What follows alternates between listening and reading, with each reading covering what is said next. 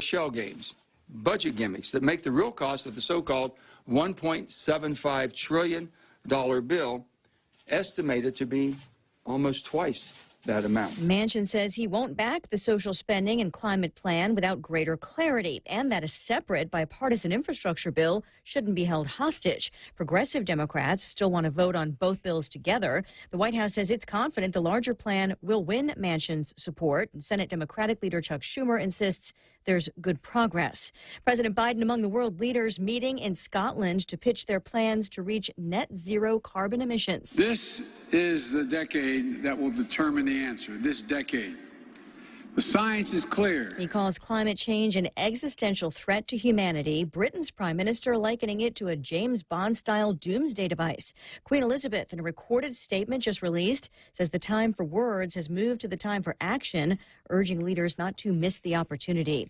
Federal charges filed against a man accused of attacking a flight attendant. An American Airlines flight from New York to California was diverted to Denver last week after authorities say a passenger assaulted a flight attendant. According to the airline, law enforcement swiftly took the passenger into custody after the plane landed. The Justice Department charging 20-year-old Brian Sue with interference with a flight crew and assault within the special aircraft jurisdiction of the United States. Fox's Steve Rappaport. Sue facing a lifetime ban on the airline, which says acts of violence against team members will not be tolerated. America is listening to Fox News.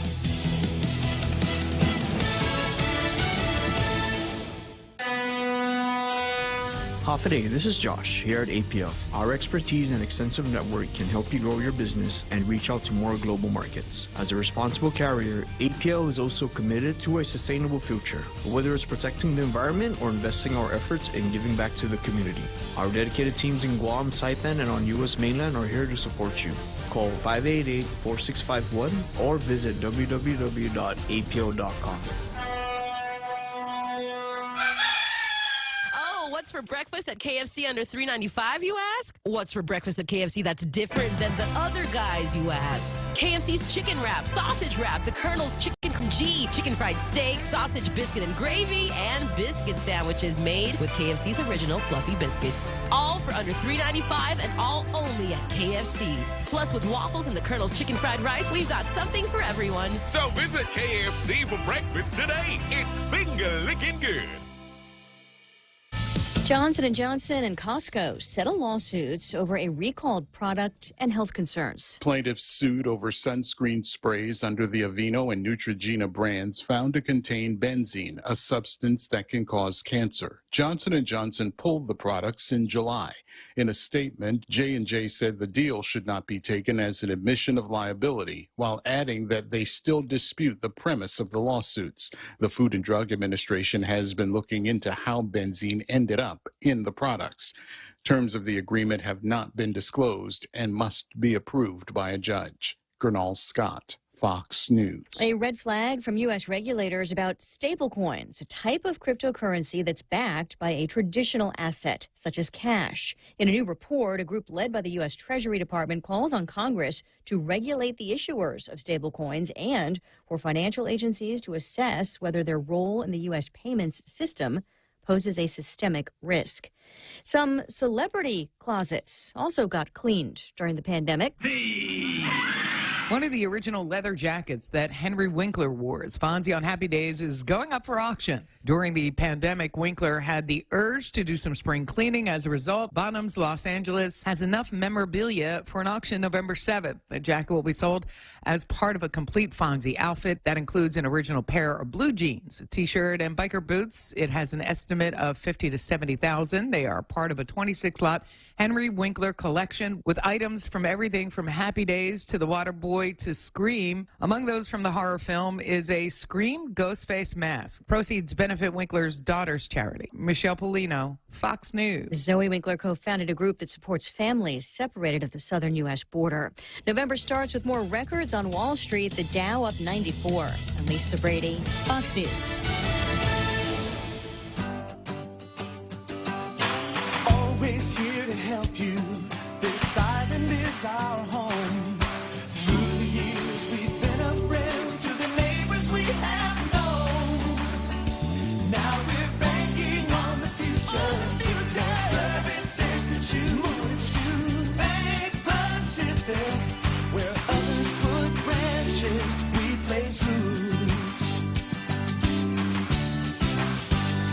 Bargain Tactical, Guam's largest firearms dealer and sports shooting store, offering the best selection on island. You'll find everything you need for your next trip to the range. Ammo, target, stands, hearing and eye protection. A full-time armorer is ready to help with repairs, maintenance, and builds. Plus, you'll find a large selection of home defense accessories, including tasers, stun guns, pepper spray, batons, and home security devices. Pellet, BB, and airsoft guns in stock now for pest control and training. Tactical Gear Guam, Route 16, Army Drive, and Harmon. Follow them on Facebook and Instagram at Bargain Tactical 671 or online, bargaintacticalguam.com. Bargain Tactical. You defend, we support. Choosing health insurance for my family is difficult. I need to know our health insurance will protect us now and in the future. Take Care members have access to the island's largest offering of free fitness classes and health education programs, and a high-quality credentialed network of on- and off-island healthcare providers, including the convenient one-stop FHP Health Center and urgent care. My family choose Take Care. Your family should also consider choosing Take Care. Call 671-647-3526 for more information. Take Care, our island, your health plan.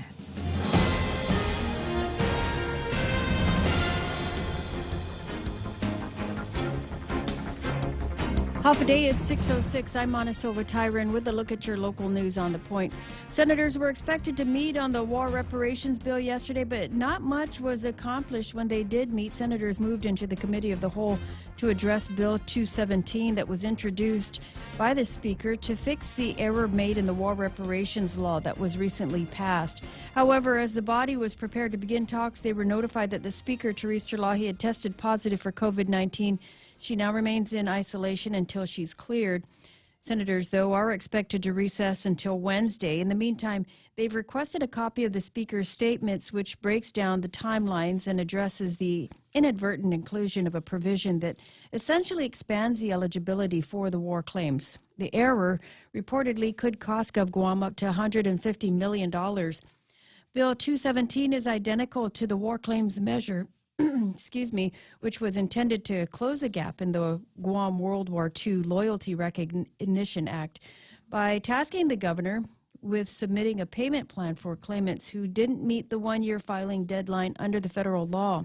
The engrossed version of Bill 130 included the unintended language that expanded the program, regardless of when the survivors died.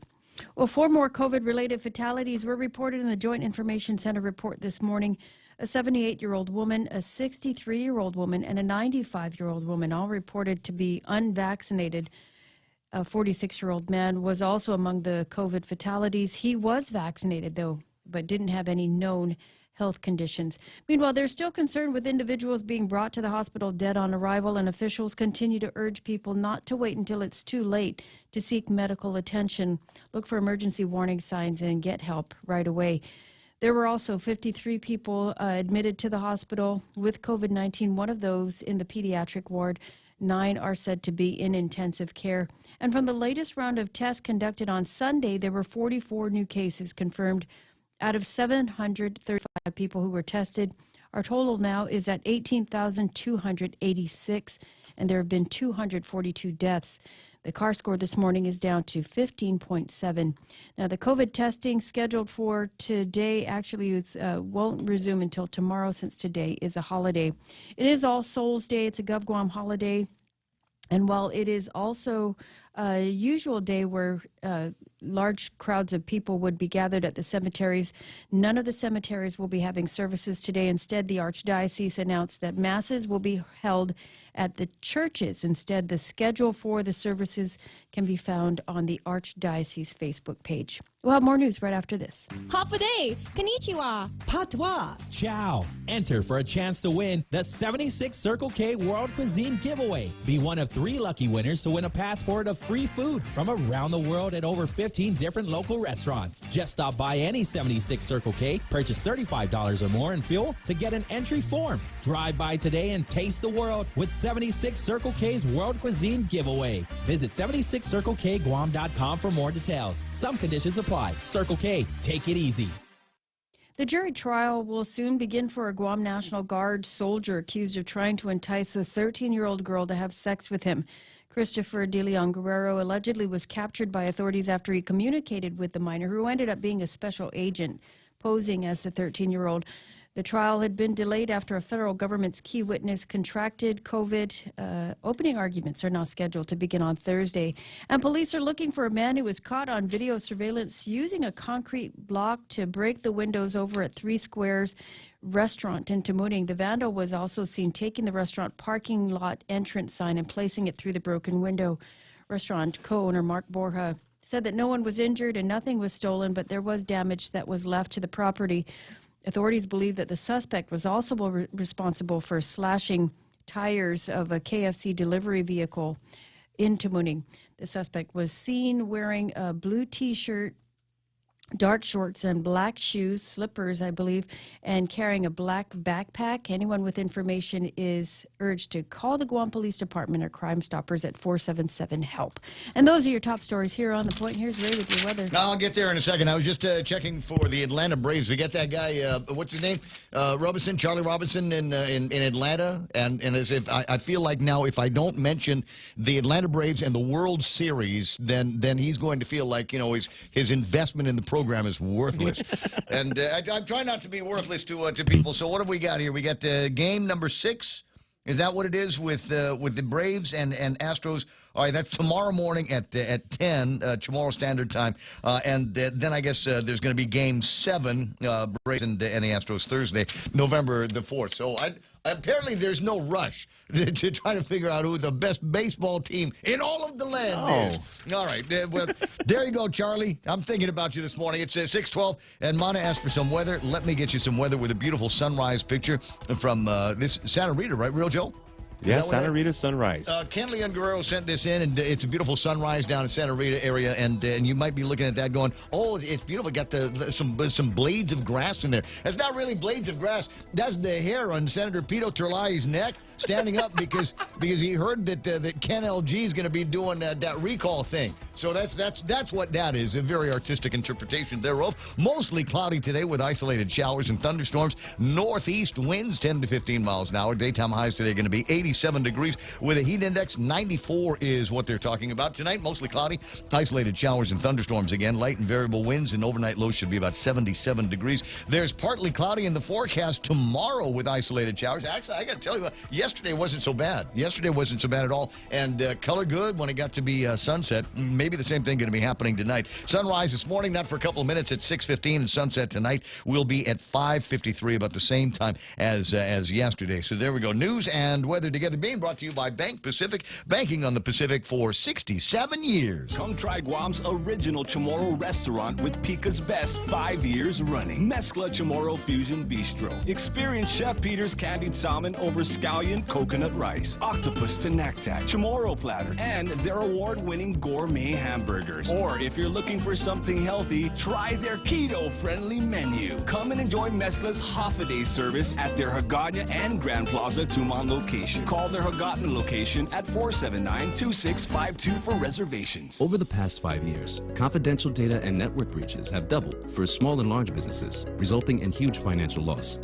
At GTA, our multi-threat security bundle is a cost-effective solution monitored by our team of experts, ready to detect known malware and stop new evolving cyber threats before entering your network. Protect your business with confidence and call 671-644-1000 or visit gta.net/enterprise. GTA, we start with you. So Enterprise. What's this? Starship Enterprise.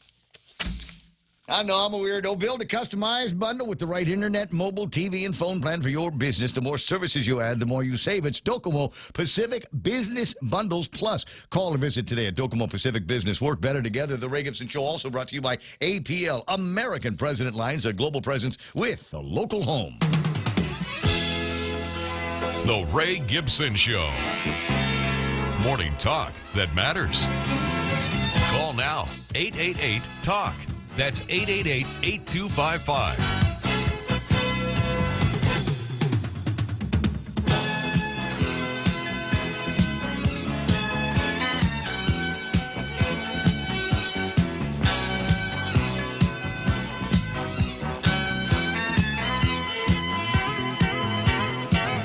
Oh, my God, this is an old song. song. I mean, seriously, this is an old song. Should take you back to about 1981, 1982. It's called Miko's Theme. M-E-C-O, as in Miko Minardo did a big song. You might recognize a little bit of the sound of this. It sounds like that Star Wars Cantina theme. He did that, Miko Star Wars. He also did Close Encounters of the Third Kind. Oh, nice. Yeah. Some sweet stuff going on. Anyway, so I'd always wanted to use it as a theme song for my radio show, but somebody else was using it at the time in the early 80s. Yeah, and I didn't want to bite him.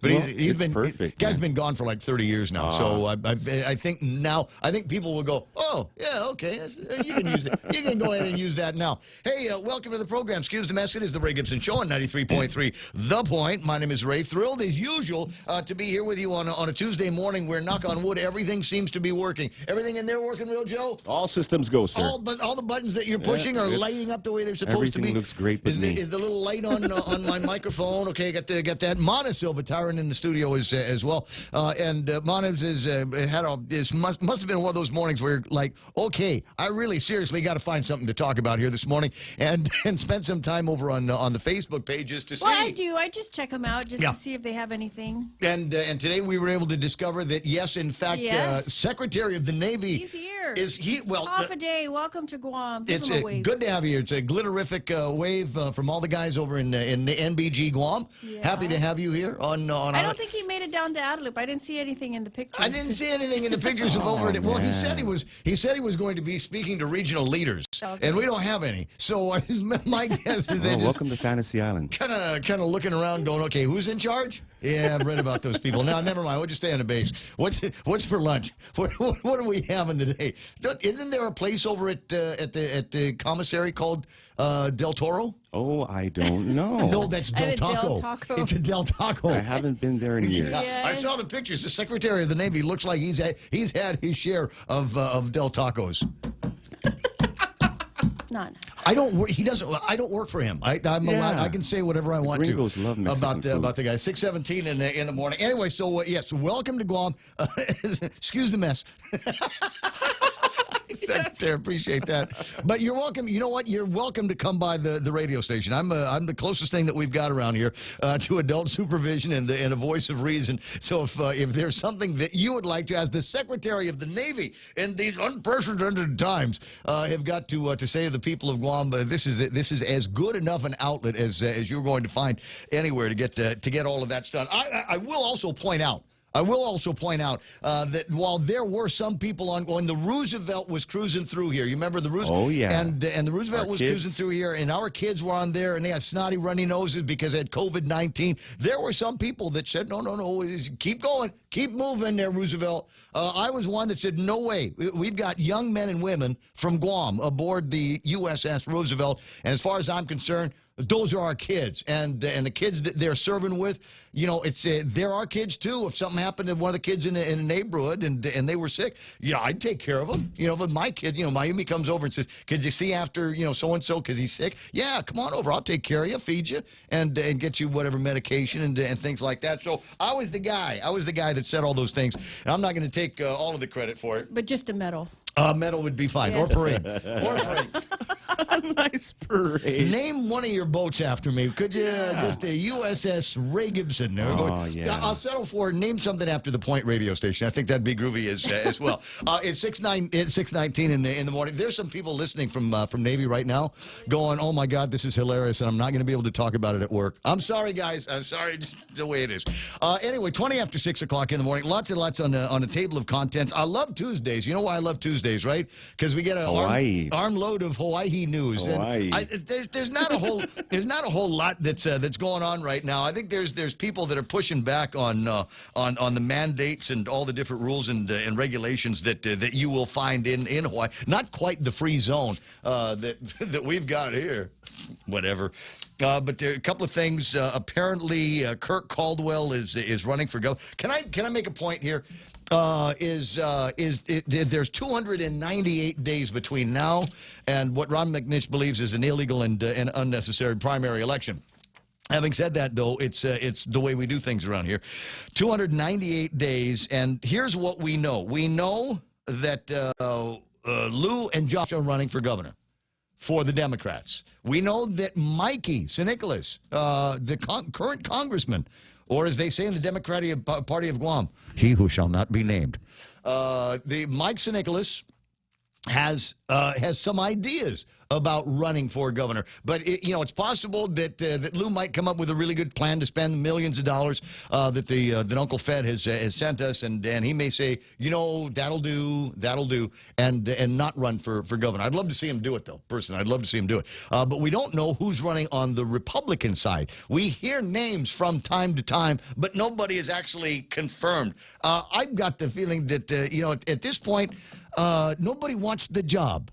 Nobody, what's going to come down? Yeah, it's going to come down. What? It's going to be nothing. It's going to be crap, right? Is if you win, what? You're going to inherit this mess that Lou Leon Guerrero is leaving. Now, there are going to be some that say, well, she paid off the deficit. Yeah, whatever. But you're going to inherit this. Who wants to be the governor, the day after COVID-19, right? You want to preside over the slow crawl back of our hospitality industry. You want to preside over everybody in the government of Guam going, wait a second, you mean this time the layoffs are going to be real, and the reorganization is going to be real? Yeah, it might come down to that, because I got a feeling that after FY22 is all said and done, there ain't going to be any money. The Treasury will have run dry. Who wants that job, right?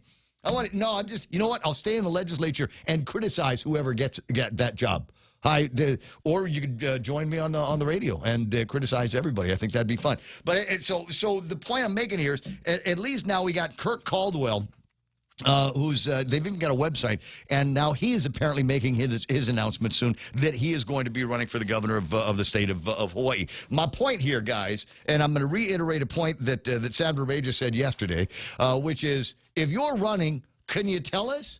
It's not too early, guys. 298 days between now and then. The guys that get in there first are going to be the ones that get a lot of attention from the media, a lot of attention from among the voters, and a lot of attention from the people, frankly, that need some hope in their lives. I don't mind.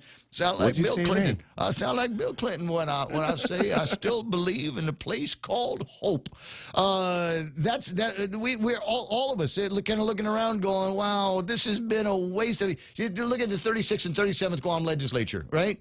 I'm sorry, 35th and 36th. The last two terms of the legislature. Has anything come out of there that has managed to improve your lives?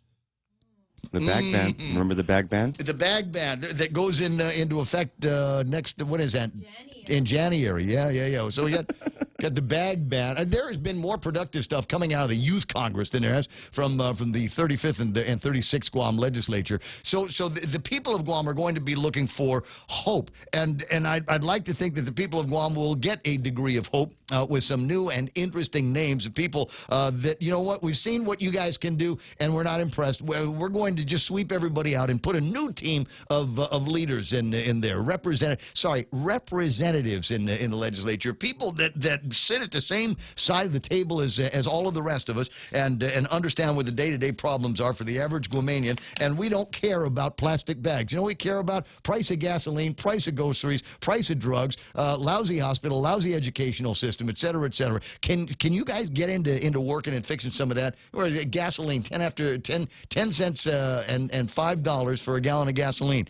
And has anybody come out and said, you know what, we were going to hold off on this until later, but we think now would be a good time to talk about a new and improved and revamped, perfect for everybody, mass transit system on Guam. So you don't have to spend $5.10 a gallon to sit in your car while you wait for your COVID-19 test, huh? So you don't have to worry about how are the kids going to get to school if I can't afford gas. Hey, guess what? We can have them ride a bus that will take them to school. How are we going to get them from school to piano lessons and tennis camp after school? You don't have to be in traffic all day for that. You can just have them ride the bus. We'll give them a pass.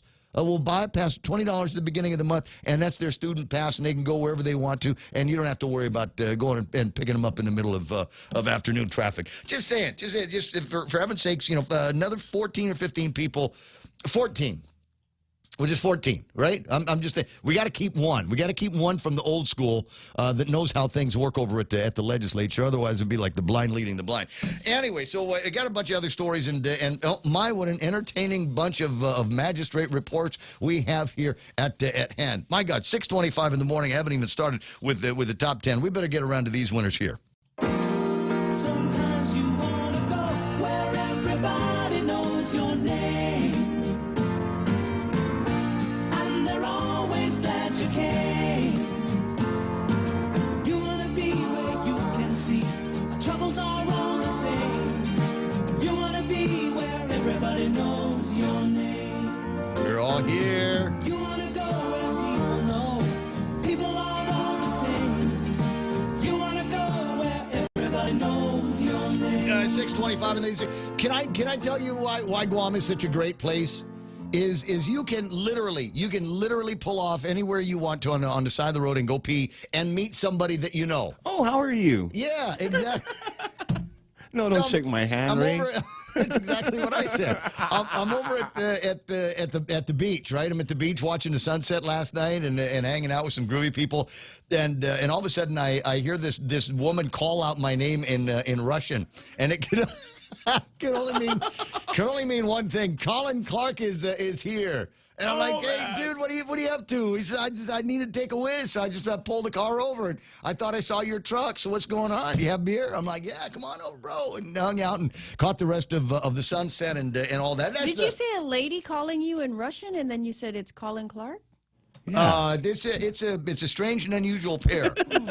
And I don't know how much of that I can talk about because some of it might not actually be very confusing. Some of it might not actually be legal in the judicial sense of legal. As Gotcha. I will. There we go. So anyway, ask nothing else. let me. Mike Grace Bloss come in number one here today. Congratulations to you two.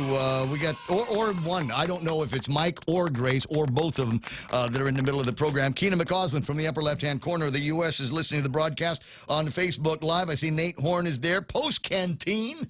Over $2,600 worth of win. It could be yours in their Queen of Hearts drawing that will take place Friday at 7 o'clock. It will be worth more than that, as many more people are going to be buying tickets for what's got to feel like a slam dunk. Like if they call your name, bang, just might as well give me the money now. We got the former Governor Carl T.C. Gutierrez. I'll just bring it back. Bringing back the sunshine to everybody.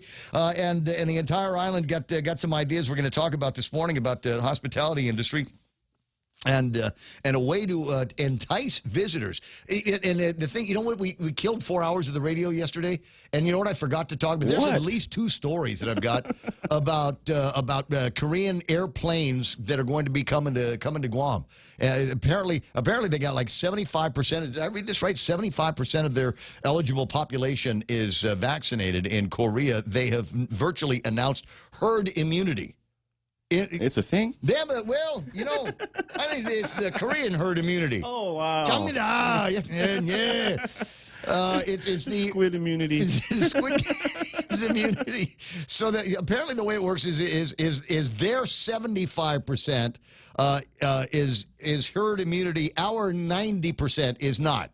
So I don't know, you know, which that's the Korean signs that they're using right out there. Gov, you're going to have to explain that to me. How it is that their herd immunity at 75%, we're at 90% of our eligible population here, and we're not at herd immunity. What did the lady say it was? Herd protection, herd stupidity. Yeah. No, the lady had another name for it. Anyway, Sandra Rage is online. Kenny Williams, our favorite bug killer, is there. Jay Nauta, Henry Manglotnia. And when I think of Henry Manglotnia, I always think of Henry Winkler, as in the Fonz. And Mata was talking, because in the newscast, in the Fox News, there was a story about Henry Winkler cleaning out his closet, and they're auctioning off some of his memorabilia from Happy Days. Arguably, his best artistic endeavor.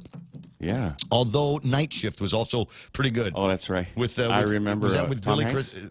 No, was it? Not Tom Hanks, not Billy Crystal, I don't think. Was another one of these comedian guys. But anyway, they did that song, Night Shift by the Commodores. That's where it came from. Anyway, So you anything that you pawn off if you say it's memorabilia. Mm-hmm. Somebody will buy it. And somebody will buy it, and you can sell it for higher. So I've got some memorabilia. What do you got there? I've got some rims and some F-150 tires. Right. And Henry they're stock Winklers. tires, memorabilia. But they were Henry Winklers. Yeah. Yeah, buy those.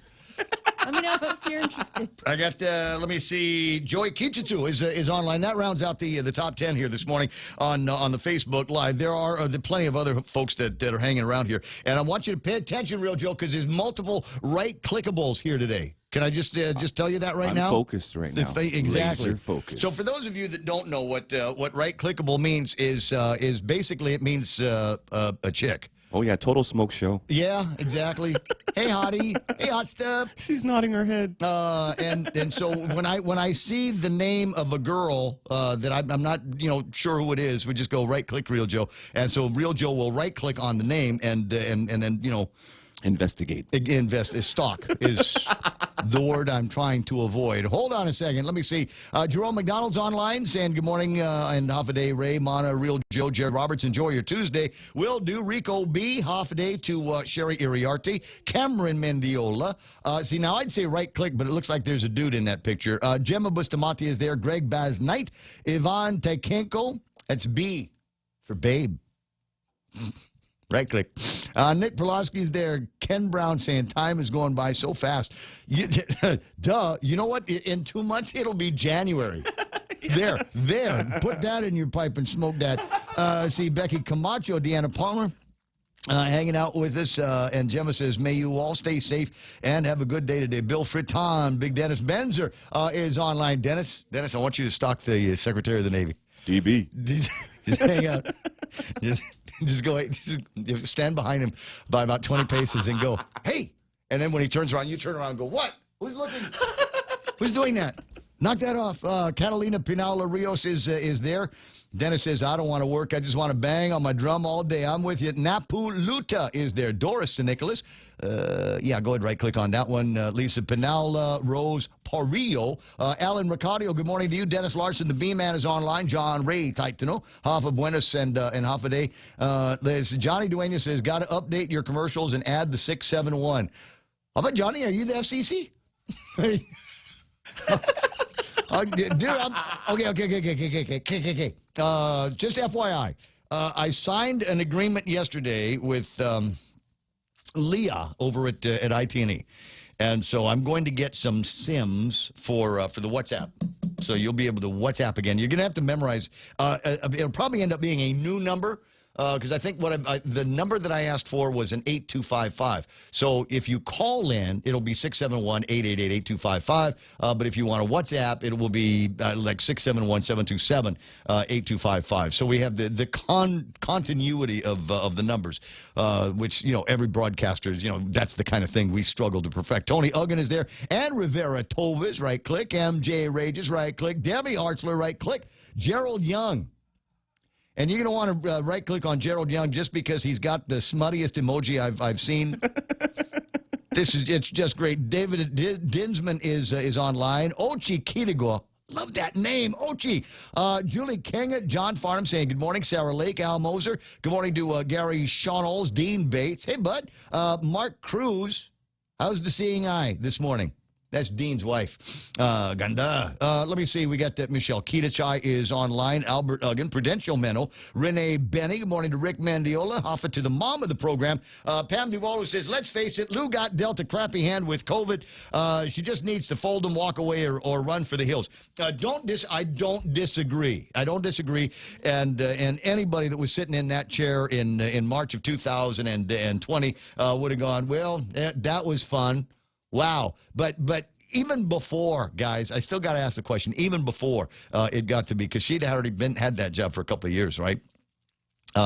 Anything, was your life vastly improved up to that moment? And that's where I got to say, there's the last couple of terms for everybody has been kind of disappointing from the perspective of just a regular old citizen of Guam. Prudential Menno, any funded infrastructure updates way overdue here. Don't disagree. Here's the problem, Prudential, is a lot of the work that we need to get done. We've got the money for.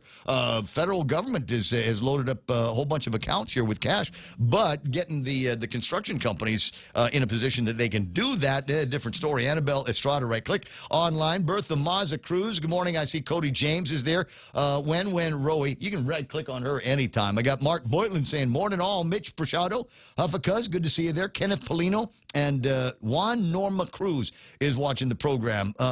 Brad says Colin Clark's girlfriend is hot.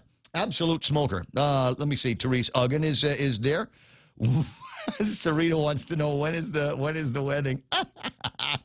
Pam says we're not at herd immunity, it's hurt immunity. Gary Myers, good morning to Chet Uggan and Martin Mendoza. Looks like I'm starting to repeat some names here. Jeffrey Kowalchuk is watching the program.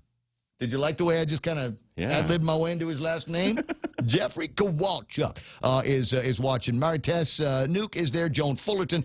John Ananich. John, you know what? Can I just, I need to apologize to you, John. Happy birthday, man. Happy belated birthday. It was yesterday, and I kept looking at your thing going, I got to wish him happy birthday. I got to wish him. It's still his birthday in the States. Oh, yeah. You know, that's. I think it's still Halloween in the States.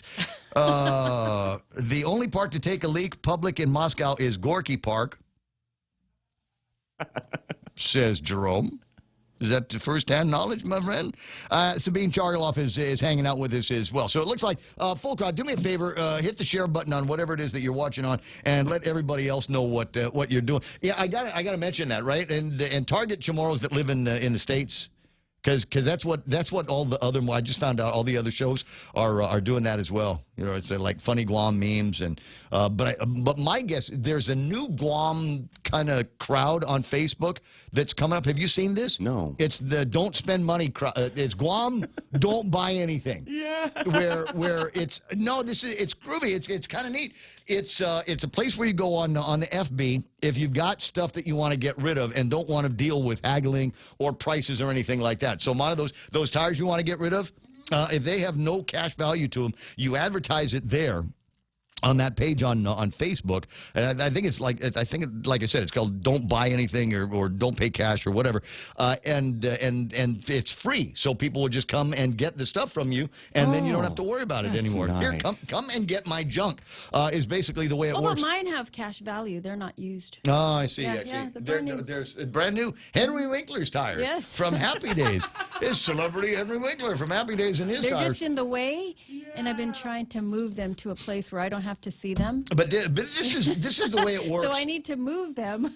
This is the way it works on these Facebook groups where you're buying and selling or maybe just giving away crap for free. Is somebody will go, oh, I'm interested in it, and I'll come and pick it up after my cousin comes and gives me my truck back, which will be at 1 o'clock this afternoon. Then 1 o'clock they don't show up. And in the meantime, you've already told 20 other people that I got somebody to pick it up at 1. So come on, people, live with your commitments. Thank you very much. It's 6:37 in the morning. Ray Gibson Show. We'll take a look at the YouTube crowd in a couple of minutes. In the meantime, Mona Silva Tyron has got to give us that first look at big news and headlines and get the talk radio business started here this morning. Well, senators were expected to meet on the war reparations bill yesterday. Not much was accomplished. They moved into the committee of the whole, though, and will address Bill 217, when they meet again on Wednesday. Bill 217 was introduced to fix the error made in the war reparations law that was recently passed. There were 4 more COVID-related fatalities reported in the Joint Information Center report today. One of the 4 brought in dead on arrival. Officials say they're still concerned with the number of people being brought in dead on arrival, and they continue to urge people not to wait until the last minute to seek medical attention, look for emergency signs, and get help right away. There are also 53 people in the hospital, 9 in intensive care, and from the latest round of tests, there were 44 cases confirmed. To date, there have now been a total of 18,286 officially reported cases of COVID. The CAR score today is at 15.7. And those are your top stories here on The Point. Car score's down to 15.7. 15.7. Can I start? Are they going to let us into the bars and restaurants now, Real Not Joe? you. It's party time, Ray. Dude, they're okay. Put on your dancing shoes. A friend of mine, Andrew, hits me up on the Facebook yesterday. I was getting ready to start. I probably put this on the air now. Because I feel like if I don't mention it on the air, I won't have a public commitment to it.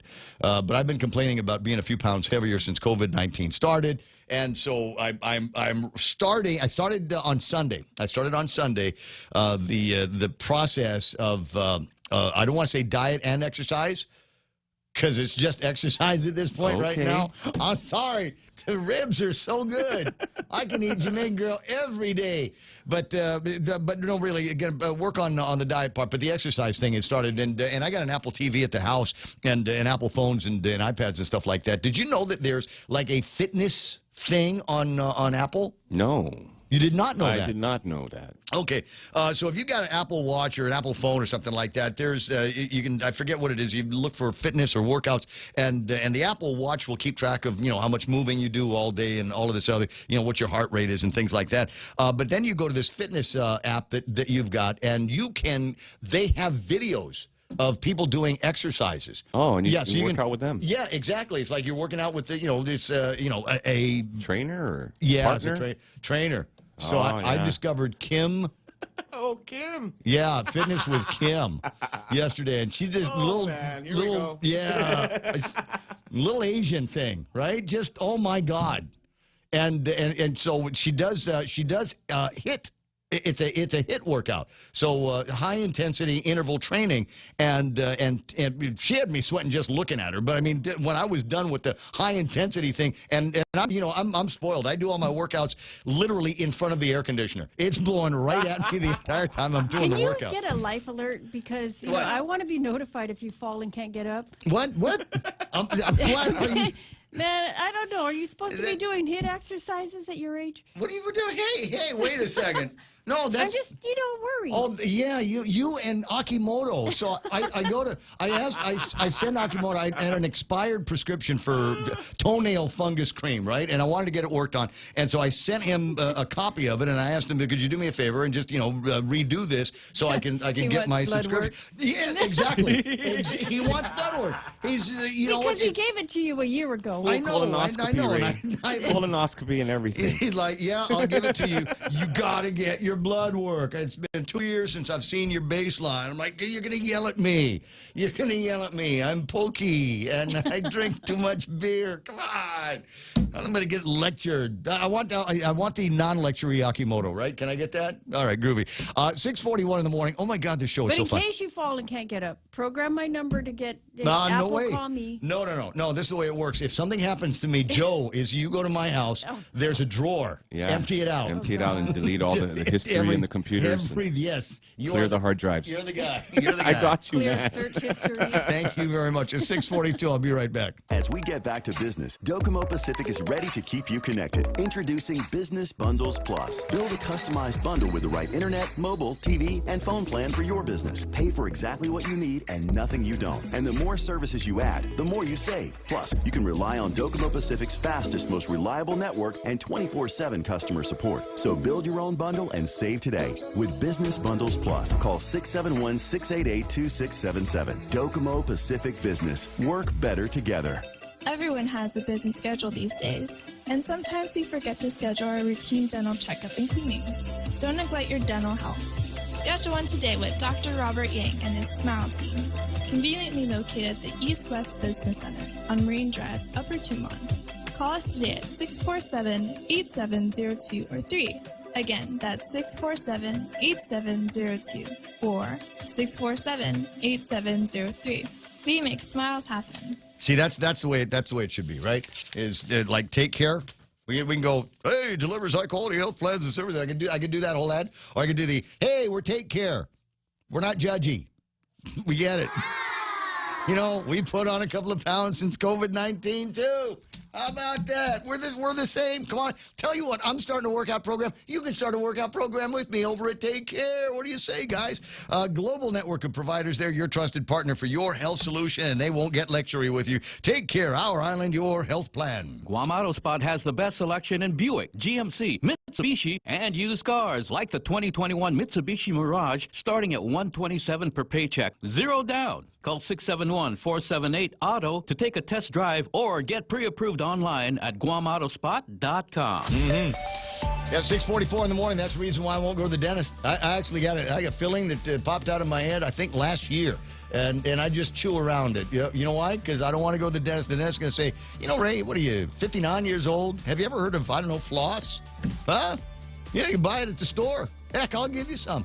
Anyway, here's the traffic gizmo. Let me see what's happening. Not a whole lot happening at the north end of town. I got a feeling it's going to be like that today. Should be fairly smooth going on most of the roadways here, because except near cemeteries. I think that's where things are going to get a little bit busy. In fact, it wouldn't surprise me if things were already a little bit busy up at Pigo, Our Lady of Peace, et cetera, et cetera. Not even a whole lot of traffic over at NBG. Naval Base, Guam, Big Navy, and Sumai. Things running fairly smooth through that intersection, so I'll keep it short. That's your right now traffic here on The Point. JV International Safety Equipment has it all for you. Fall protection, rain gear, traffic signs, speed bumps, custom signs and banners, PPEs, fire extinguishers, plus more. Check them out on Facebook at JV International Safety Equipment Company or visit their website, www.jvisec.com. JV International Safety Equipment, Guam's leader in occupational and environmental safety equipment. Call 688-9524. JV International Safety Equipment, located in Harmon Industrial Park.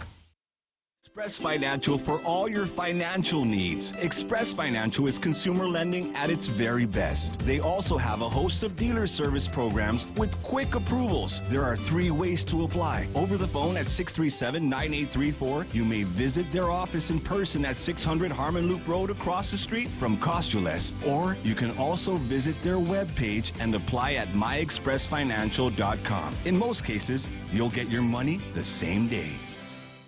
But I know I'll get a Nissan commercial. I'll get to it in a second. I'm just putting it together in my head because I made the offer. If the Secretary of the Navy Del Toro, if you're not doing anything this morning, or if you're like still here on Guam and are looking for an opportunity to meet with somebody of some merit and value in this community, the door here at the radio station is always open for you.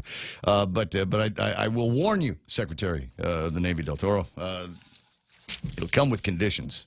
For instance, can I have Navy Hospital?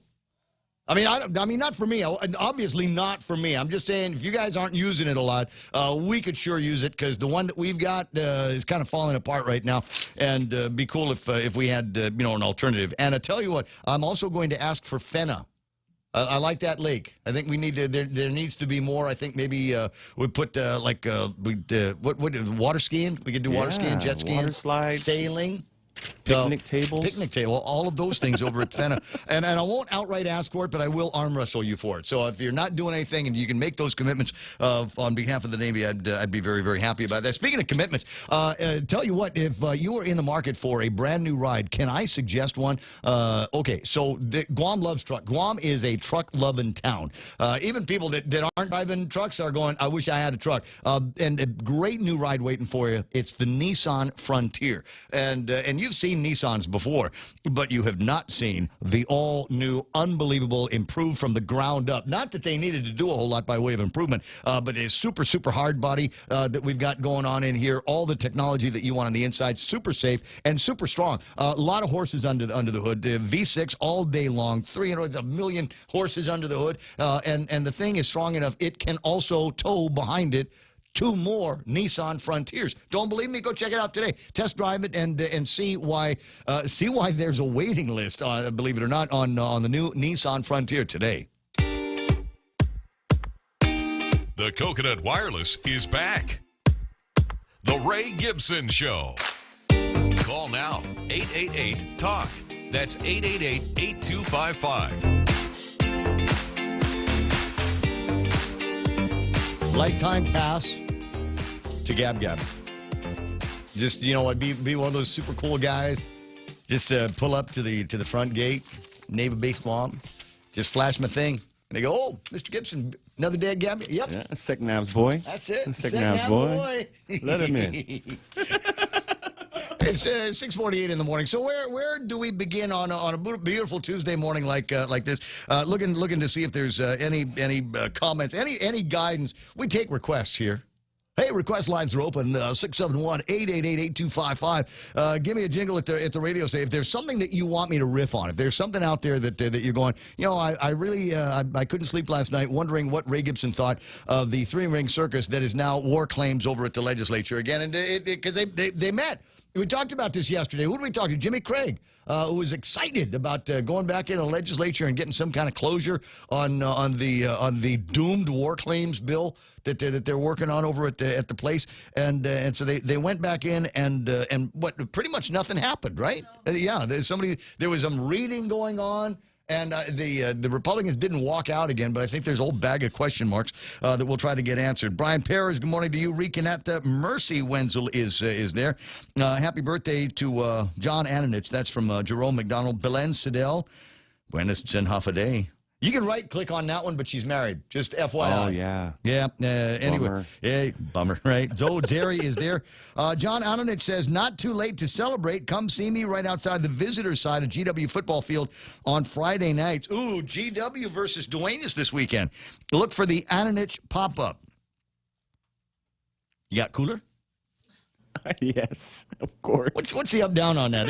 It's not, you can, right? It's just kind of frowned on to bring booze to like high school football games? I don't know. Well, as long as you're outside of the fence, I think it's okay. Yeah. Maybe that's why he's outside of the fence. Like you're not, on the field with the kids. I don't know. No, I'd go in, but my cooler can't come, so I'm staying out. Exactly.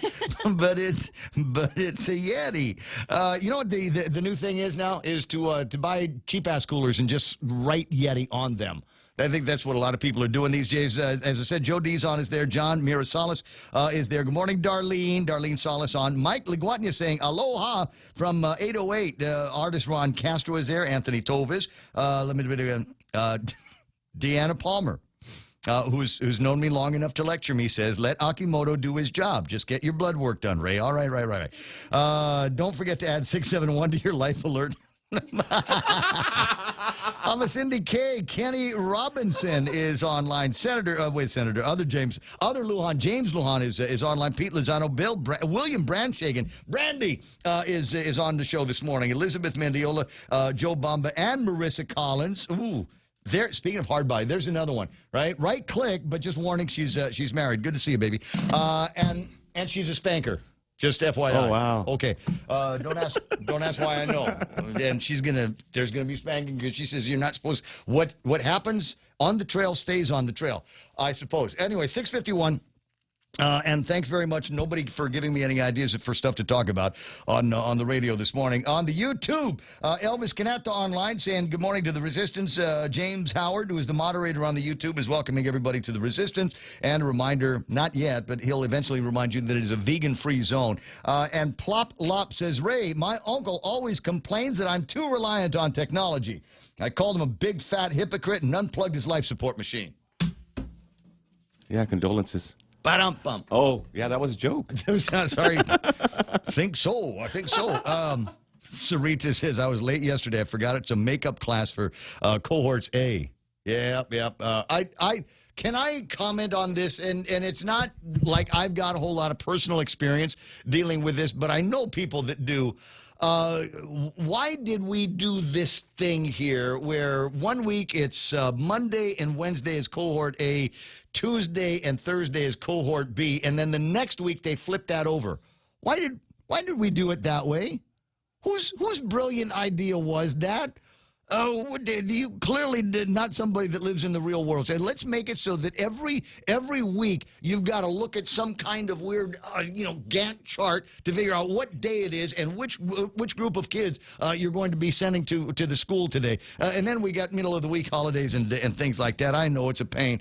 I don't know why they did it that way. I'm frankly was just so disappointed that they went with the cohort system. I don't understand, especially since everything that we're hearing from public health is that the kids are not spreading it to each other in the school. That's more of a community spread. So why aren't they in 5-day-a-week school? 6:53 in the morning, 671, as I said, 888-8255, 888-TALK is the telephone number. All right.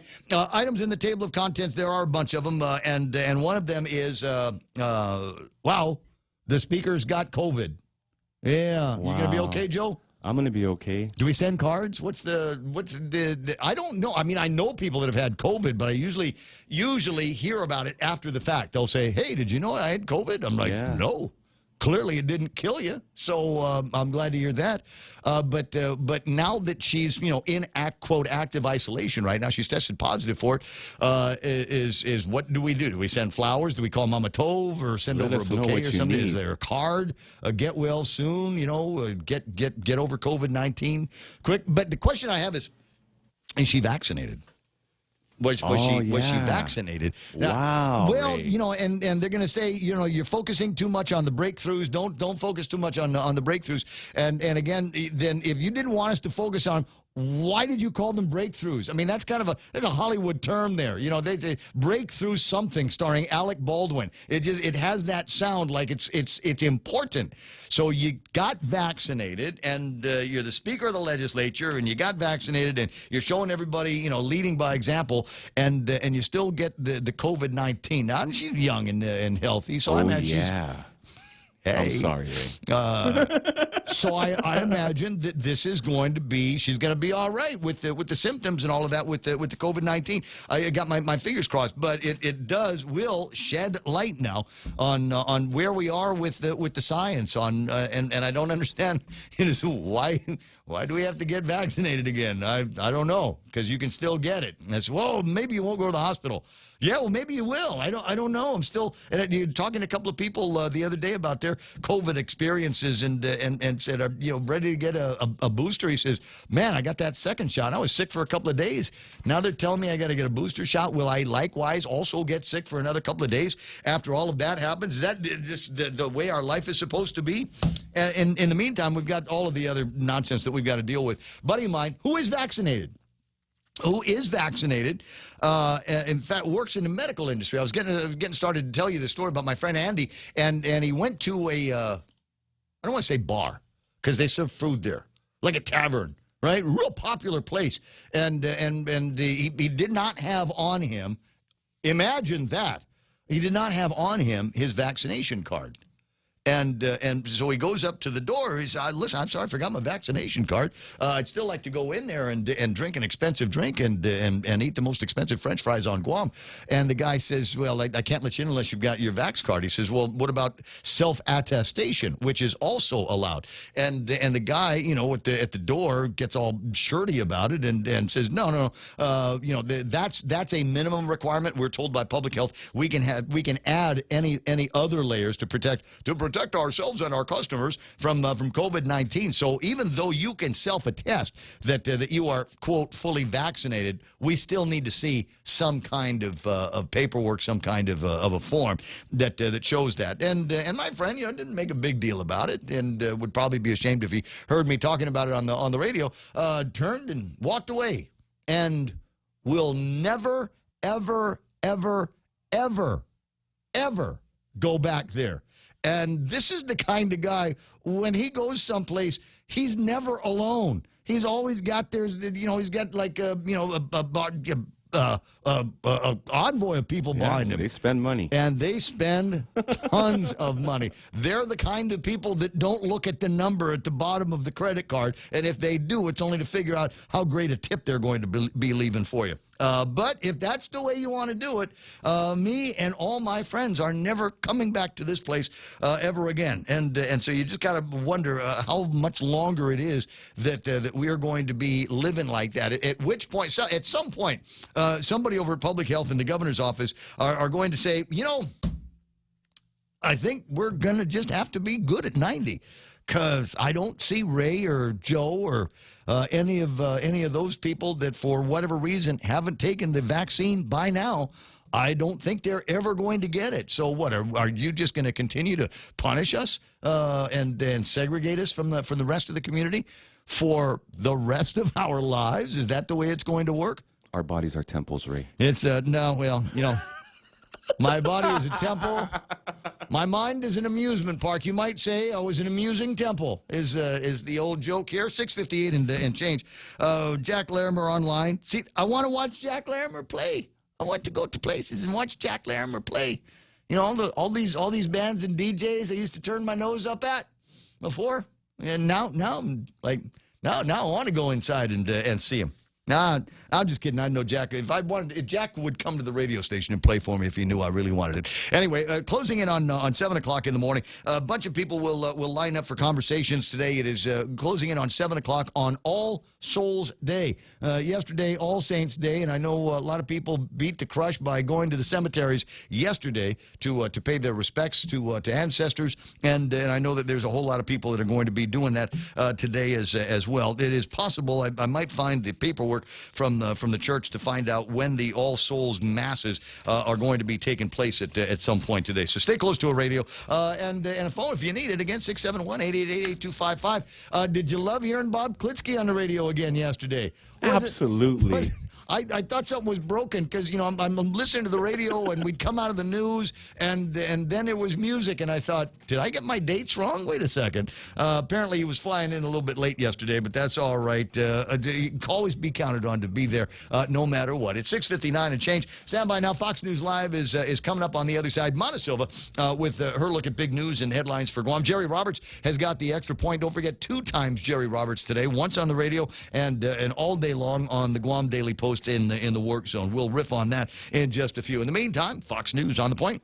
To reassure, I'm Lisa Brady. Fox News, the White House and top Senate Democrat offering another round of optimism for the president's economic agenda after a fresh round of public criticism from a key moderate Democrat, still concerned, among other things, about inflation. Senate Majority Leader Chuck Schumer. When this bill is passed, it will be fully paid for and reduce inflationary pressures.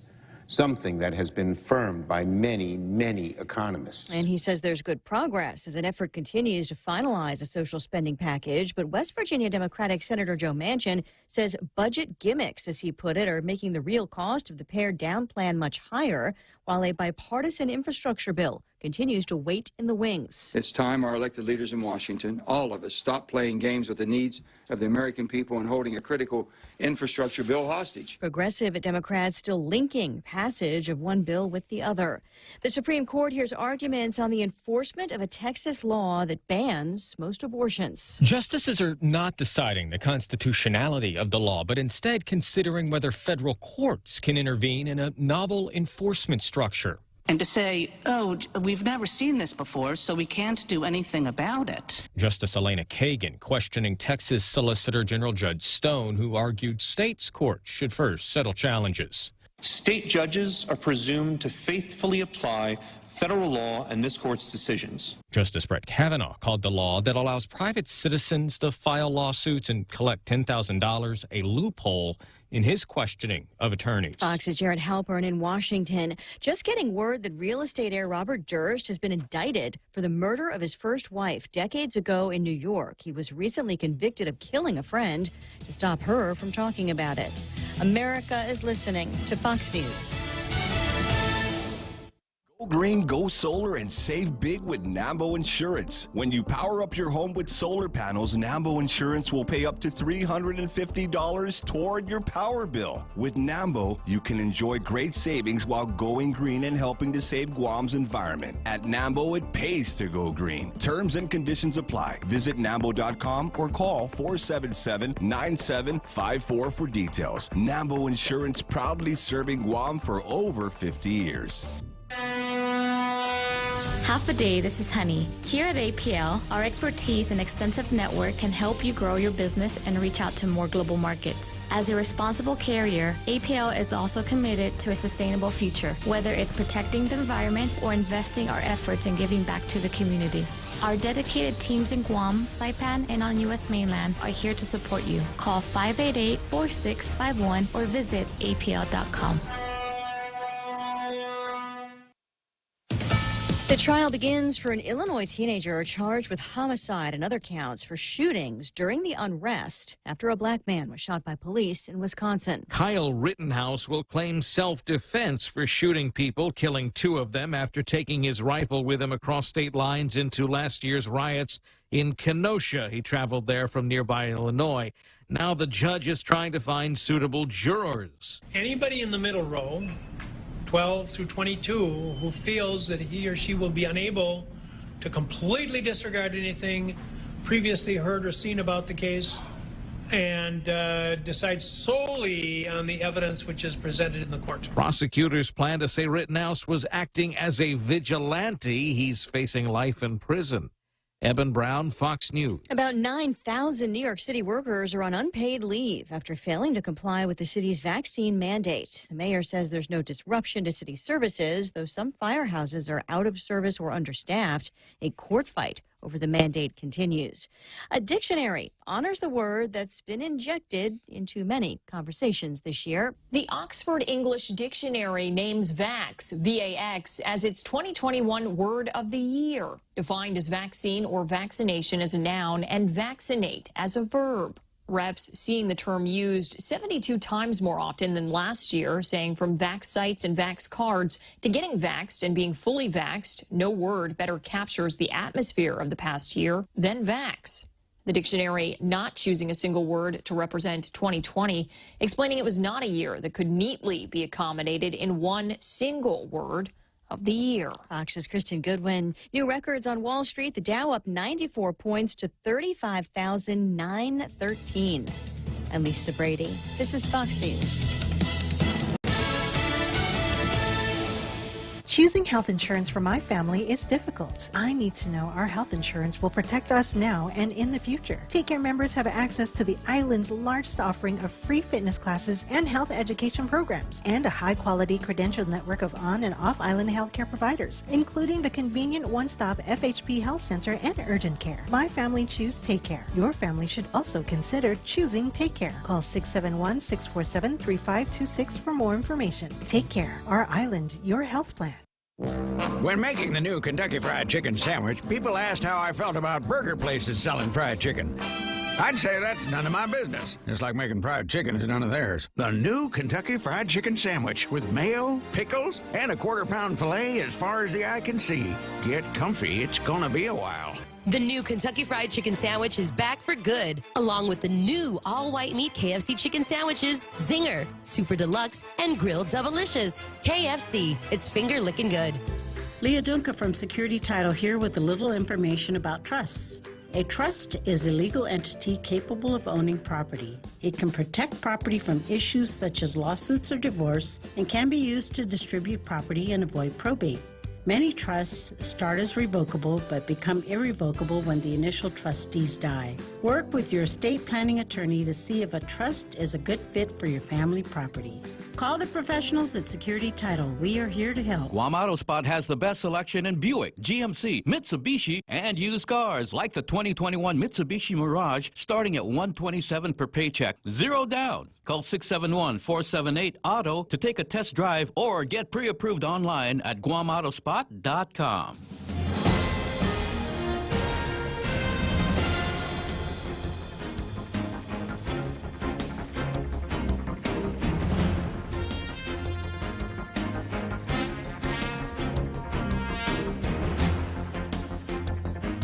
Half a day, it's 7:07. I'm Mona Silva Tyron with a look at your local news on the point.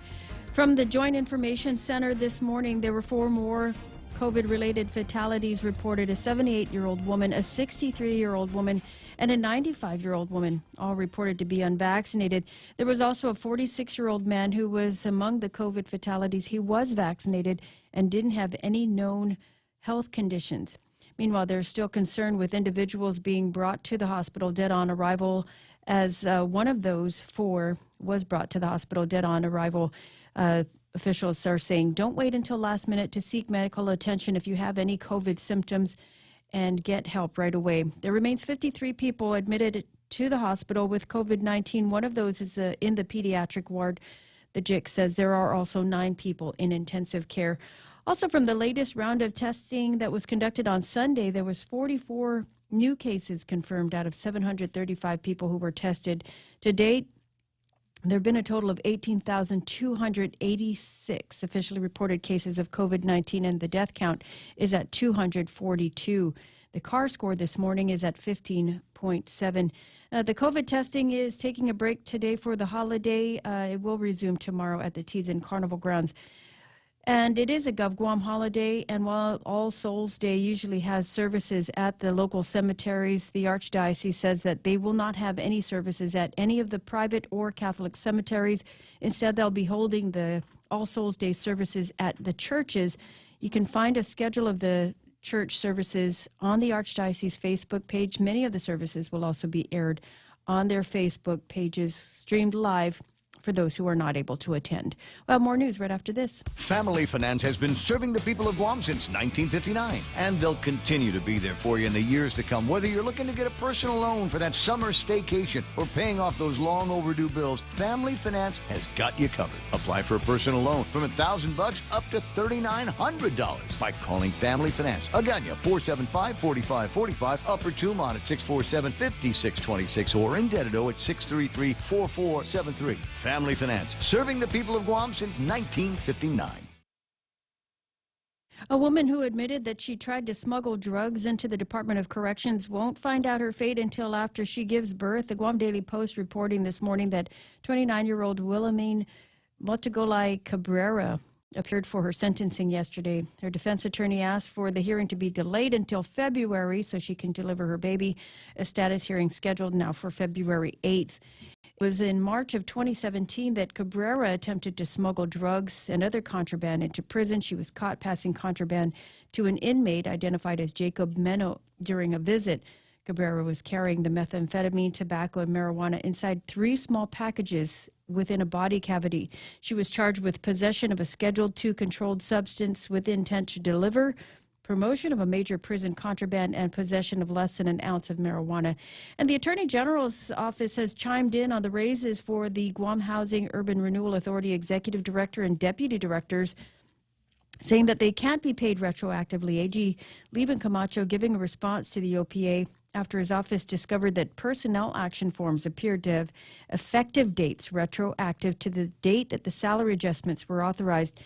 Retroactive pay raises for unclassified employees or officers of GovGuam are not allowed unless specifically authorized by law, the AG said in his release, adding there is no law authorizing the GURA executive and deputy directors' raises.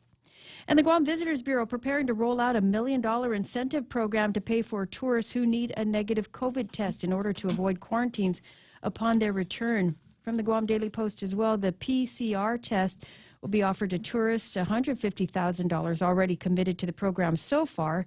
GVB is also working to see if FEMA will be able to provide additional relief for the effort. GVB will also be looking at contracting local clinics to handle the testing, and will also be looking at placing the test sites at one of the local malls. Results from these tests for tourists should be available to the traveler within 48 hours. And those are your top stories here on The Point. Here's Ray with your weather. Yeah, we're going to put the weather. Wait, hold on. I wanted to see if I get some pictures up on the screen from Pottle Bay. And this is the view from Kim's place, as in Ron and Kim. As in security nice. title. Yeah, sunrise about an hour ago from down there. Thanks so much. I got some shots from Sarita I'll get on the air for you. Mostly cloudy today. Isolated showers and thunderstorms. Winds out of the northeast 10 to 15 miles an hour. Daytime highs about 87 degrees with a heat index. It'll feel like, what? Oh, 94. Sorry, I was looking at something else at 88. Not much of a heat index, hardly worth mentioning. Mostly cloudy with isolated showers and thunderstorms tonight, with more of these light and variable winds, and overnight lows should be about 77 degrees. Sunrise this morning was at 6:15. Sunset tonight at 5:53. Hashtag tell the others.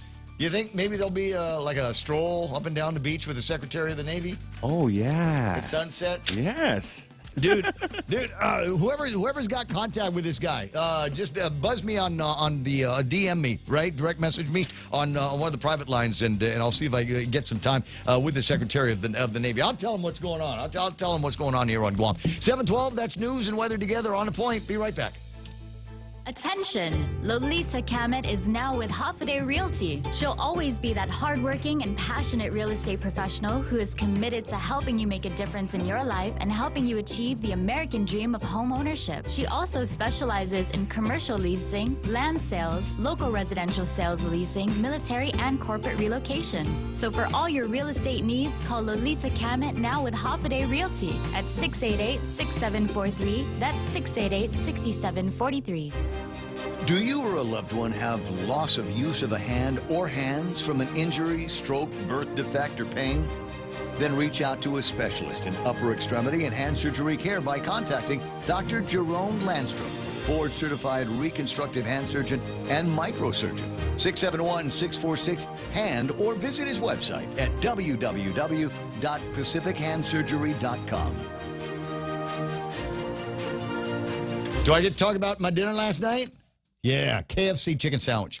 I'd been craving it all day, and I told you yesterday I did the workout with Kim thing on the Apple TV thing, and that really got me hungry. The only thing that could keep my appetite down was a bunch of beer, and then as soon as the sunset was done, I'm thinking, you know what? I think I'm going to run over to the KFC near my house, and I did, and hit the drive-through there and ordered. They don't start making it until you order it. It's that fresh.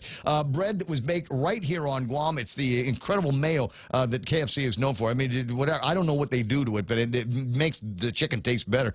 And then the great chicken, the 11 herbs and spices on that, crinkle cut pickles in there and everything else. Not enough to fill me up, so also got 3 pieces of strips with their incredible hot sauce that you can only find over at KFC. Now, my buddy Frank from KFC, one of the owners, he's a big shot, sent me, and I really enjoyed them. If you have a chance, they have these egg tarts that are part of the new breakfast scheme they've got over at KFC, and I pull one of these things in my mouth, and all of a sudden the major egg flavor, and then it comes in like a little biscuit, like tart, but it's not tart really. It's just like a tart with egg in it. They can't find another way to describe it other than give it a shot. I think you're going to like it. Make that part of your new breakfast routine at KFC.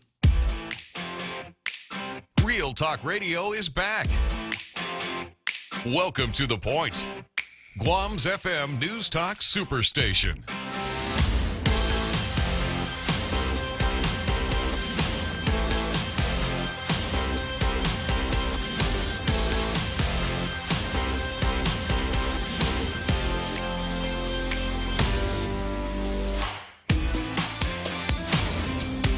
It's 7:15, All Souls Day here on Guam, and understand if there might be some people we reach out to that we're going to be unable to get because they're out doing All Souls Day activities, finding a way to commune with their ancestors. And sometimes I like, I'm not big on cemeteries, so when it gets to be All Souls Day, I generally leave that. Apparently, you're not. That's why we're at work today. But I generally leave that to the women folk of the family that know a thing or two about where we literally stash the bodies. But in my living room.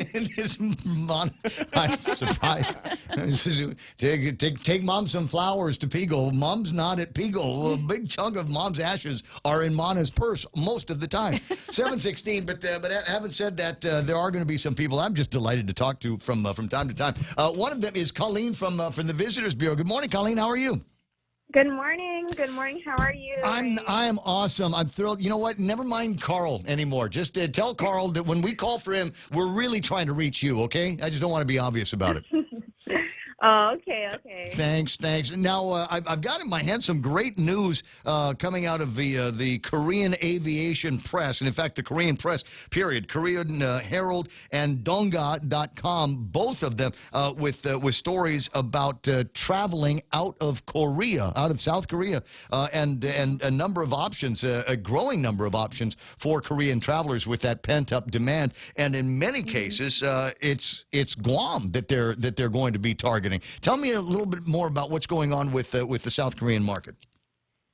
Well, the Korean market, they're doing really, really great. They achieved their herd immunity of 70% late last month. And so, ask somebody, just while we're on the subject, can you ask somebody how come they're at herd immunity with 70% of their eligible people vaccinated, and we've got 90, and we're still, we're still doing lockdowns and stuff. I mean, like I can't go out to dinner, bars, whatever. Yeah, well, even in Korea, they still have somewhat of a lockdown too.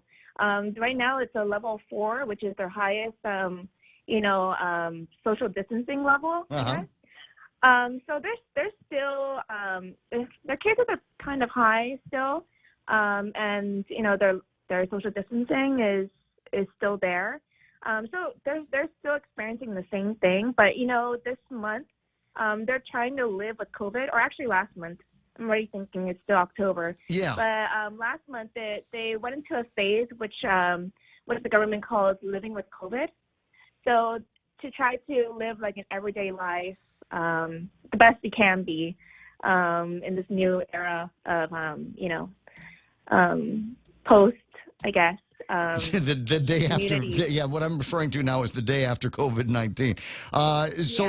And this is interesting. I need to do more research on this. I just started picking up on this in the last couple of days. It's the Living with COVID-19 scheme. Basically, it's what they're doing in Singapore and countless other places. They're a little bit more progressive than we are, that are saying, look, it's endemic. It's here. We're just going to have to live with this one way or the other. So let's find a way to take care of the people that with these underlying conditions and get everybody back to work and back to school and back to traveling, which is kind of the big deal. And a lot of that has to be blessed by the government in Korea. And then we've got to figure out what happens when these Koreans return home. And more so to that point, GVB, it looks like you guys are going to be launching a system now whereby our visitors will be able to get their tests for free before they go back home.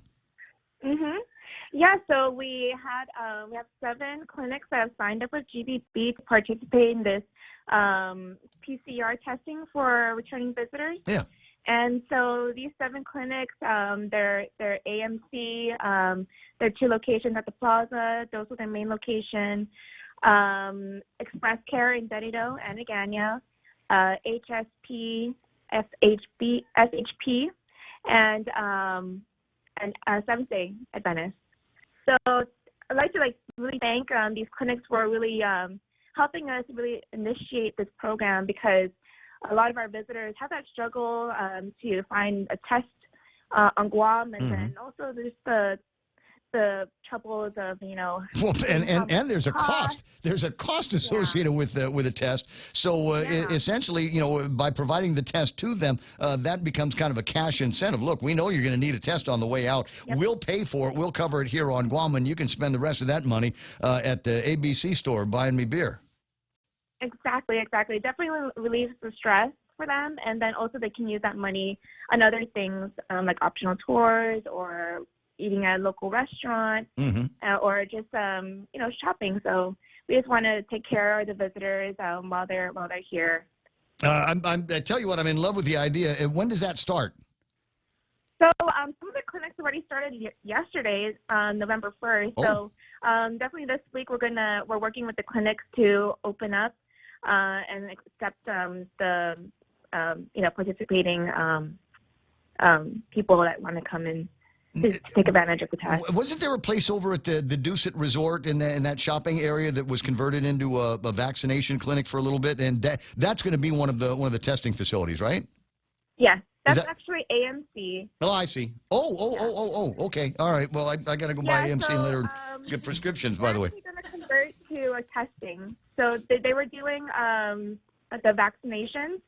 So that they're still accepting vaccinations, but you have to book directly with them, set up an appointment. You can't do walk-in for the vaccination. Anymore. Well, but for the testing, which is what we're mostly worried about now, is just you will be able to walk in and say, look, I got to get on an airplane back home for Korea tomorrow. Can you test me? And if I just need a verification of a negative so that they can go skate right back into their regular lives in South Korea. They definitely do walk-ins, but it's best to book your appointment ahead of time. I would say. And there's a couple of things that the visitor will need to present to the clinic to participate. So they'll need to present their government-issued ID, and either it could be a passport, it could be a birth certificate or driver's license, and they would just need to present their arrival and departure confirmation. So we know that they're an actual visitor. Yeah, and not just some random Korean guy that wants to get a free test. 7:22 in the morning. I love that. Colleen, always fun talking with you. And how many times have you watched Squid Games? I watched it twice. Very some good. episodes I like more than the others. There are some episodes that do better than others, but I think it's fascinating. When you watch that, because you're kind of in charge of the South Korean visitor market for GVB. When you watch that, I mean, did any promotional opportunities come into mind? Wouldn't like a Guam version of Squid Games, as some kind of a promotional enticement with GVB? I mean, we do races and the international marathons and things like that. But wouldn't it be fun to bring out some K-pop bands and maybe some of the stars from the Squid Games and treat them to a trip on Guam and do our own version of the Squid Games here? I mean, with guns and everything, I would stay true to the script. Look at you planting the seed. Well, it's one of the things I like to do. And do me a favor, when you see Captain Sunshine, tell him say thanks very much from Ray for including me in today's editorial for the GVB thing. Okay, will do. All right, listen, I'll talk to you soon. I hope I get to see you in somebody's backyard one of these days. Okay. All right. Roger that. Good. 724 is Colleen from over at the Guam Visitors Bureau. No, she sings. She can sing. Oh yeah. And so we were at the pre-lockdown time. We were hanging out in somebody's backyard, and they brought out some karaoke, and she's like, "Oh God, no, couldn't possibly sing." 5 songs later. You know how it is, right? But anyway, 724, Jerry Roberts in the studio. And today is Tuesday. That means that you get Jerry Roberts 2 times. One with the extra point here on the actual radio, and then the other one in the Guam Daily Post in the column called The Work Zone. And today's Work Zone theme, the story is Commanding Respect Beats Demanding It. Yes, sir. Is the thing, and that's based on your vast military experience, no doubt. When you were a general in the Marines, he was the pilot in the Air Force. Pilot over here and then pilot over there. No, yeah. So the way I recall you telling me that story, fairly close to accurate. I was one of the lower ranking people in the world. Yeah, but it was all right. And then you got into radio. Yeah. Didn't realize just how... I began as a lower-ranking person there, too. Sliding down. I'm sorry. First words I learned in broadcasting. I'm sorry it doesn't work here anymore. Yeah. It's 7:25. Jerry, it's always an interesting row. I have not yet looked at any of the numbers on Wall Street. Is it All Souls Day there, too? Probably not. But I did take a look at what the numbers are. And West Texas crude at $83.96 for a barrel of all of that. And I'm trying to say there was a little bit up, maybe 40 cents up from where it was yesterday. Tapas numbers are frozen at $86.63. So maybe tomorrow we'll get an update on the price for that.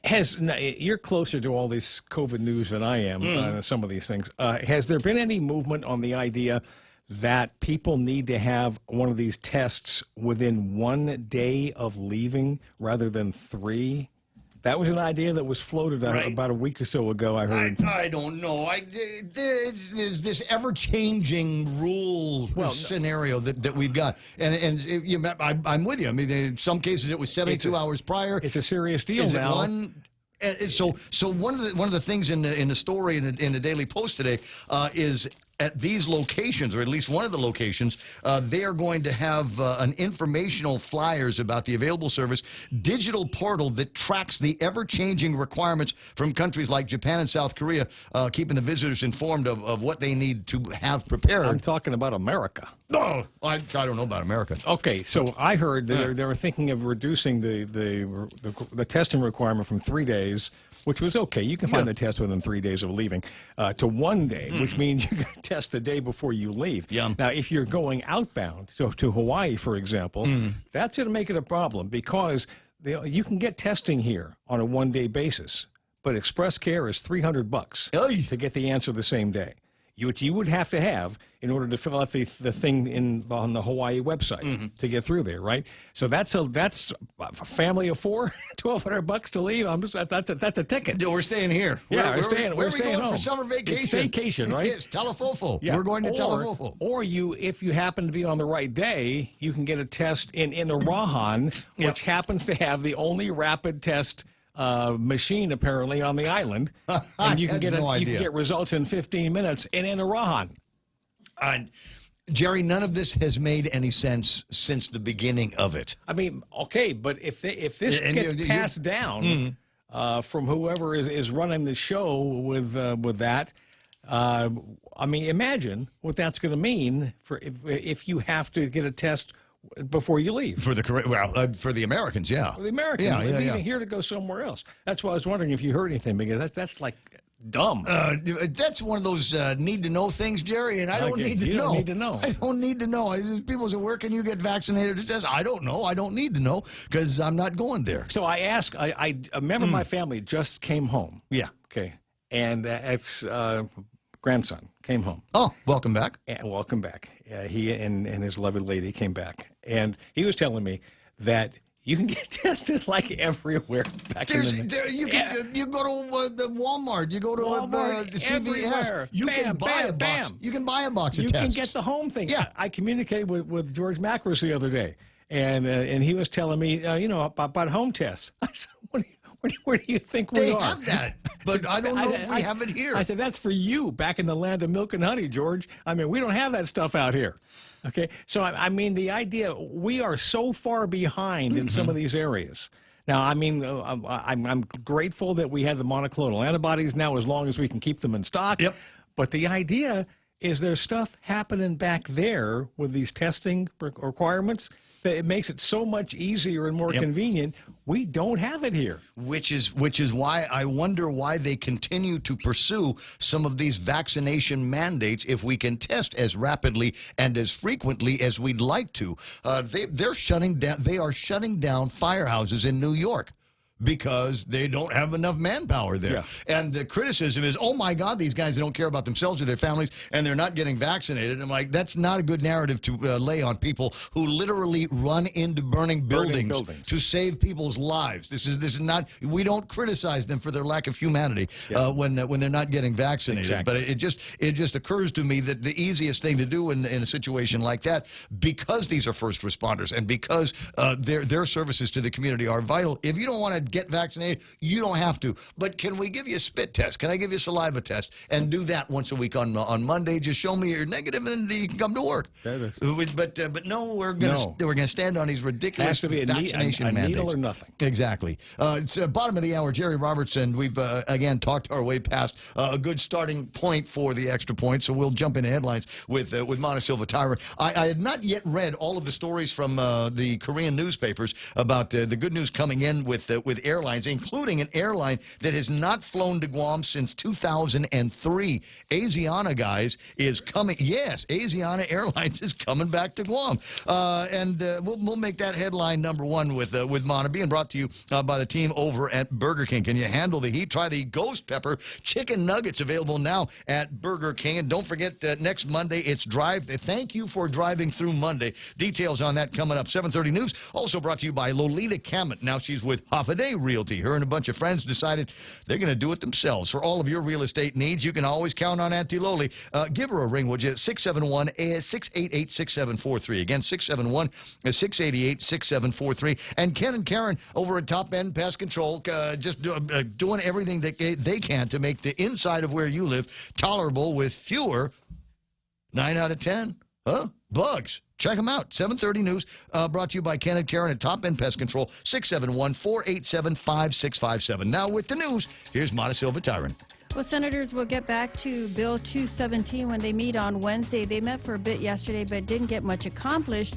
They did move into the Committee of the Whole to address Bill 217 that was introduced by the Speaker of the Legislature to fix the error made in the war reparations law that was recently passed. There were 4 more COVID-related fatalities reported in the Joint Information Center report today. One of the 4 brought in dead on arrival. Officials reminding people not to wait until the last minute to seek medical attention if you have COVID symptoms. Meanwhile, there are 53 people in the hospital, and from the latest round of tests, there were 44 new cases confirmed out of 735 people who were tested. The CAR score is at 15.7.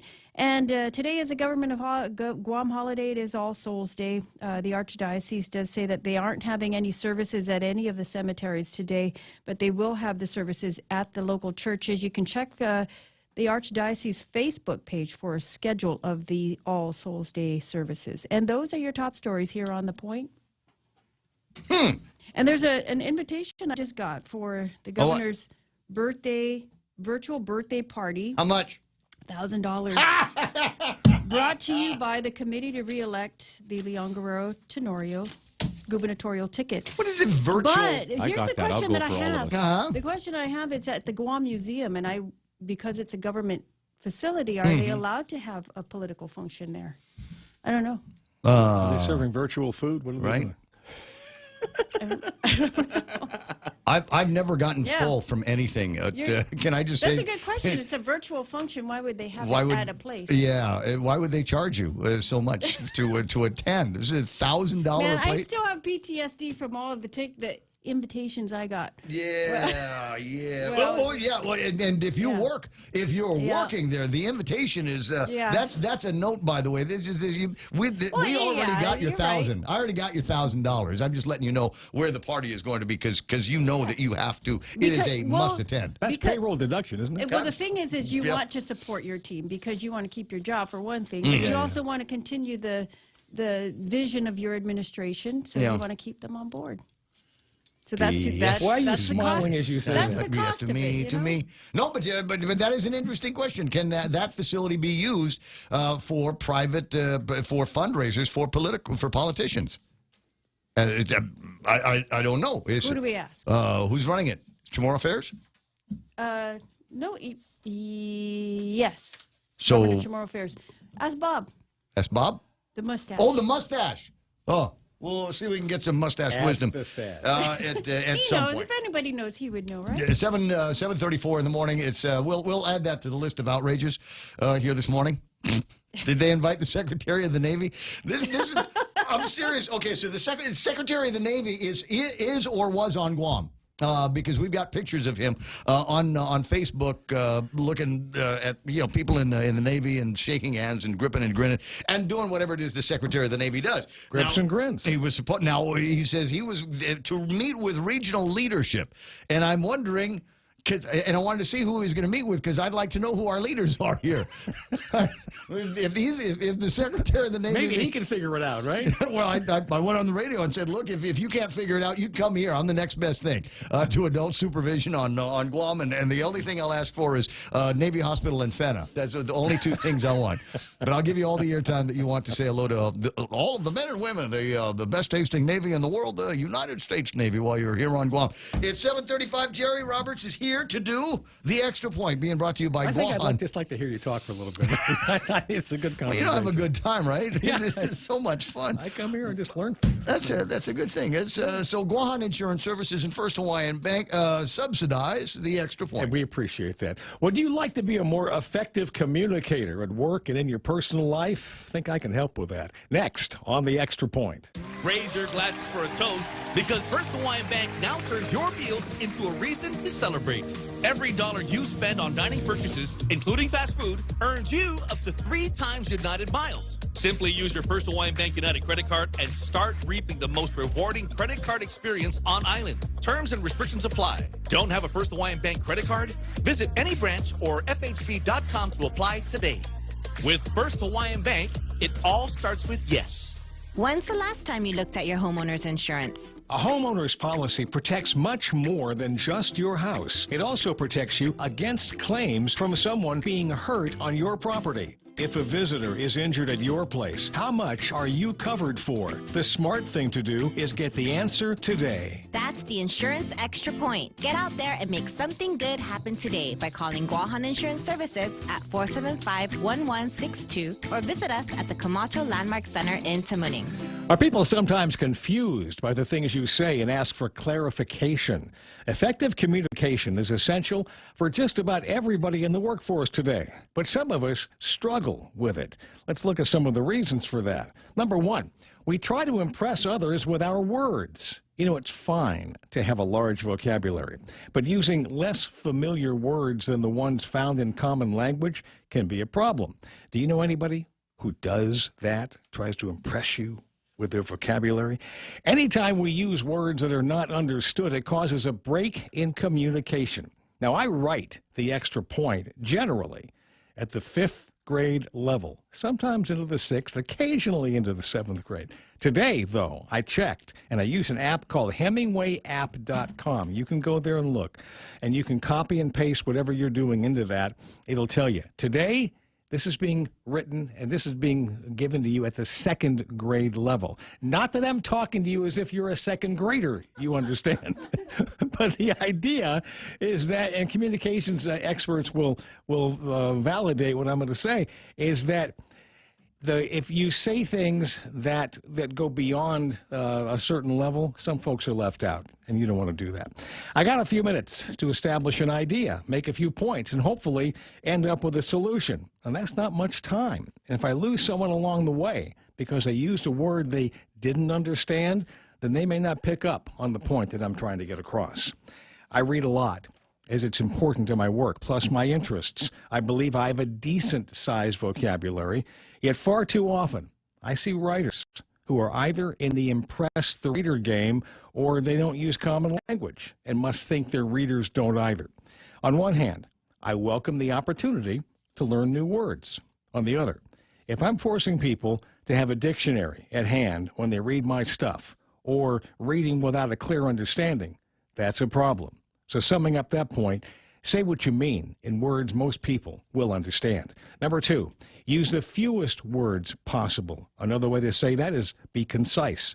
Author Mark Twain once wrote, quoting, "If I had more time, I would have written a shorter letter," unquote. Think about that. It's almost always best to go short rather than long. Most people don't pay attention to anything for very long, so putting your communication on a diet makes sense. Number 3, make sure you get to the point. Some people send long and rambling, wandering messages, and you have to slog through a sea of words before you get to what they want you to do. If you've ended the first paragraph and I have no idea what's to follow or why you sent me the message, you need to rewrite it. Number 4, end with a call to action. What do you want me to do? I know there's something you see as the logical next step. Please don't make me guess what that is. Say or write what you want me to do. So I repeat, number 1, use familiar language. Number 2, use the fewest words possible while saying what needs to be said. Number 3, get to the point as quickly as you can. 4, have a call to action. What is it that you want me to do? How do you do on that? Be clear. Be concise.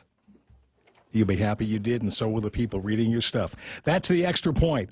Be responsible and make something good happen today. Yeah. For 93.3, The Ray Gibson Show, Guahan Insurance Services, and First Hawaiian Bank, I'm Jerry Roberts. There are many writing programs that will do that. We'll take a look at whatever it is that you wrote and tell you at what grade level or which comic book you're more like.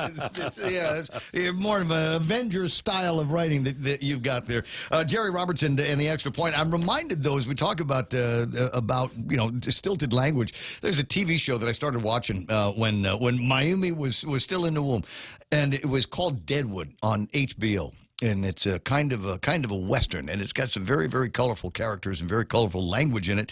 And what I thought was one of the great things about the script writing was they were very true to the very impressive reading skills that people had back in the 1800s. They read a lot, and they knew many words, and they did not speak in simple, direct words and language the way we do here today, and certainly not on the radio. So there were times on Deadwood, and fans of the show will nod their head in agreement, where you would have to rewind it for a little bit and hear that statement all over again because it was written in such a stilted kind of almost Victorian way that it required a little bit of thought and translation on it. And there's unfortunately there's a whole lot of the best phrases from Deadwood, but among my favorite, and I'm going to have to edit this for broadcast purposes. Al Swearingen. What the Asian guy Swidgen said, pain or damage don't end the world, or despair or blanking beatings. The world ends when you're dead. Until then, you got more punishment in store. Stand it like a man and give some back. God bless you, Swedgen. 7:42 in the morning. That's the extra point. Thanks, Mona, for the news. Ray Gibson Show continues with stuff after these. Ring in the season with Coca-Cola and Burger King's Holiday Giveaway. Your chance to win one of 4 holiday signature prize packs at participating Burger King restaurants. Each holiday prize pack includes a retro vending fridge, kettle popcorn maker, a mountain smoker, an Arctic stinker cooler, and a camping hammock. Purchase any Whopper combo meal at Burger King or frozen dessert drink and get a chance to win. Check your receipts to get your transaction code and enter online on the Coke Guam website. Promotion ends January 6, 2022. Happy holidays to you from your friends at Burger King. Top End Pest Control is who you call for all your pest control needs. Got a problem with roaches, ants, spiders, rodents, fleas, ticks, termites? No problem. They do it all. Top End Pest Control is a service-disabled, veteran-owned small business and HubZone certified. Serving Guam since 2012. Call them today for a quote, 487-5657, or email topendpest@gmail.com. Check them out on Facebook at Top End Pest Control and give them a like. Top End Pest Control for all your pest control needs. Where's the mustache? Did you get the mustache? Is he on the way? 740. No, inquiring minds want to know. Let me get this up on the screen here. This from a member of the 36th legislature, the one that's actually useful. It says here, celebrate Governor Lou Leon Guerrero virtual birthday party, Sunday, November the 7th, 6 o'clock at the Guam Museum Theater. And make checks payable to the committee to re-elect Lou Leon Guerrero and Josh. No, it's $1,000 a ticket. I haven't seen $1,000 in one place. I can't tell you. It's been a while. Is that Bob on one?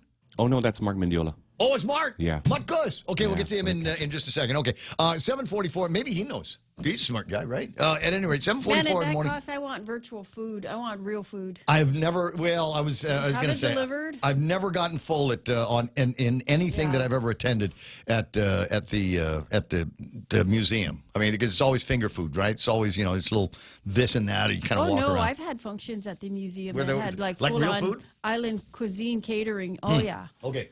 Anyway, You can do it. 7:44 in the morning. Portions of the. You want to get full? Go to 11's. Is it right behind us here at the radio station? Across from DPW is where the radio station is. Behind us is 11's, and people going crazy sharing the love with that place. And you're more than welcome to. Great coffees. And use that as a foundation. It's basically a coffee shop. It's a cafe.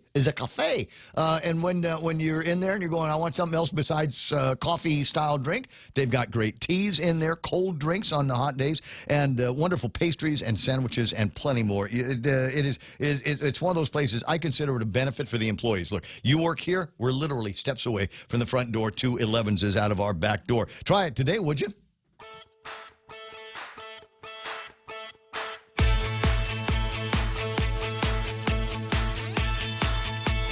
I'm with you, Sarita. Sarah says for $1,000, they better have Laton. There better be something in there that will clog your arteries, and you'll like it every damn bite. That's always on her mind. 7:45 in the morning. There's my pork chop. It's the Ray Gibson Show until I don't know, 10 maybe. We'll go until 10. At any rate, what the heck is going on with our educational system here on Guam? Have we made final decisions yet on what's going to be happening? Did I get a whiff here that we're going to try to get back to 5-day-a-week school in here before long? With details on that is the sweetest smelling member of the Guam Ed Board. That would be Mark Mandiola. Buenas and half a day. Buenas and half a day, Ray, Mana, Joe. Good morning. Good morning. It's kind of rainy, wet weather down here in Agana. So, How you day?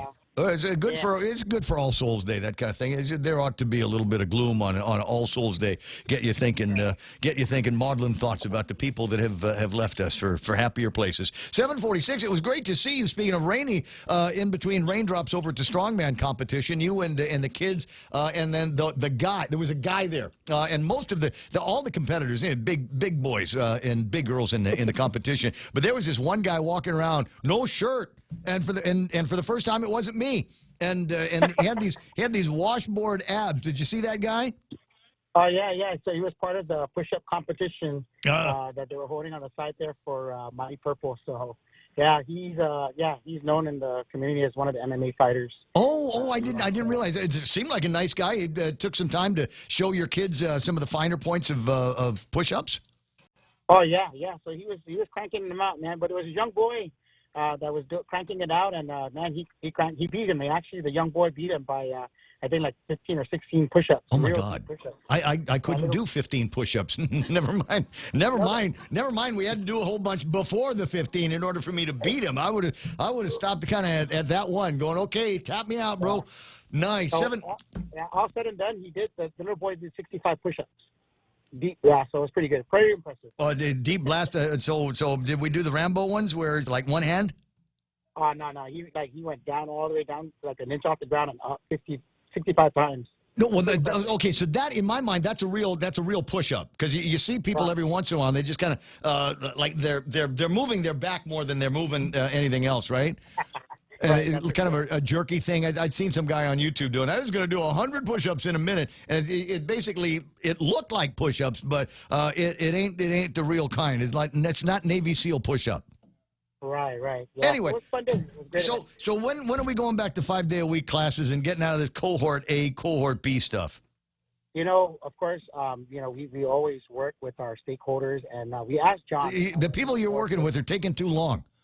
Yeah, so we basically told John, you got to get with the team and start exploring the opening of school. When are we going to open schools? And of course, there was still at the time there was still a lot of anxiety about the numbers, but I think the numbers are tapering off right now. We're gonna have numbers. We gotta take a look at Korea and other places that they now have live with COVID-19 and figure out what it is that we got to do. And besides the numbers, in your case with the schools, as I understand it, again, correct me if I'm wrong, we weren't seeing a whole lot of any spread, in fact, in the schools. That is correct. And so we did ask John to consider opening up the school sooner than later. And so I do know that before the end of the week, we are going to be meeting with him, and the proposals are going to be put forth. And we gotta start doing it. The federal government's investing a lot of money in trying to have this open schools safely, and so that's what we've been doing. And so a lot of the items too that I understand it, a lot of the items that have been procured are starting to make its way into the schools now. The canopies, more of the sneeze guards, and all the other stuff that we purchased a couple of months ago. So hopefully that's deployed out there, and to welcome the students coming in back to schools. But one of the things that we do, Ray, and the board has always supported this, is of course engaging with our partners. Our board actually has stakeholders like the Mayor's Council. We have Mayor Savars, who's on our board. We have the IBOGS representative, and this IBOGS is pretty impressive. Ms. Gutierrez has been she's on our board, but she's one of the key advisors. But these students, man, they really advocate for themselves. They're really pushing for change and the way things are being done in the school system, at least the high school level. And they're really engaging. We started engaging also with middle school students. The other issue we're working on is, I do know that one of our board members is leading the efforts dealing with special education, trying to get the input from the parents from that perspective.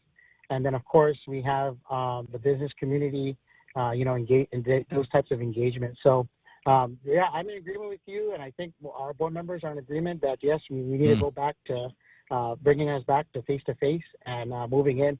There are some folks out there that do like the cohort model, and the gluttons for punishment. Yeah, I know people that like liver. Right. We cannot. We're not making whole restaurants of just liver. Right. But that's the thing. The department has always been cautious, but at the same time too, we've given people a choice. If you want to go online, if you feel not comfortable sending your kids to school, then take that option. And then when we basically had to shut school down for a couple of weeks. We came back with the cohort model, and now we're inching our way back into face-to-face. Well, yeah, but you got to remember, you got to go all the way back to the beginning on this. I did not agree with shutting down the schools. You did not agree with shutting down the schools. John did not agree with the shutting down of the schools. That felt like it was a knee-jerk reaction made, and you guys were the last. You and the parents were the last ones to find out. Right, and so that's. We really advocated for ourselves this time around. Give us the authority, and if there is a cluster, let us be the one to and I mentioned to you earlier that I even asked John, I said, get your group of medical advisors also, you know what I mean? Pediatricians and experts in the field to kind of also guide, some of the discussions and decisions we're making. Do it. I'd love to hear. I'd love to hear other opinions than the ones that were spoon fed by the governor's office and public health. So if you guys have got your own people, your own experts on it, I'd love to see that. Duke it out with the science, bro. Yeah. And the other thing too, Ray, that just our community to brace ourselves. Of course, I've been watching the national news about vaccination for the kids, and for me, I'm like, man, there's just so much things going on out there, and this discussion is going to come. It's going to hit our shore sooner than later. We're part of the National State Board of Educators, and there are discussions regarding these and how this is going to be rolled out. I want the fact that our parents and folks can choose what is right for them. You know what I mean? I'm not a person that would like to mandate, these things, especially when it comes to parents. I would hope that there's no mandate, but given the strong arm tactics that we're now getting used to, you're talking to the guy that can't go into bars and restaurants right now because they've got a mandate against unvaccinated customers, and even though you can quote self-attest, anybody that knows this voice or this beard is going to go, "What's he doing here? He's not vaccinated. He snuck in. Who is that guy?" But the other thing too, Ray, for me as a family, I sit down and I talk to my older boys, the ones that can get vaccinated. And I said, start looking at these things, tell me what you think, and having those conversations with my kids. Because at the end of the day, I want them to understand, what the debate or whatever the issue may be going on out there, and ask questions. And it's really interesting. I took them to their pediatrician the other day, and they were asking questions. And I said, those are the questions you need to ask. When you're ready, let me know, what your decision is going to be. So obviously, I just hope that families out there are having the discussion and they're doing what they think is the best interest of their body. Yeah, but health. your 12+ kids, they have segregation issues as well. I mean, if you're not vaccinated, you can't be on the team, and they're probably going to come up with some kind of rule that says you're not going to prom unless you're vaccinated, or the after-school activities, all these other things that you would like to be able to participate in, clubs, extracurricular activities. You're not going to be able to do unless you're vaccinated. And I've already heard conversations like that. That are coming from the ultra pro-vax crowds that are at the Department of Education. There's just as many bureaucratic knuckleheads in DOE as there are at DPHSS. So keep an eye on those guys. Yeah, we're keeping an eye. But I think the other thing too is there are opportunities for people to seek exemptions. Now, whether they exercise that's completely up to them. But I do know a student that asked to play for sports and got a medical exemption regarding his condition and was able to play. So, I mean, there's ways that folks can go in and talk to the administrator, talk to the school, and ask them what are these things that they can avail themselves, if it's whether religious, medical, or whatever other reasons they may think that they exempt them.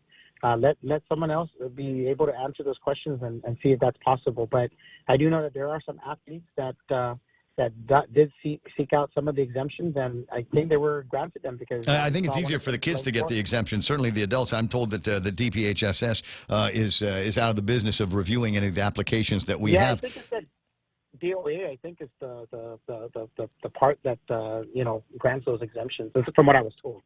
But at the end of the day, are they doctors? I don't know, sir. What the hell?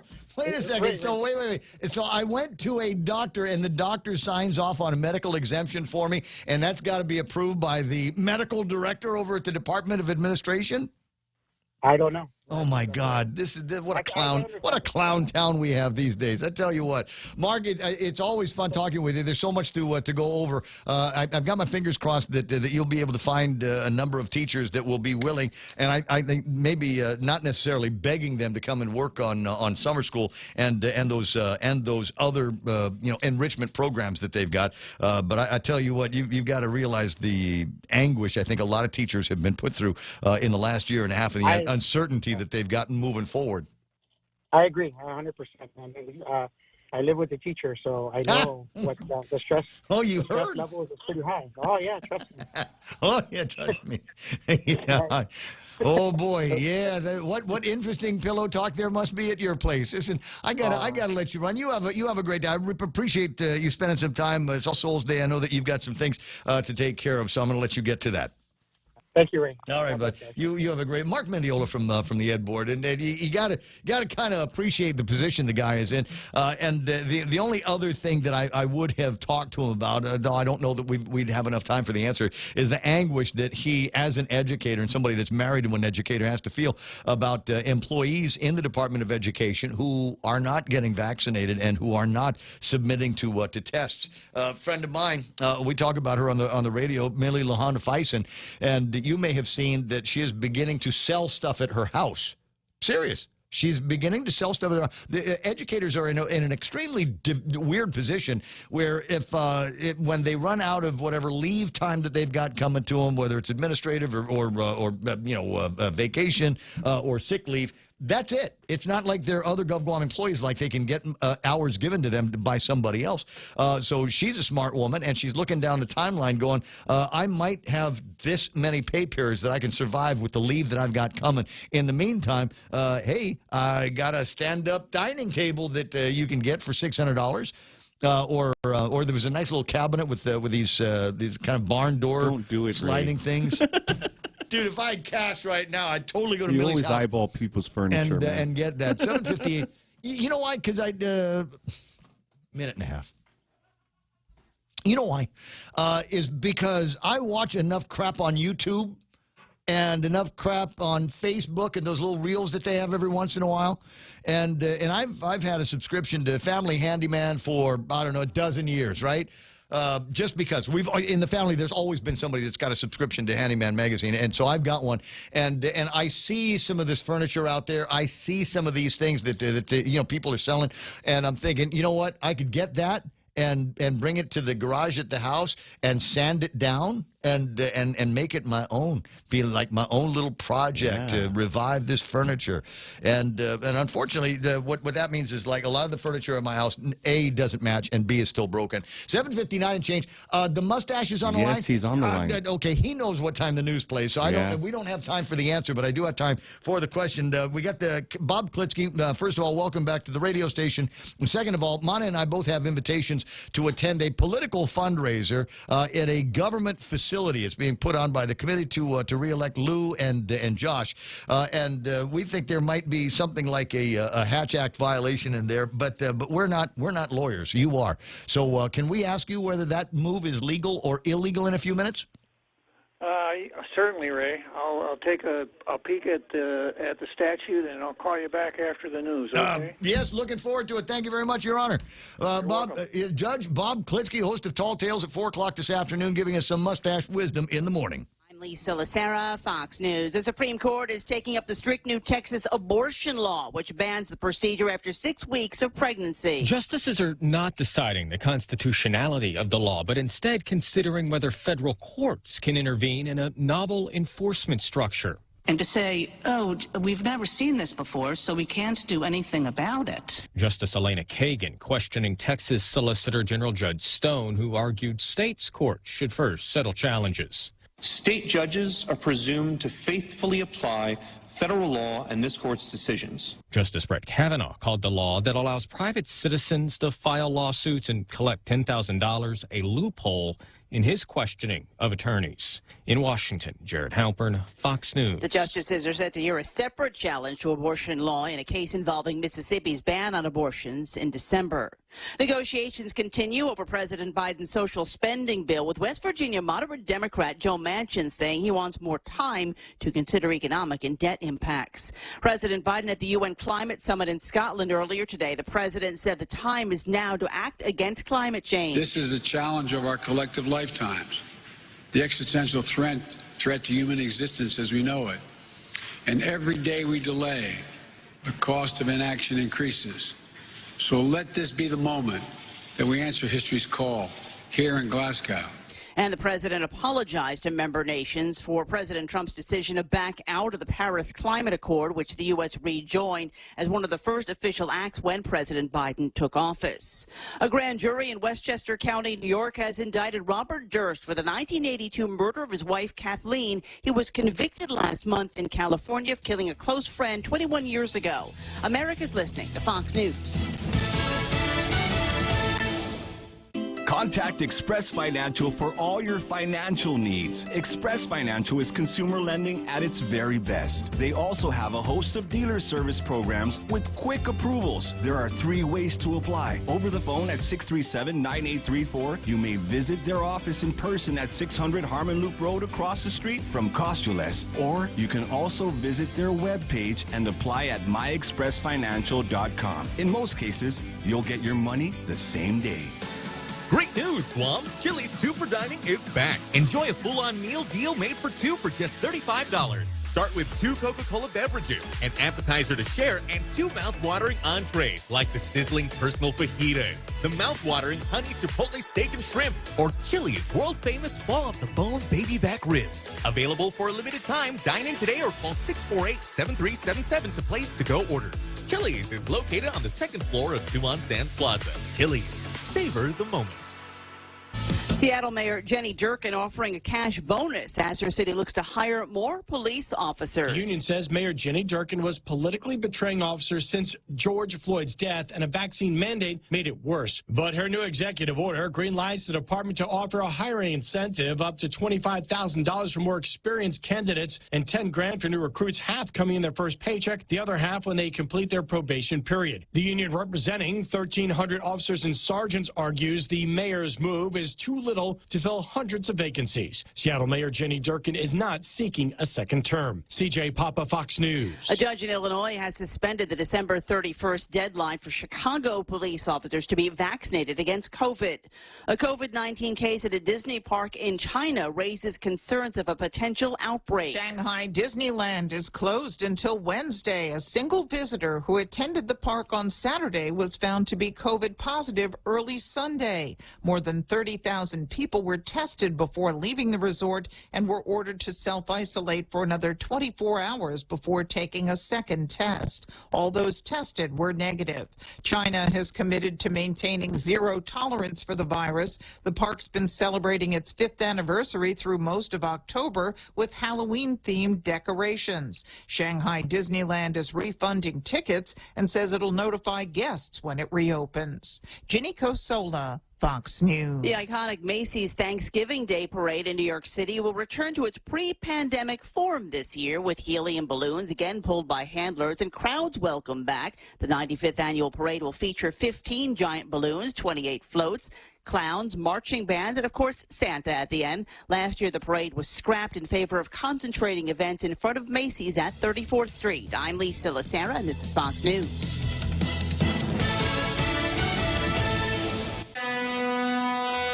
Hafaday, this is Severina. Here at APL, our expertise and extensive network can help you grow your business and reach out to more global markets. As a responsible carrier, APL is also committed to a sustainable future, whether it's protecting the environment or investing our efforts in giving back to the community. Our dedicated teams in Guam, Saipan, and on U.S. mainland are here to support you. Call 588-4651 or visit www.apl.com.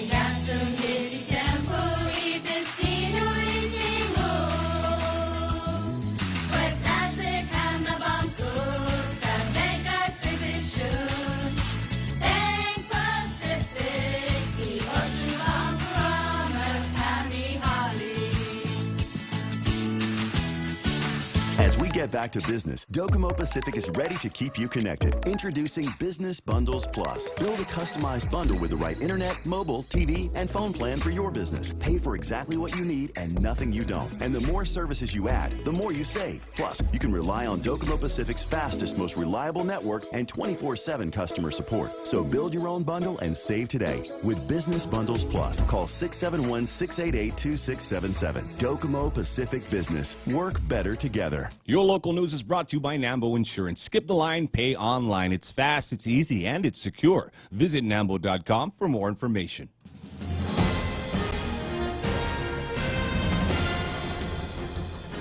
Off the day, it's 8:06. I'm Monisova Tyron with a look at your local news on the point. Senators were expected to meet on the war reparations bill yesterday. Not much was accomplished, though. They did move into the committee of the whole to discuss Bill 217 that was introduced to fix the error made in the war reparations law that was recently passed. However, as the body was prepared to begin talks, they were notified that the Speaker, Therese Talahi, had tested positive for COVID-19. She remains now in isolation. The senators are expected, though, to recess and get back to work on Wednesday.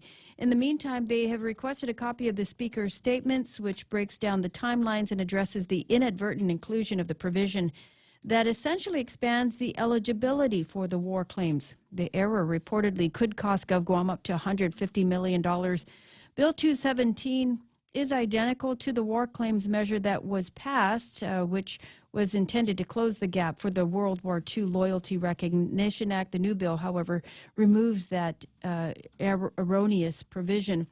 The engrossed version of Bill 130 included the unintended language that expanded the eligibility to all Guam World War II survivors, regardless of when they died. There were 4 more COVID-related fatalities in this morning's JIC report. A 78-year-old woman, a 63-year-old woman, and a 95-year-old woman, all reported to be unvaccinated. A 46-year-old man also among the COVID fatalities and was vaccinated. He didn't have any known health conditions.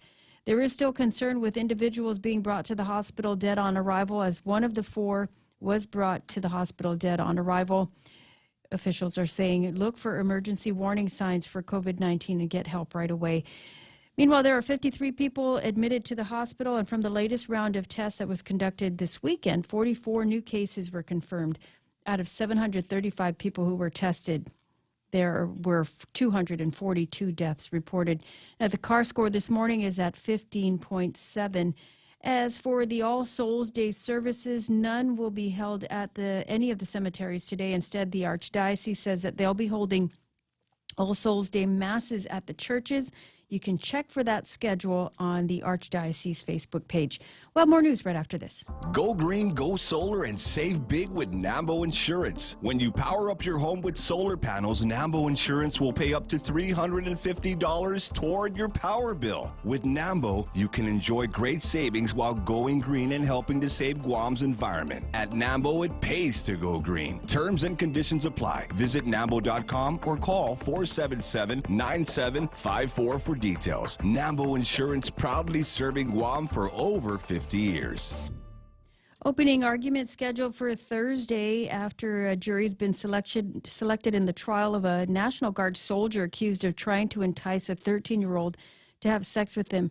Christopher De Leon Guerrero allegedly was captured by authorities after he communicated with a minor who ended up being a special agent. The trial had been delayed after a federal government key witness contracted COVID. Opening arguments again set for Thursday. And police are looking for a man who was caught on video surveillance using a concrete block to break in a window at the 3 Square restaurant in Tamuning. The vandal was seen taking the restaurant's parking lot entrance and also placing it through the broken window. Restaurant owner Mark Borja said no one was injured and nothing was stolen, but there was damage that was left to the property. Authorities believe that the suspect was also responsible for some vandalism at the nearby KFC restaurant, in which a delivery vehicle had all 4 of its tires slashed. The suspect was last seen wearing a blue T-shirt, dark shorts, and black shoes, and carrying a black backpack. Anyone with information should call GPD or Crime Stoppers. And those are your top stories here on The Point. Here's Ray with your weather. Before we get to the weather, let me put this up on the screen. Be on the lookout for this guy. His name is Anthony Camacho, and he was, up until this morning, a resident of the Department of Corrections while he was waiting out some parole violations and all of that stuff. It says at about 0655 hours, local detainee Anthony Camacho was discovered missing from the DOC quarantine facility in Manila, currently being held for parole violations. 5'4", 140 pounds, with brown eyes and lots of tattoos, oddly including death before dishonor and the doves and praying hands. Always kind of gets me when you got guys on the inside and they got praying hands. Like maybe if you'd have had that before. maybe, I don't know. I did get all judgy on people, but he does have a leg on his leg, a tribal design of the island of Guam on the leg. So he's proud. That's nice. Once more information is gathered, I will let everybody know. Attached is the photograph of Anthony Camacho, who's probably out somewhere looking to get something to eat. 8:11 in the morning, and that's the news here. On the weather side, they say mostly cloudy, isolated showers and thunderstorms. Might be a little bit of gloom on All Souls Day. Feels appropriate. Northeast winds to 15 miles an hour. Daytime highs should be about 87 degrees for tonight. Mostly cloudy, isolated showers, thunderstorms again, and overnight lows of about 77 degrees. Let me get that up off the screen and put something nicer. Hold on a second. I think if I do this right, I might be able to get some pretty sunrise pictures from Sarita. Where did it go? There it is. Stand by. Beautiful sunrise this morning. A couple hours ago, but that's all right. It's still pretty. Partly cloudy, isolated showers, and northeast winds are in the forecast for tomorrow. With the heat index, it'll feel like 94 degrees later on today. Sunrise was at 6:15. Sunset tonight is going to be at 5:53. Colin, where are we meeting? Where are we going to meet up tonight to hang out and kill a couple of beers and watch the sunset? He's a good guy to do that with. Yeah, because it brings his own Russian. That's cool. But anyway, it's 8:12 in the morning. There's news and weather together here on The Point. Over the past 5 years, confidential data and network breaches have doubled for small and large businesses, resulting in huge financial loss. At GTA, our multi-threat security bundle is a cost-effective solution monitored by our team of experts, ready to detect known malware and stop new evolving cyber threats before entering your network. Protect your business with confidence and call 671-644-1000 or visit gta.net/enterprise. GTA. We start with you. Choosing health insurance for my family is difficult. I need to know our health insurance will protect us now and in the future. Take Care members have access to the island's largest offering of free fitness classes and health education programs, and a high-quality credentialed network of on- and off-island healthcare providers, including the convenient one-stop FHP Health Center and urgent care. My family choose Take Care. Your family should also consider choosing Take Care. Call 671-647-3526 for more information. Take Care. Our island, your health plan. It's 8:13. A Ray Gibson show brought to you by the guys over at American President Lines, APL, a global presence with a local home. And I'm doing that one as well. The other one. Oh yeah. Okay. I gotta find it. There you go. How about that? Come try Guam's. Oh, if you're in charge of taking the Secretary of the Navy around, and he looks like a guy that knows his way around a good meal. I'm just saying. I'm not saying he's fat. I'm just saying he looks like a guy knows his way around a good meal. Take him to Mezcla. Have him try Guam's original Chamorro restaurant, Pica's best 5 years running. Mezcla Chamorro Fusion Bistro. Experience Chef Peter's candied salmon over scallion coconut rice, octopus tenactac. I can't go on. I'm sorry. It says octopus tenactac. That's so good. You got a Chamorro platter and the award-winning gourmet hamburgers. Everybody's got a favorite, and I do too. If you're looking for something healthy, you try the keto-friendly menu. Go and enjoy Mezcla's half-a-day service at Agana and the Grand Plaza Tumon location. Call them in Agana. Make reservations 479-2652.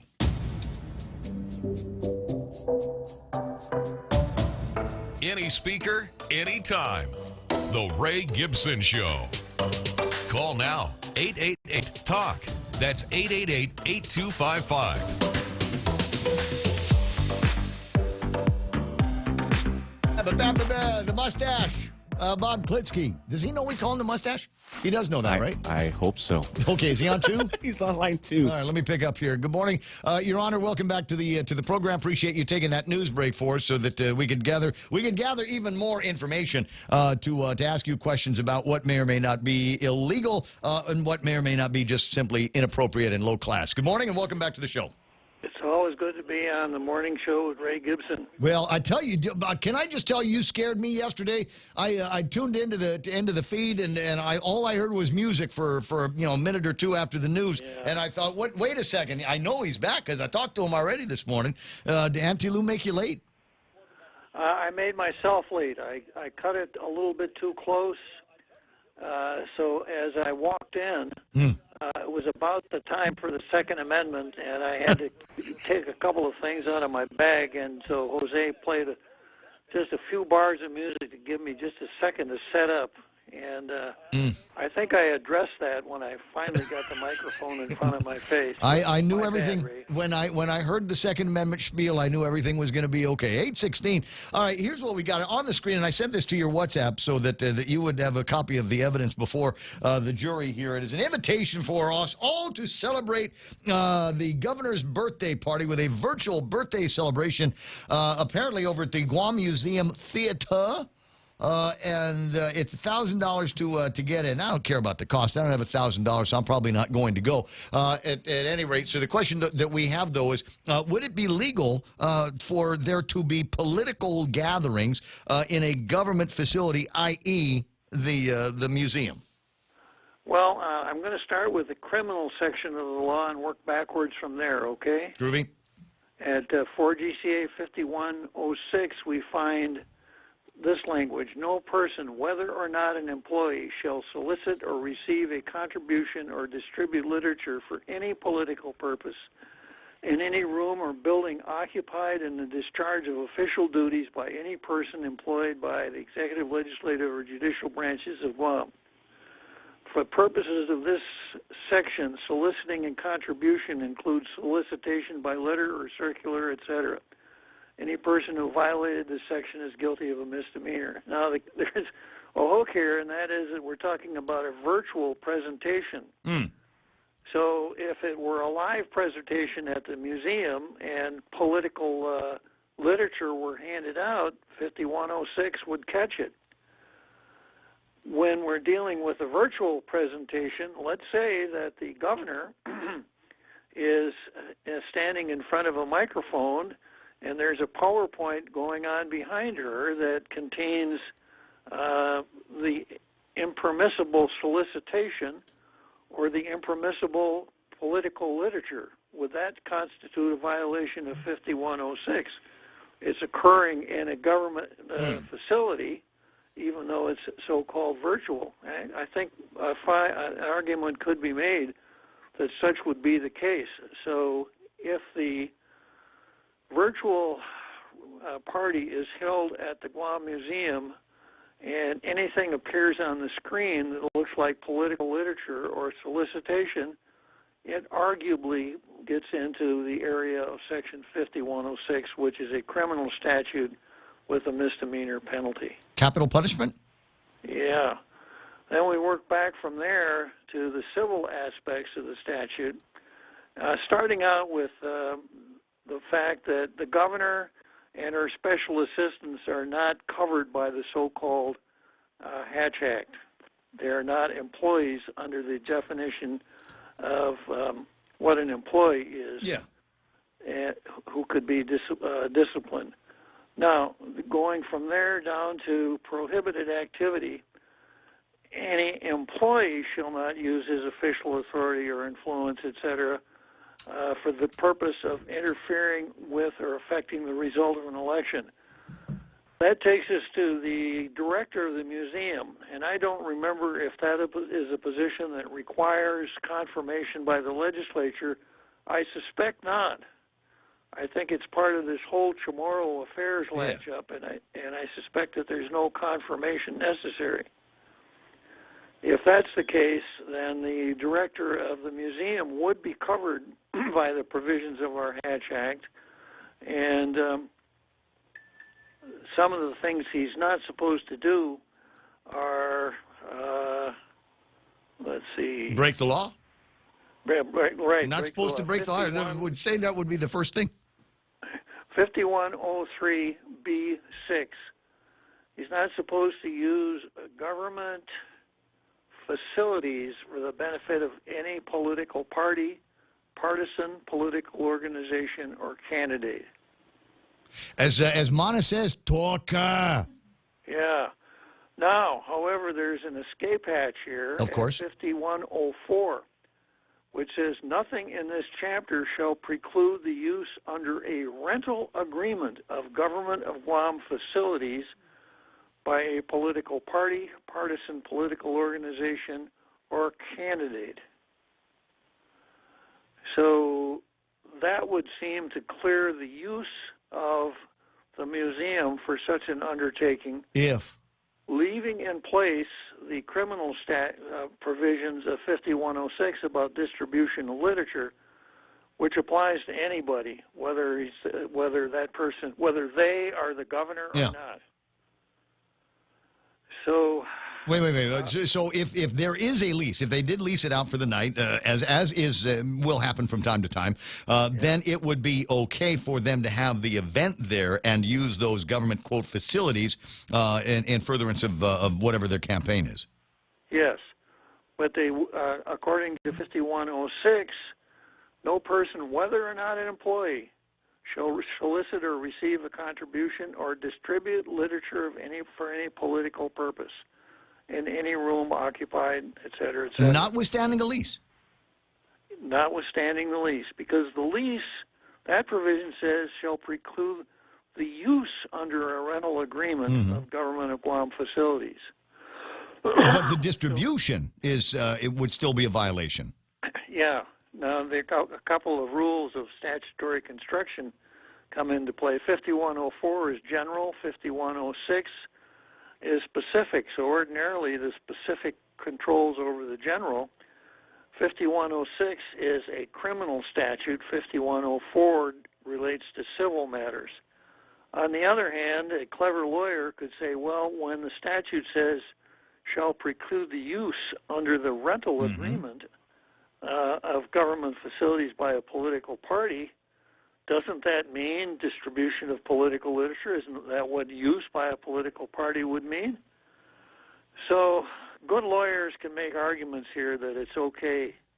A good lawyer could make an argument that even if the leasing of the museum is okay, there might be a problem for the director of the museum, and there might be a potential violation of the criminal statute if there is a display of political literature on the screen that virtual attendees can see. Well, that's interesting, and something even just a picture. Then I suppose of the governor and lieutenant governor could be construed as some kind of campaign materials, and would be in violation here of at least that one statute that you referred to. I'm going to put it. I did not send it to you, but I'm going to put it up on the screen. You might see it in one of the newspapers this morning. There's an ad encouraging people to apply today for the COVID rent and utility relief. And it sounds like one of those very, very helpful programs that I've heard about, and in some cases, kind of hard to get for some of the applicants. They had to simplify it and go to attestations on it. But underneath the picture, and in fact occupying about a quarter of the ad space, is a picture of Lou and Josh, looking awful like re-electy, if you will. It's probably okay, Ray. Probably okay. Yeah.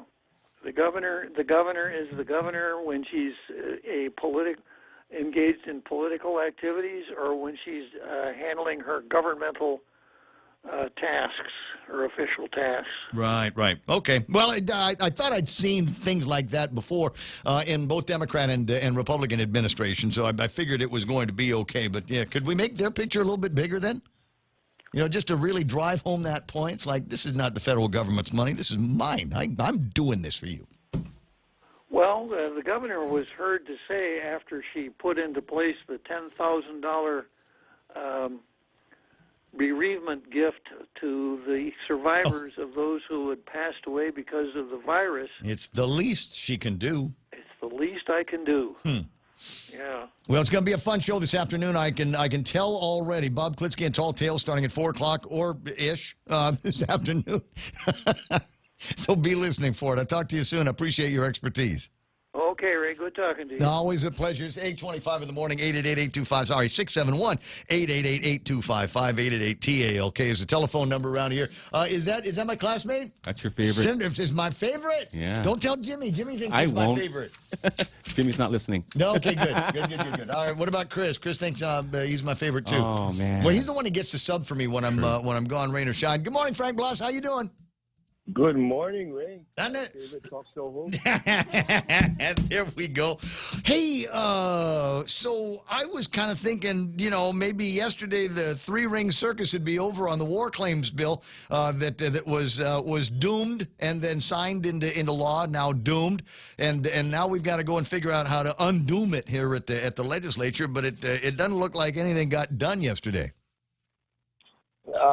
Well, there were a couple of things that got done. We got back onto the floor to specifically, talk about the bill. Yeah.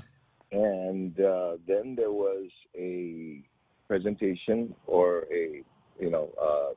one of my colleagues had read off a statement provided by the speaker, who is the author of the bill, and in the presentation, there were remarks, there were statements that were, I would say, more her personal views and thoughts in nature on what the bill should be, or how we should eventually construct it. Mm. And it's a little subjective, huh? It was just a little subjective, and since it was read into the record officially, I wanted to be able to have a copy of that presentation, and was advised by the legal counsel that because it was not presented in literature form, to the body, that we weren't allowed to be able to get that actual paper. So wait. She read from something, right? Yes, she did. Is the Xerox machine down? No, it wasn't down. Because initially they said that I would be able to get a copy. Then there was basically legal counsel had said, "Sir, there's an issue with there. Is that we're not privileged, for lack of a better term, to be able to have that exact copy of that of that letter." But I said, wait a minute, it was read into it was just read into the record. So rather than just go send somebody to put it on the Xerox machine and make 15 copies, now we have to suffer through somebody is going to transcribe it now from the tapes.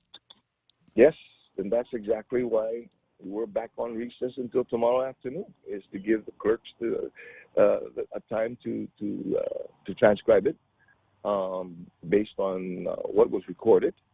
And then provide each member a copy of that transcription. And I felt that it was necessary because there were remarks and there were statements that were made that weren't necessarily, the sentiments of the body as a whole, and therefore it is also subject to the deliberative process. Yes, yeah. We got to talk about these things. Exactly. And so I said, look, we can't move any further. Then if you want me to start as far as the deliberations, I think one of the first things we need to deliberate and discuss is just what was. I'm flustered by the process here. Your legal, the brilliant legal mind at the legislature says that statement that was read into the record is not something that can readily be duplicated. And therefore, we now have to go back to the tape and create a transcript of a document that was literally being read into a microphone. Trust me, Ray, I'm just as frustrated as you are right now, with it. And again, what a waste of the people's. They know that the price of meat has gone up at the grocery stores, and the price of gasoline is going up, and people are having a hard time deciding what it is that they're going to live without because not everybody is working these days. Is there other more important work that the legislature can be doing as opposed to this nonsense? There should have been. I mean, we should have been done with this yesterday. This was something. It's simple, and in this case, I agree with the governor. Repeal and replace. This is not the hocus pocus. This is not a big magic show, and it's not a huge production. And Ray, first off, the statement that was read, that should have been read, was just supposed to have provided us a timeline or basically an explanation of how we got to this point, how that language was placed in the bill. Unreal. It was there, and I would have been satisfied with that. But then when further statements were made, with regards to what the sentiment is of what the bill should actually be, it's like, wait a minute, no. That's not what we're here to discuss, and we need to be able to make sure that's deliberated so that that's not expressed as the sentiment of all 15 members of the body. My sentiment was just, let's go in there and let's repeal that language or that verbiage. That's what wasn't supposed to be there. We're done with this. Move on. If there is a desire to want to make any substantive changes to what that bill should have been, we have a process that it's called, create a new bill, let it go through the hearing processes and the other processes that are necessary before we get on the floor. But then now to want to substantially change what is supposed to be a simple process of repealing language that wasn't supposed to be there, no, then that's not what we were there for. And well, the actions and inactions, I think, speak for themselves, and I'm disappointed in this round of leadership with the legislature. I had higher expectations for Therese, and the way that she is handling this is showing me that maybe she's not right for the position. I'm surprised at the lengths that people are going here to further obfuscate all of this. And then in the meantime, I understand that Senator Amanda Shelton has introduced legislation now that would do on its own would obligate the people of Guam to $150 million. And then Ray, I mean, through that introduction of the bill, it's going to go through it's going to have to go through the grind, just like every other bill. As it should. I'm just surprised. So we're going through all of these motions here to eliminate the language that would create a $150 million debt for all of the taxpayers on Guam. And then once that's done, then we're going to work on a bill that would create a law that obligates the people of Guam to $150 million worth of debt. Yeah. And so again, it was never my intent, when I walked into the legislative hall yesterday, my intent was to go in there and let's clean up this bill so that it can reflect exactly what was decided on by the legislature, and then we can move on to other business. If somebody else wants to introduce a bill that would then, address this bill in a more broader term, then, we address that bill when that bill comes, to the hearing process. But not yesterday. That wasn't going to be the place. What a wreck. What a wreck. It's almost embarrassing, Frank. I tell you what, all of the gyrations that are taking place over at this, at the legislative body, it just makes it look more like what I thought it was, which is a scam. It's just, we're doing everything that we can to encumber this debt. And, Ray, I mean, it comes down to what's right, okay? And there have been a lot of these people who have called me who stated that, who told me that they don't agree with my position and we should let it go. And I said, Ray, just be mindful. Let an error go. That takes away the integrity, and the fidelity of the whole process. And I can't be I can't be a party to that. Well, but I appreciate that, but I do have a problem with with us going into $150 million we don't have right now, and we desperately need in the rest of the economy. The problems of the past, unfortunately, are the problems of the past. We've got a present, a future that we've got to take care of, and I just don't think we're taking adequate steps to ensure any kind of prosperity for our kids. And understood, Rick. But I think what I'm doing right now is basically separating the issue from the process that we have to deal with at hand right now. Okay. But you keep doing that. I'm okay. You keep doing that, but eventually somebody got to take the shot, man. We're playing basketball. I keep seeing this passing going on. At some point, take the shot and go for the two, and let's call it a day. Yeah, and you know, if we don't get past this, you know, then what of any other bill then that we're going to be able to discuss, deliberate, you know, and move forward? You know, there's going to be that doubt in the back of our mind. Is okay, now are we? Give us now, after we deliberated for a couple of days, give us a week so we can make sure that our T's are crossed and our I's are dotted. You know, because is this the true intent? Does this now reflect the true intent and what the majority of the legislative body wanted to pass as the policy or as a law for the island? We got to make sure of that. Concur. And this process, which was supposed to have been a simple process, you know, there was a huge wrench that was thrown into it. I'm like, wait a minute, you know, why we could bring a skill saw to something that all we needed is a screwdriver for? Well, because now we have to deflect. I still believe it was an act of commission, not omission, but that's me. 8:37. Hey, I got to let you go so Monica can get to the cemetery. You got it, brother. All right. Tell your old man. I'll tell my old man you say hi, and you tell your old man I said hi. Yes, brother. All right, Migo. That's the 8:37 in the morning. 888-255-888-TA. Okay, is the phone number around here. Monty, you about ready with that last little bit? I've been ready as born ready. All right, we're gonna get to that after these. Fuel up today with the new $8 gasolina meal. 2 all-beef Nathan's hot dogs, a big bag of chips, regular size M&Ms, and a 16-ounce gasolina energy drink. The brand new drink in a black can that brings a burst of energy. Drive in now and fire up your day with the $8 gasolina meal. Promo is only available at your favorite Circle K Guam locations while supplies last. Circle K, take it easy.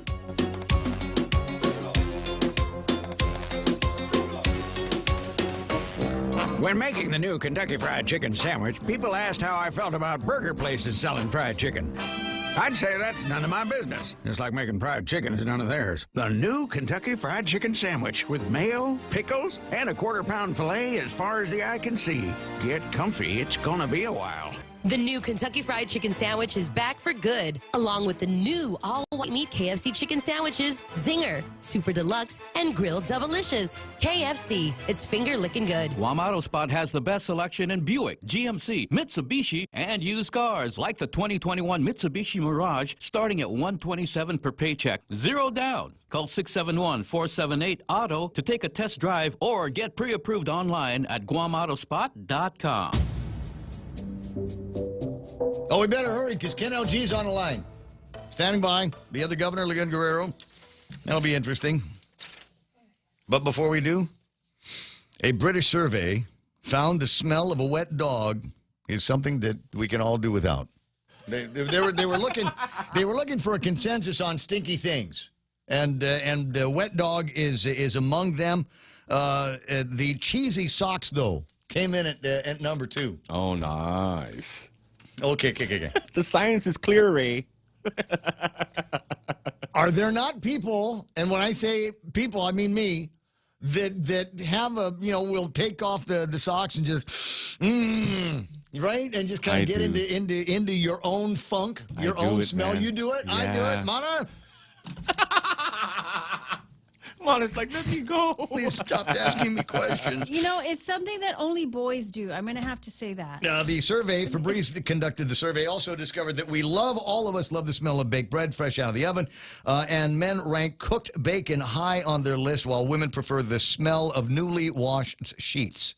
Oh, all right. And that's nice. Now, there's when they're talking about newly washed anything. Wet dog is kind of a specific thing here. I get it, but in terms of actual bad smells, we here on Guam, I think have got a whole nother level of really awful smells. I would say trash juice.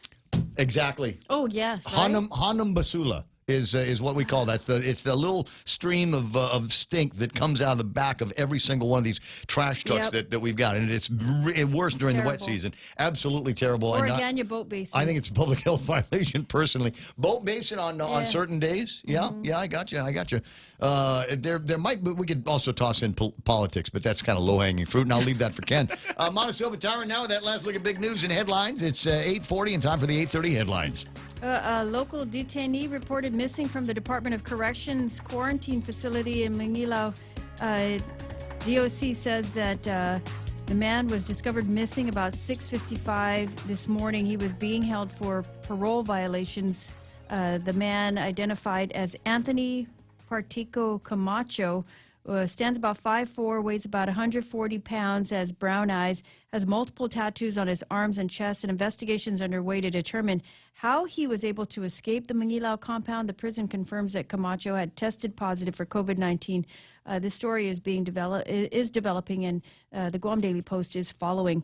Senators were expected to meet on the war reparations bill yesterday. Not much was accomplished, though, when they did meet. They'll get back to work tomorrow and focus on Bill 217 that was introduced to fix the error made in the war reparations law that was recently passed. Meanwhile, the JIC report this morning says there were 4 new COVID-related fatalities that were confirmed. They're urging people again not to wait until last minute if they have any of the warning signs of COVID-19 and seek help right away. 53 people in the hospital. And the CAR score, for those of you who are following, is at 15.7. Those are your top stories here on The Point. Okay, I'm bored with the CAR score again. It was interesting for a couple of days as we were watching it going. Again because you were interested. Yeah, but okay, because the thing is, we're going to follow the CAR score, and it's going to get back down to little Cabreras, right? It's going to get down to that little Phelps, and we'll still have a public health emergency, right? So, I mean, what again is the point at the end of all of this? Let's go find out more about living with COVID-19, i.e., the people in Korea that now are getting on airplanes and coming out to Guam. Wouldn't that be interesting? The irony of it, right? Their campaign is live with COVID-19, and they're going to be flying into a place to entertain themselves that hasn't gotten the message about living with COVID-19 yet, and we're still hiding. We're still and it's amazing. I was looking at the newspaper this morning, as I often will. Let me bring Ken into this conversation. 1 of 4 COVID-19 linked deaths was DOA. And then the Guam Daily Post goes into what at this point now is boilerplate. It is a boilerplate. All you got to do is take the same one that they ran yesterday. And I'm sure PDN does it likewise. And it is a boilerplate. It's here's the latest, and then they go through the fatalities. And as soon as we're done with the fatalities, there is then the statement from the governor of Guam and how they've managed to come up with a couple of hundred ways to say sorry for your loss. I got to say, might be among the bright spots in what has got to be Crystal Paco San Augustine's illustrious career in the media, etc. Going through all of that, and then we go through some of the new cases and some of the other database. It's a boilerplate story. Imagine if we didn't do that anymore. Imagine if we just said, hey, you know what? We're living with it. We got COVID-19 here, and people are dying from that, like they're dying from the flu or cancer or getting run over by cars or falling down the cliff. And they are unremarkable at this point. The number of people that get sick, well, I'm not going to keep track of that number anymore either. Everybody go on with your lives. Get back to work. Get the kids back to school. 8:44. What do you think, Ken? Good idea? Well, you opened a real good door right there, because if you recall last year about this time, I had done a FOIA with the Department of Public Health and Stick It Up Yours, and proved that our death rates had not changed. If anything, all across the board, the mortality tables had gone down. The only thing that had changed is now that they were adding a new category with COVID. So we did not see a dramatic increase, and we're not seeing a dramatic increase now. And the fact that the Department of Public Health has still not responded to the update tells me that they don't want this word to get out, because yes, COVID is serious. Yes, we should take precautions, but they are not insurmountable. The only thing that's insurmountable is that our revenue stream will collapse unless we continue to tap into the federal generosity. Everybody's getting that, but I don't think that argument carries any water with it. There's COVID-19, and we got our share of the American Rescue Plan, and we would have gotten it whether we were in a public health emergency or not. I know, but with the public health emergency, the governor gets the power to direct, without oversight from the legislature, where these monies go and who gets these monies. And as we see, we have a $1,000 plate virtual fundraiser coming up. Are you going? Right now, the governor has already raised $268,000 to date. It'll be real interesting to see what names appear on this and match that up with all those sole source contracts that were released. And that comparison, I'm pretty sure, is going to happen. I can almost predict it. But in the meantime, what we're looking at is we're hamstringing our education system. We're hamstringing our small businesses. We've cut all the social safety nets, and now we're when you saw the headlines in Guam Post, I think it was yesterday or Sunday, on the public health job fair, what was the headline? The banks are calling. Yeah, and landlords are evicting people. That's why. Yeah. And did you hear my conversation with Dave Del Sola? There's 70 jobs that they were advertising for, and they got over 500 applicants. And that is indicative, if you ask me, of some of the maybe panic that might be going on in certain parts of the island, where people are going, that's it, man. I'm not getting any more PUA money. And I passed by the hotel I used to work at. They're closed. The restaurant I used to work at is closed. The store I used to work at is closed. And I don't see, frankly, anybody over at the legislature or the governor's office that, outside of this job fair is doing much to lift a finger to get everything going again. Although there is a conversation about this LEAP program that they were writing about in the news this morning. But I'm not holding my breath on that. I'll wait until after everybody's gotten their money before I comment on the effectiveness of that program. Well, it goes back to the reason why I'm working on organizing a recall. Let's put the poster child, Amanda Shelton, up there. This is a pure reelect me bill. She's now going, whether it gets passed or not, she's going to go on the campaign trail and say, I tried to get you more money, but those Republicans stopped me from giving you more of your own money. And at the same time, it's got to come from somewhere. So rather than fully fund public health to make our people safer, stronger, healthier, we'll take the money out of there. And instead of renovating schools that are collapsing, we'll take some money out of there.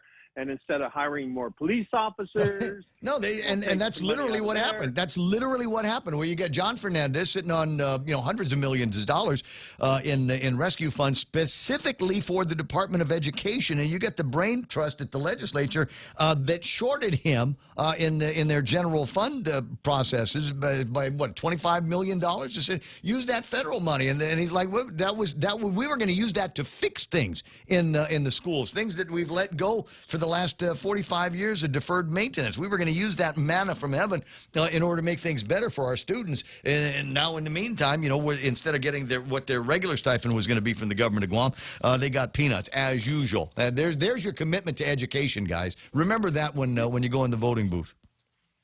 Well, that's why we're going to move forward with this voter initiative program and the recall effort. Because, yes, if we do this right, then we're going to be sending a very strong and powerful message to our politicians. But until we as a people stand up and start holding politicians accountable now for their actions. I don't know. 849. I'll leave you with this, and my response, my sole response to that is Gavin Newsom. Gavin Newsom, and you remember he faced a recall challenge in California. Got dangerously close. And you would think that would have been enough of a come-to-Jesus moment. You would have thought that would have been it, and he would have recognized the fact that a significant number of people in his population disagreed with his policies, disagreed with the direction that the state was taking, and he managed to survive that, and without any humility or hubris whatsoever, went and continued what he was doing. You got businesses that are leaving the state of California, retail businesses. Which one was it? The Walgreens or somebody? They shut down a bunch of stores because they've got this idiotic policy that unless somebody comes in and steals the store, we're not gonna call the police. San Francisco is in a shambles, and there's what was the other thing? What was the other really stupid thing they did? The outlaw gas engines on lawnmowers, bush cutters. The list of stupid things they've done is ridiculous. Well, if somebody said, "Well, we're going to take you off the radio because you go on and you stay and do stupid things all the time," I would listen to it and say, "Well, maybe I'll back off on some of the stupid things that I say." Of course, it'd be a 2-hour show, but unless someone actually carries through, politicians get a free pass. I'll look at the All Rise Act. All we have to do is look at the All Rise Act. But when people started being very vocal and started contacting politicians, then suddenly the All Rise Act became fully funded. But until then, the governor had drawn a line in the sand: $30 million, not a penny more, and I don't care. And then after a few weeks of public outrage, it was all total funding. Well, yeah, that and you got to pay people back for their misery and suffering. And first of all, having to stand in lines. You remember how all of that started? Oh, yeah. Didn't even tell the mayors that they might need to do mayors verifications. And as soon as people caught wind of it, they started making their own lines for the mayors verifications. That was cocked up from the beginning. 8:52. Ken, I'm going to run. I'll talk to you later. You have an interesting day. It's already an interesting day for me, considering it. We're almost done with the show. I didn't realize what the day. It's 8:52 already, bro. What? I didn't know you had one more in you, man. Every day I think I've got one more good show left in me. I always worry about that. As a broadcaster, right? I always worry about that because what I don't want to happen. This is so true. I'm letting you deep inside the life and the psyche of somebody in broadcasting. What I don't want to happen is for me to keep doing this and not being really any good at it, and people go, "Oh yeah, are you still on the radio?"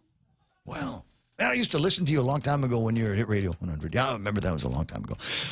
And no, I'm actually still here and doing this and trying to be very productive about it. What do you mean, am I still on the radio? So those are it's a daily kind of evolution thing. And the program that I do here today is different than the one that I did last week, last year, 10 years ago, 15 years ago. And going back to the 1980s, I've tried to evolve as much as I possibly can, if for no other reason to keep it entertaining for me. And I think that's the overall philosophy of the program now. Is there's 4 hours a day that basically I get to entertain myself, and I think I'd like to think that I've gotten pretty good at it. I make Joe laugh. I think that's the other thing. All right, celebrity birthdays today. There's only one that I recognize. I'll give you all the names, but there's only one I recognize. Stephanie Powers, who was in a TV show called Heart to Heart years ago, 79 years old. David Schwimmer. Now, he was in Friends, right? Was it Schwimmer? Yeah. Is he Jew? Jewish guy? The tall Jewish guy? I don't know. Schwimmer. I didn't really watch Friends, man. I didn't get into it. That reminds me of one of my favorite words in the world, schwang. Yeah. I like that. That's my favorite word in the world. And I cannot describe it on the radio literally without getting in a lot of trouble. But if we're ever together, like at the beach, because that's about the only place I ever see that is did I ever see schwang. It's over at the beach, and really it's only in a couple of people at the beach. It'd be like somebody walking down there. There it is. She's got that schwang, right? Yeah. Yeah. I'm imagining. Some TikTok videos have schwang. I could say that without getting into too much trouble. Some YouTube video, Instagrams, they're doing schwangs. And Caramo Brown is 41 years old. Do you know who Caramo Brown is? I have no idea. Stripper? I'm not going to say close. You ever watch a TV show called Queer Eye? Oh, Queer Eye for the gay guy. I think no, Queer Eye for the straight guy. I think was. Yeah. Well, I think now it's just Queer Eye. I love them all. I think now it's just Queer Eye. No, I never watched it, but I've heard of it. Never watched the complete episode of no. that. Okay, so I will tell you once upon a time about the time I was in Manila with a friend, and definitely queer. And so we're in Manila, and I said, dude, this is perfect. We were in between meetings. I mean, it's like a 2-hour break in between some business meetings that we were doing, and there's green belt across the way. We were over at the New World, and I said, dude, let's go shopping. He says, why? I said, first of all, the Greenbelt's right there. Lots of great places to go and do some shopping for men's clothes. And he kind of looked at me. He says, well, why do you want to go shopping with me? I said, because you're gay.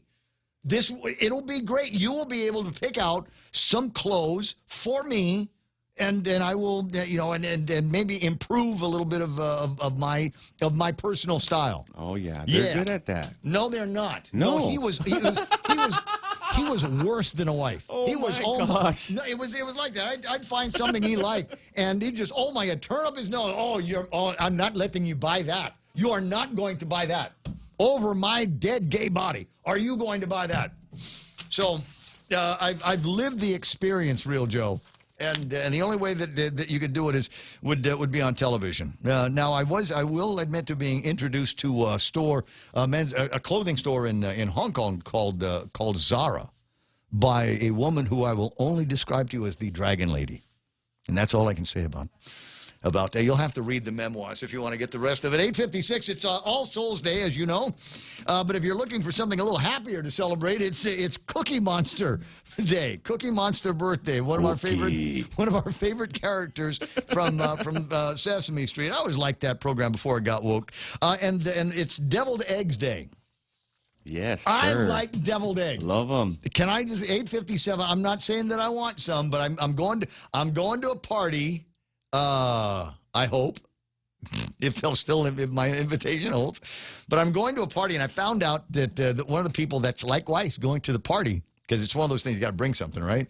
And of course I'm bringing booze. But she is making deviled eggs, and she, I think, has a little bit of a Salem witch thing going on, and she puts some of that into her deviled eggs, and you cannot not eat them. You cannot not eat them. The only thing that prevents you from eating them is they slide around on the plate a lot. Yeah.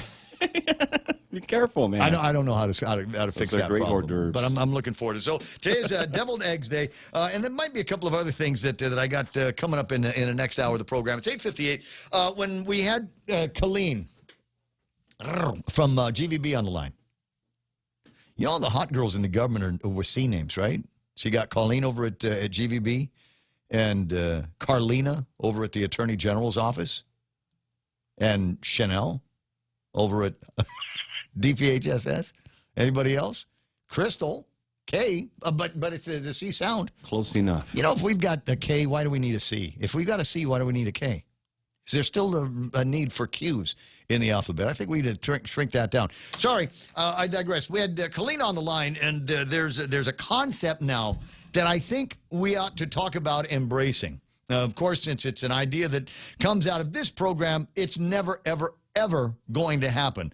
But in Seoul, towards the end of the month, South Korea said it will drop all operating hour curbs on restaurants and cafes and implement the first vaccine passport for high-risk venues such as gyms, saunas, and bars as it tries to, quote, live with COVID-19. That's their plan in Korea. Live with COVID-19.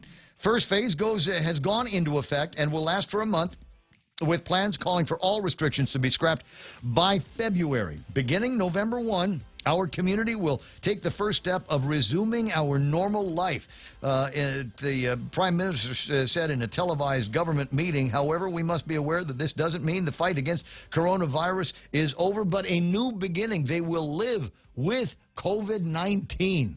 And doesn't that sound gubernatorial? Doesn't that sound like I'm looking beyond the election as a statesman, and I'd like to say now that we will continue to battle COVID-19, but I am restoring normalcy to our lives.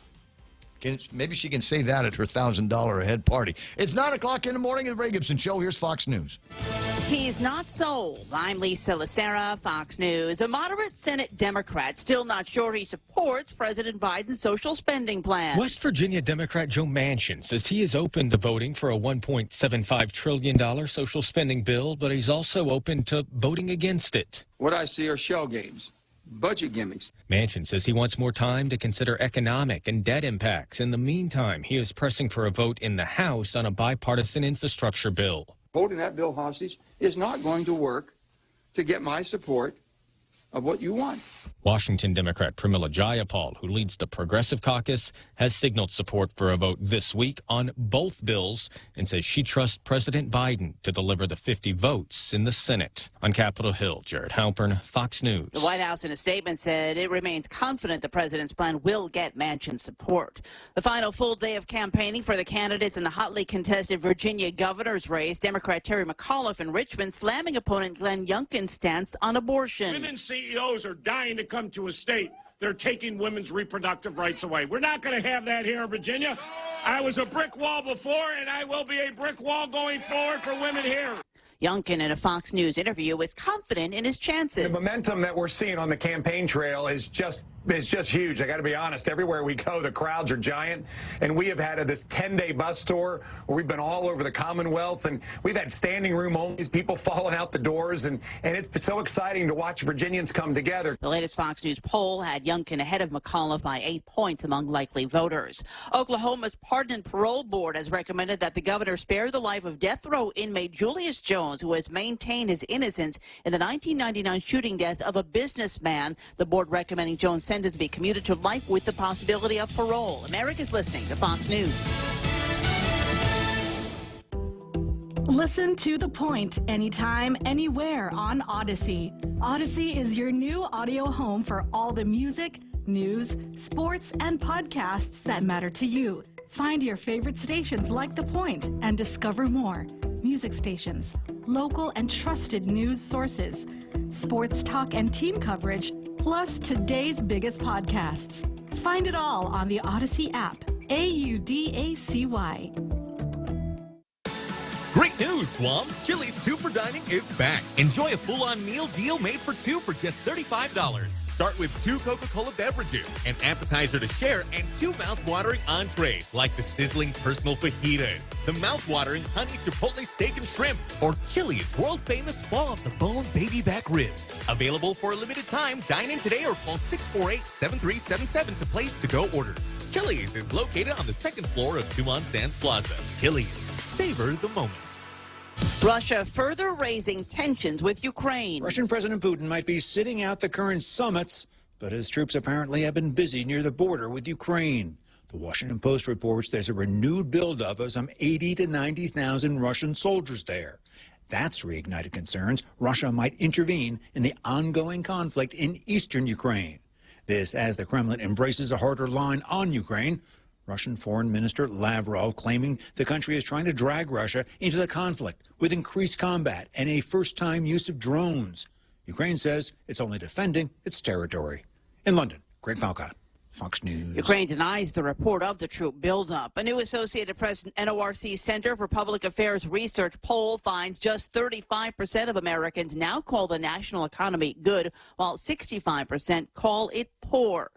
The CEO of Tesla makes a big charitable gesture. Elon Musk, the richest person in the world, says he will sell $6 billion worth of Tesla stock and donate the proceeds to the United Nations Food Agency if its World Food Program can explain how the money will solve the world hunger problem. The UN will publicly need to reveal how his money will be spent. Musk's donation would be approximately 2% of his nearly $300 billion fortune. The move comes after UN World Food Program Executive Director David Beasley called out Musk and Amazon founder Jeff Bezos and other billionaires to step up on a one-time basis to help end starvation. Fox's Hillary Barsky, the head of the Duggar family, is looking to get further into politics. Jim Bob Duggar is running for a seat in the Arkansas Senate. He had served in the State House of Representatives. He announced his run on the family's Facebook page. The family was the focus of the TLC reality show 19 Kids and Counting, which was polled in 2015 after it was learned Duggar's son Josh had molested 4 of his sisters and a babysitter. I'm Lisa Lacera. This is Fox News.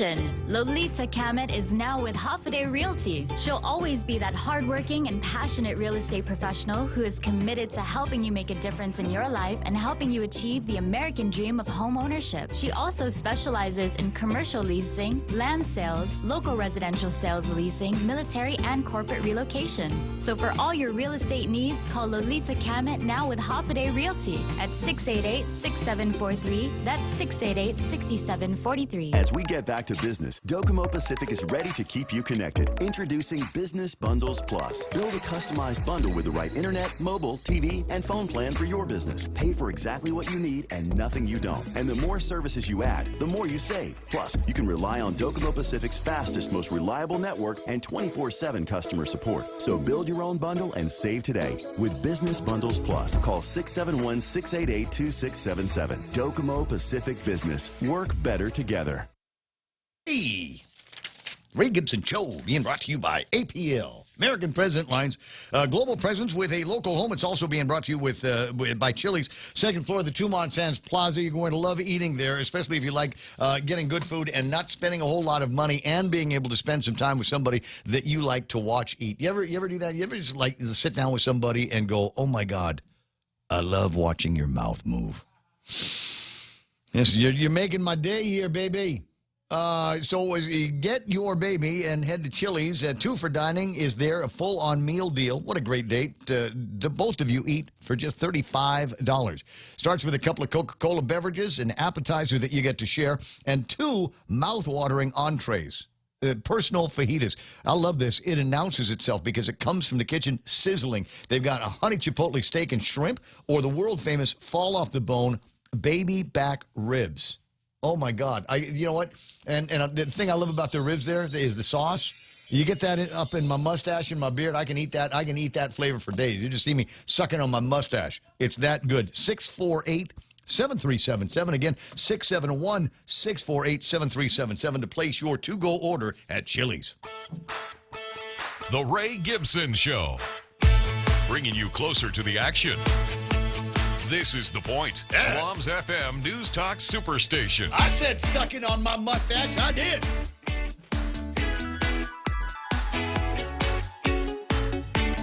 Da-da-da-da-da-da-da. 8 after 9. So, you know, I love it when I'm right. Who was it? Was it Jimmy Moylan I was talking to? Maybe it's we don't. Jimmy's always upset. Every day he's every week he writes a letter to the governor's office saying, "What's the plan? What's the plan? What's the plan?" And he's frustrated. He's frustrated because he doesn't have an answer on what's the plan with the spend. Where's that money going? How are we spending that money? And here's the thing: is it's taken them a while to figure out how we are going to make government larger. That's the end game. We've got millions of dollars, hundreds of millions of dollars. And some of it is not spent yet because the existing government of Guam doesn't have the bandwidth for it. Yesterday, Tyler Montanani over at KUAM did a story. The governor has established the Division of Child's Wellness within public health. Yeah. Did you feel the government grow just a little bit? I'm serious, guys. The government, with nothing but a stroke of a pen, there is now in the public health the Division of Children's Wellness. And then, now you're going to say, but Ray, it's for the children. It's for the children. Here's the plan. It will emphasize expanding child care eligibility and increasing child care supply so that more families may return to work, pursue higher education, or receive training in pursuit of gainful employment. The executive order states that child care support is a key component in stabilizing our fragile workforce and will, in turn, help stabilize Guam's economy. Now, while the money is there from the federal government, I'm down with that. Somebody else is paying the bill. I'm down with that. But what happens next year when the federal government of Joe Biden and Kamala Harris ain't sending us any more money for this new division of child's wellness at public health? What are we going to do without? What will we be asked to sacrifice now for other people? And you're going to go, but it's for the children. My response is going to be, I don't have any kids in child care. Why do I have to pay for more kids in child care? Listen, mom and dad, go to work. Okay, go to work because of child care. Well, I know a lot of families that have had to figure it out. The responsible thing to have done, in my mind, was where's the private sector? Did anybody ask the private sector what the private sector solution could be on this? What do we need more? We need more daycares. Oh, let's find a way that doesn't require any more bureaucracy. But with the assistance of and there are many of them out there. You could probably get all of the owners of all of the daycare facilities together and form kind of an association that would take those federal dollars and create something that is permanent that won't cost the taxpayers. We just added more salaries to the government of Guam. Imagine there's going to be a deputy director in charge of what's that going to be, $75,000-$80,000? Oh my God. There's more money out of the classrooms, more money out of the police department. So I was right, and I love it when I'm right, except when I hate it when I'm right. What's this? Tenorio Topaznia heading to a military installation forum. Another trip? Really? LT, Josh Tenorio, along with Vera Topaznia, are making their way to San Antonio, Texas, to attend the Installation Innovation Forum 2021. It will feature top leaders and subject matter experts from the Department of Defense, blah, blah, blah, blah, blah. Yay. Woo-hoo! Is this same Josh Tenorio that was decrying the military buildup, and now we're sending them to... Oh, the irony. Wait. He was just at, this lieutenant governor was just at the United Nations talking about the tyranny of our administering power and how we're being forced this military buildup. But, hey, it's a junket. According to the website, it will feature top leaders and subject matter experts from the DoD, services, communities, and industry. The featured sessions will dive into top key issues facing installations and military families and explore the innovative efforts underway across the country to address them. The forum is November 1 through 3. According to Adeloop, the LT will be returning on Friday, and travel was funded by the Office of Local Defense Community Cooperation. Oh, my God. That's just ridiculous. Isn't that amazing? In my mind... Clearly, I'm the only one, like in all of the media on Guam, that recognizes the irony in what they're doing there. He was just at the United Nations, giving the United States a hard time over the military buildup and what they believe is the fact that construction programs on this side of the fence are lagging because we don't have access to H-2s, because the H-2s are only allowed to work on that side of the fence, except for virtually every single time we've asked them to work on civilian side projects. I don't think they've ever turned us down for anything like that. Good Lord. No class. At least have the moral integrity and consistency. I mean, if you're going to bash the United States, bash the United States. But now it looks like, hey, we're going to go and find out what. Hey, let's have another base. Let's build more bases. You know, because now we're in that Nafa Malik mode or re-election mode. 9:14. Cousin Troy's on the line. Cousin Troy, buenas and half a day. Hey, good morning. How do I vote for Tina Sablan? I want to vote for a woman governor, but not the one we've already got. I want to vote for Tina. I want to vote for her too. How do we do that? Amazing, right? She was just in your studio. Now she is a prospective candidate for governor of the TNMI. I'm going to take credit for helping launch that campaign. I think Joe Cruz might have beat you to that already. I've been away from my Facebook for a little bit here this morning, so I'm not sure exactly what he might have been posting. But please pass along our congratulations and best wishes. I think she's got certainly got the moxie to get it done. She feels a whole lot smarter than the average bear, and doesn't feel like she's going to run away with the Treasury. Well, and she's also a very honest person. It's just a quality characteristic missing in a lot of elected officials. Did she ask about me? Nothing. I'm sorry. I thought the microphone was off. 9:15. I thought that was a pretty interesting story, and a couple of other interesting features of Candid News over the last 24 hours. If you haven't had a chance to take a look at it, it has been to say the least, is certainly interesting with some of the magistrate reports that we've got in there, including the one about the guy that went savage on his girlfriend, and then when the cops came over, he said, "Yeah, I hit her. Well, so what?" Oh yeah, so someone told me that is the homeless guy he's an ex-Marine and he peddles at the corner of Route 16 and McDonald's, Hamburger Road.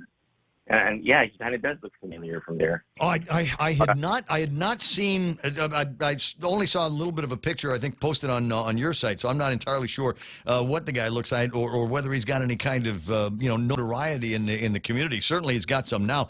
Not the first time. Apparently, he's been with the around the police. Then, huh? I guess not. Well, I don't know. I'm not sure. I didn't actually read the full magistrate to see if there was the felony on felony release. I didn't see anything like that, but oftentimes, sometimes there will be, and it gets dropped. So that's interesting. And then the other one is I guess Will Castro is going to have his day in the hearing. Yes, he is.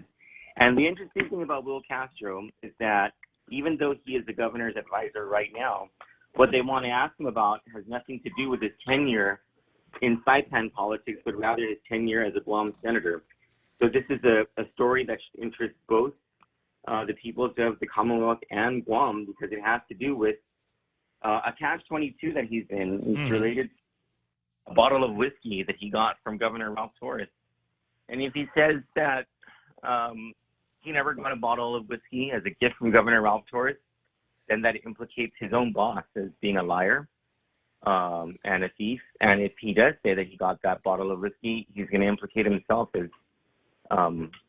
not having reported a gift of that value to the Guam Election Commission. So what is the path of I'm familiar with a phrase I use all the time, probably responsible for each of my divorces, but I'm a fan of the concept of path of least action. What is the path of least action or opposition that he can take? Who would he be in more trouble with if he were to testify one way or the other on this? I mean, considering that he lives in Saipan and that he is an employee at the discretion of the governor there, I would imagine that he'd throw himself under the bus when it comes to Guam. Yeah, so throw yourself on the bus when it comes to the Guam stuff, and catch me if you can, or somebody's going to write a harsh letter that's going to go in my permanent folder. I don't know that he's got any other political aspirations here on Guam. Didn't look like he was going to be successful, in the congressional bid. So. As it turns out, maybe his political career, the asking for votes period of his life is over, and he might be able to settle into something comfortable up in Saipan. Yeah, no one. Let's be honest. No one on Guam is going to do anything about white-collar crime, so he may as well just admit to it. Yeah. He knows that. No one's going to do anything. So yeah, so the path of least action is to say, oh yeah, that was all me. Sorry about that. No, Ralph had nothing to do with this, and I'm sorry. If I could take it back, I would, and maybe we'll have guys like Angel Sablan and Tony Babata write letters for him. Yeah, exactly. And everyone in the political hierarchy on Guam would say, oh, that's Will, and he's a senator, and we cannot. Let's let it go. It's in the past. He's tried his best. It's in the past. It's okay, but I wish you good luck. I mean, you got to say something about the temerity of the guy, jumping out of a fire literally into the frying pan with Ralph up in the NMI. And this guy, he can't do anything right. I got a note from somebody this morning. Let me see if I can get this up on the screen.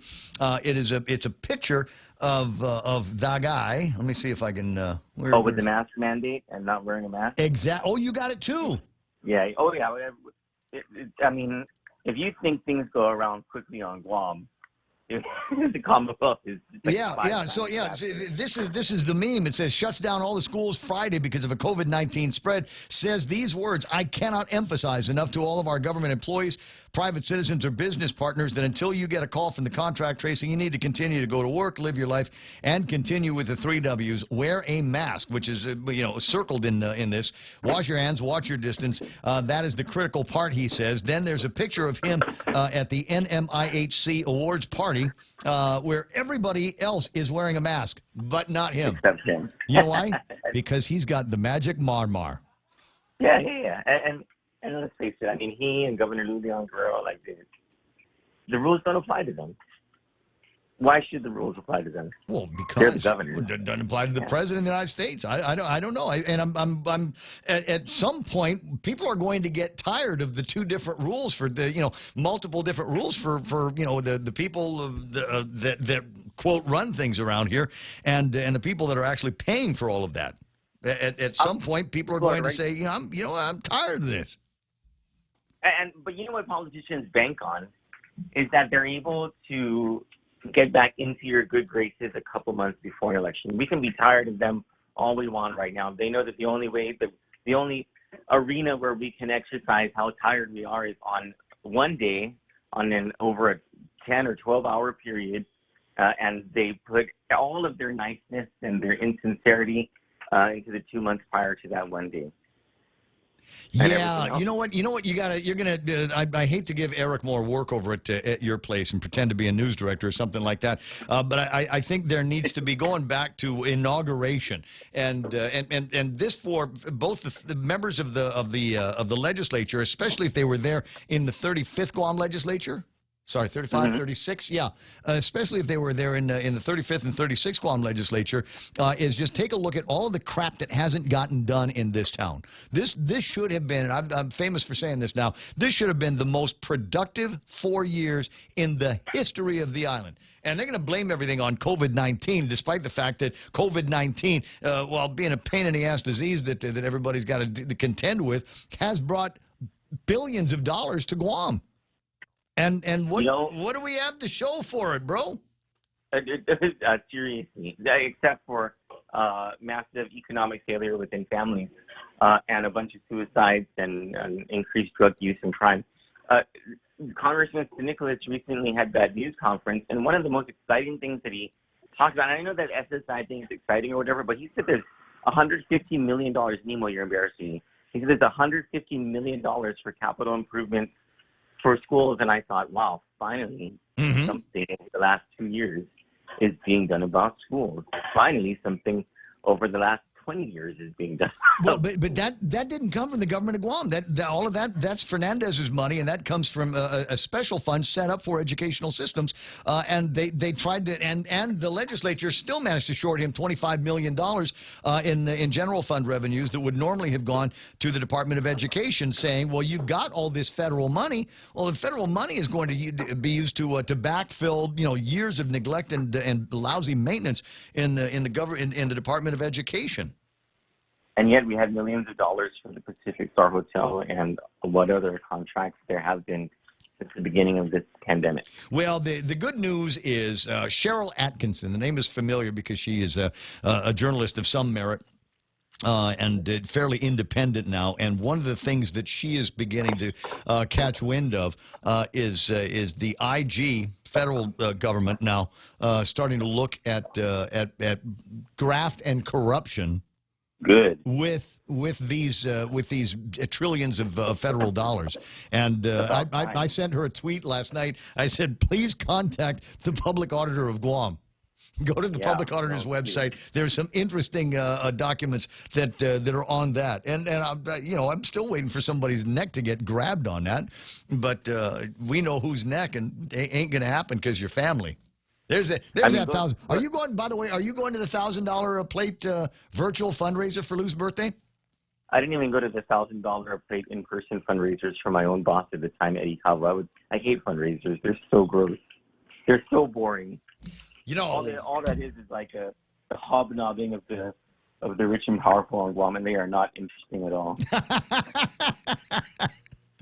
They are once they started drinking some Johnny Blue, but I think the same thing can be said for virtually all of us. Cousin Troy, I think these are going to be interesting days ahead. I would, you're already on top of things, but there's a couple of stories here that are coming out of KUAM that are just so interesting that and it would surprise. I would hope that the people over at KUAM see this for what it is. The Division of Child's Wellness, a new division that has been set up inside public health, arguably using rescue fund monies, which we're now probably going to have to live with this additional division even after the federal dollars run out. Somebody needs to check they're on. hiring more people? Well, this is Government of Guam growing. I guarantee it. The Division of Children's Wellness within public health is the headline. Fi Tyler Matanani, she wrote it, to develop a comprehensive plan that will manage federal funding to address the island's fragile child care systems. I don't know that they're fragile as much as, there's systems that are in place. And I think the reason why many of them are fragile is because there was, for a long time, federal block money, you know this, that would go to help parents pay for child care.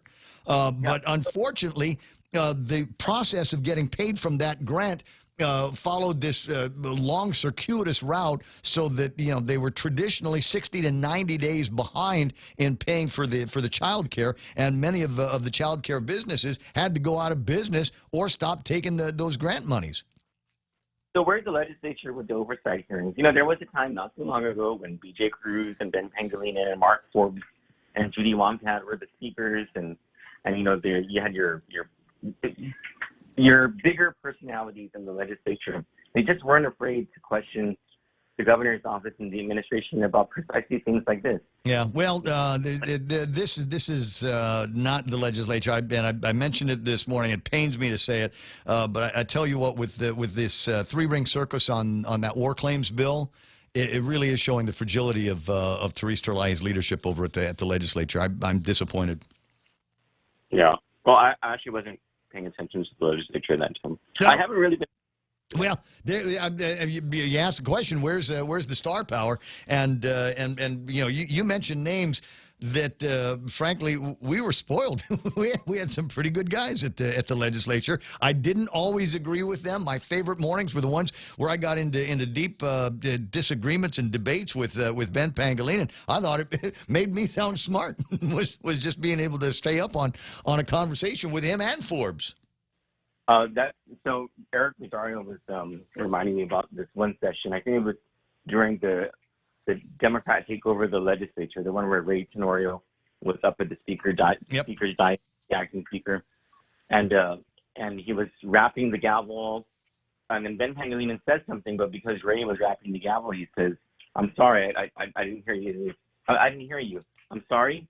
And Ben Pangilinan says, "Apology accepted." Tight. Oh my God. Well, listen, I know you've got some work that you got to get on, so I'm gonna let you to it. You have a fantastic rest of the day, Cousin Troy. Always a delight spending time with you. Have a good day. I will. You too. Did she ask about me? No. Are you there? Sorry. I'm sorry. Just being me. It's Picaroo. I wonder if Picaroo means the same thing up there as it does down here.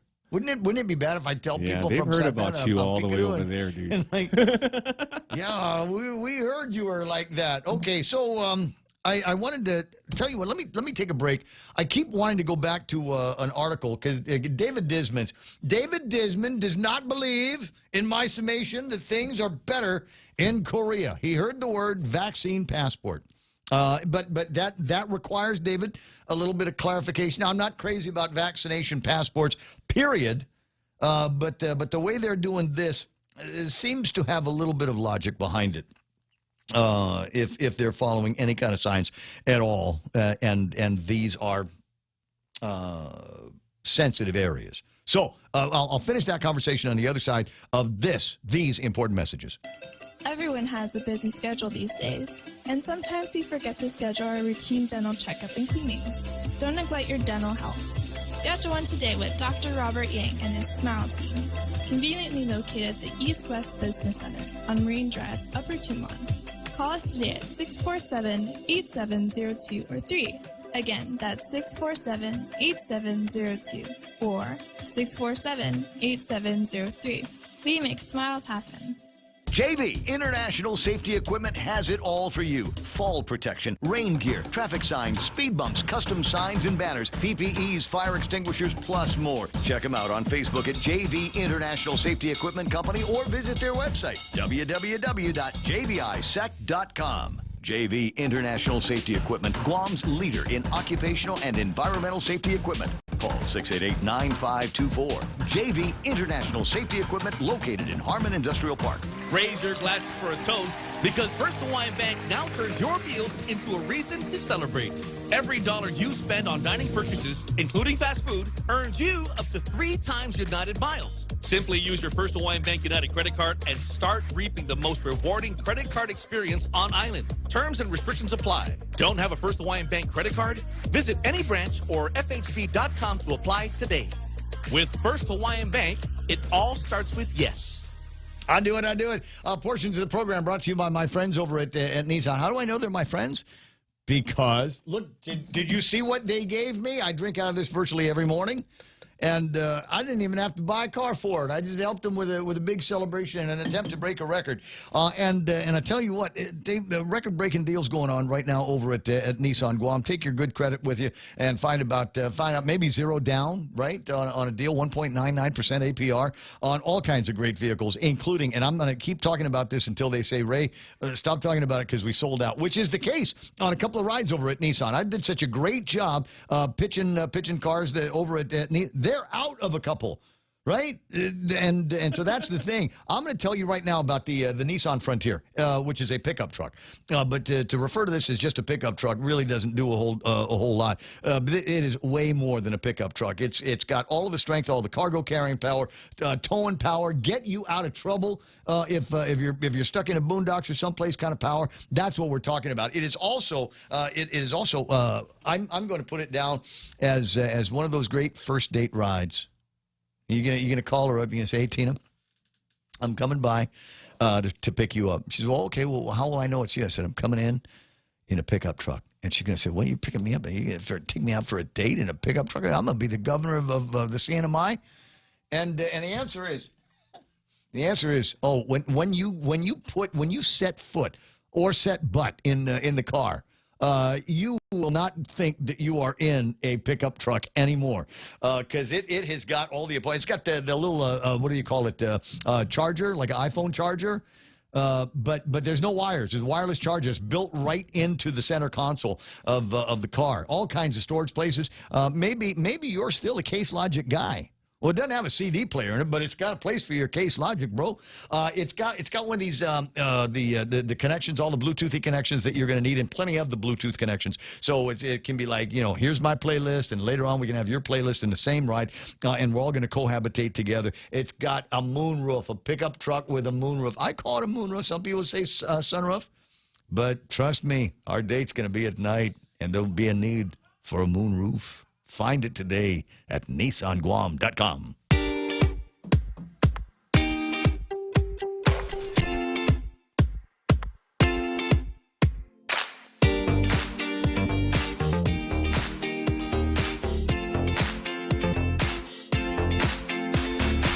My God. Oh, is this something I want? There's a new T-shirt. I'll put it up on. I got to hold the phone up so you can make the thing out. Hopefully, it'll focus on it. But there's a character, a meme character that you'll see in social media every once in a while, and it's what they're referring to as a libertarian shirt, and it's a sign of a guy, and he's got a mask on, and he's got 1, 2, 3 hypodermic nurdles sticking out of him, and it says, "Govern me harder, govern me harder, Daddy." It's where we are, baby. It's where we are. I was talking with Mark Mendiola earlier today. He's like, yeah, I want to get everybody back in face-to-face, but, we still have some people that want online learning. I'm like, dude, yeah, I know people that like liver, but I'm not, the world doesn't turn around these people. They're a small subset of the community. I know there's people listening right now. They're going, but I like liver. I get it. I mean, whatever. But not everybody likes liver. But everybody, wants to eat in a restaurant, but nobody wants to go to a restaurant that serves only liver. You know what I mean? So everybody got to get back into the fold in the way it is supposed to be. You want online learning, keep the kid at the house, maybe pay for it yourself. But everybody else needs to get back to school, and teachers need to be in the classroom. And I think that the test scores in the future are going to bear that out. There's an interesting editorial, I think it's in the Daily Post. My friend Sammy On has written that, and it is in response to another editorial where basically where they're gaslighting you, saying, hey, it ain't that bad. And don't worry, we're all in this. No, we're not all in this. There's a ton of places around the world where the kids never lost a day of school. They were in there all day, not wearing masks. They went back to school because there's science and the truth said we don't have to worry about the kids. They're not going to get sick, and if they do, it's going to roll right off them. So that's that. So there's a lot of kids that our kids are going to be in competition with for spaces at universities. They're going to be in competition with them for jobs. They will be in competition with some of these kids for positions in the military. And can you honestly say that this version of education that we've been doling out to them, even in the private schools over the last couple of years, is how many of these kids, the first thing that they're going to be eligible for is remedial education classes, math and English. Why? Because you didn't learn anything in this cohort A, cohort B thing, and we need to give you 180 class days, and we didn't because COVID. Oh, boy. Oh, darn. See what's going on around here. I just worried that we're setting up our kids to be somebody else's slaves. 9:36, Ray Gibson Show. Korea, I think, is on to something. And I'm going to say that we need to take a look at what they're doing and likewise do it ourselves. I gave you the beginning of this in a second. Let me get into some details. The push for a living with COVID-19 comes as South Korea grapples with a high daily case numbers, though they remain far below many of the worst-hit countries, and serious infections and deaths are low in Korea, relatively speaking. Last week, South Korea met their goal of vaccinating 70% of their 52 million people, paving the way for the planned return to normal. It has now fully vaccinated about 72% of the population and has given at least one dose of a vaccine to more than 79.8% of the population. Now, doesn't make any difference to me, except for the fact that it makes a big difference here because we've got, 90%? Is that where the new number is? Yeah. Of our, excuse me, eligible. I got to drink of water. 90% here. But that's not good enough. No, it's not. We want 100% of the eligible population. And then we'll have herd immunity, except for the people that get breakthrough cases. Are you following the science here? Come on, Fauci. Anyway, they've got those numbers, and they say, okay, that's good enough to get us back to normalcy. How is it that their 72% is enough to get them on their way to normalcy, but our 90% here isn't? And there's 52 million people there, for heaven's sakes. It eclipses our population by thousands. While never under lockdown, South Korea has been battling the fourth wave of infections since July, when the government imposed tight gatherings and social distancing restrictions there. Outdoor sport events are allowed now to take up to 50% of spectators, and up to 100 people can attend musicals or concerts regardless of vaccination status. Did you hear that? 100 people can attend music or concerts. Well, it's not big ones, obviously. Inoculated people will be allowed to consume popcorn and soda inside movie theaters. Wow. Visits to high-risk venues, such as bars, nightclubs, indoor gyms, saunas, and karaoke bars will require proof of vaccination or, David, a negative COVID-19 test result within 48 hours. And look, I tell you what, my guess is, because I know Mama San, and they're going to have a sign in the front that says, we want a vaccine or you got to show us a negative test. And if you like, you can show it to us in the back of a $20 bill, and that will be sufficient. South Korea has launched their own vaccine app that says it protects user privacy through blockchain technology, just like your Bitcoin. While private gatherings will be allowed with up to 10 people nationwide, regardless of vaccination status, restaurants and cafes will keep a cap on up to 4 unvaccinated people per group. And that's going to be like self-attestation, dudes. They're going to go, okay, we got 10 people here. Is everybody vaccinated? Yeah. Is anybody unvaccinated? Yeah. Oh, just get inside and eat with our stainless steel chopsticks. Have you ever noticed that about eating at Korean places? Is the good ones will give you these stainless steel chopsticks that food slips right off of. Is that difficult? Is that a diet thing? The kimchi just goes. Who's gonna eat with the bowl literally in your face? Authorities have said that focus on hospitalization and mortality rates rather than daily mitigation and expand self-treatment for those with only mild COVID-19 symptoms. That sounds like, wow, there's an idea. So not everybody has to go to the hospital. When they get COVID-19, we just sit around the house and drink Tamiflu and take a Advil. Imagine that. The Korean Medical Association and experts have warned that the timing of the switch to the new strategy with a relatively high number of cases and as winter approaches may fuel a rise in COVID-19 cases. On the other hand, I'm sure that the people, non-experts of South Korea said, you can shut your mouth. We don't care. We're not going to live like this anymore. South Korea reported 2,124 new COVID cases just Thursday, bringing the cumulative tally to 360,000 infections and 2,800 deaths for the entire country. And that's basically the story. So easing restrictions, curbing the restrictions, and telling people we're going to live with COVID-19. And it doesn't sound like it's all that difficult or tricky. There's not really all that much, I think, that would need to get undone here. Maybe I don't even know if anybody's. When was the last time anybody mentioned anything about social distancing? No, right? I mean, you can still. They still have like the circles that you've got there to remind everybody about it. But I don't know that I pay that much attention to it. I don't know that I'm social distancing much in when I'm around people as there was before COVID-19. Maybe in the gas station for a little bit. No, not even really there, because I'm just here for my newspaper, lady. Or you know what I like is I will tell you about one of my favorite gas stations. It's a Foodie Shell in Isagana, over by the Burger King. You know why I like that one so much? Yeah, because it's got the beer cave. It's got a beer cave, but it's also got these little ice cream things right before the cashier. Yes. So you got someplace to put your beer. Oh. So you don't have to carry it while you're waiting for the transaction. A popsicle. Well, I'm sure they're good popsicles.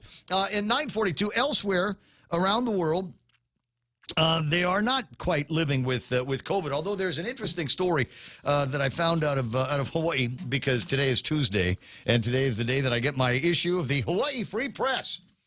And I'd love to see something like this happen here. It is a mutiny. What?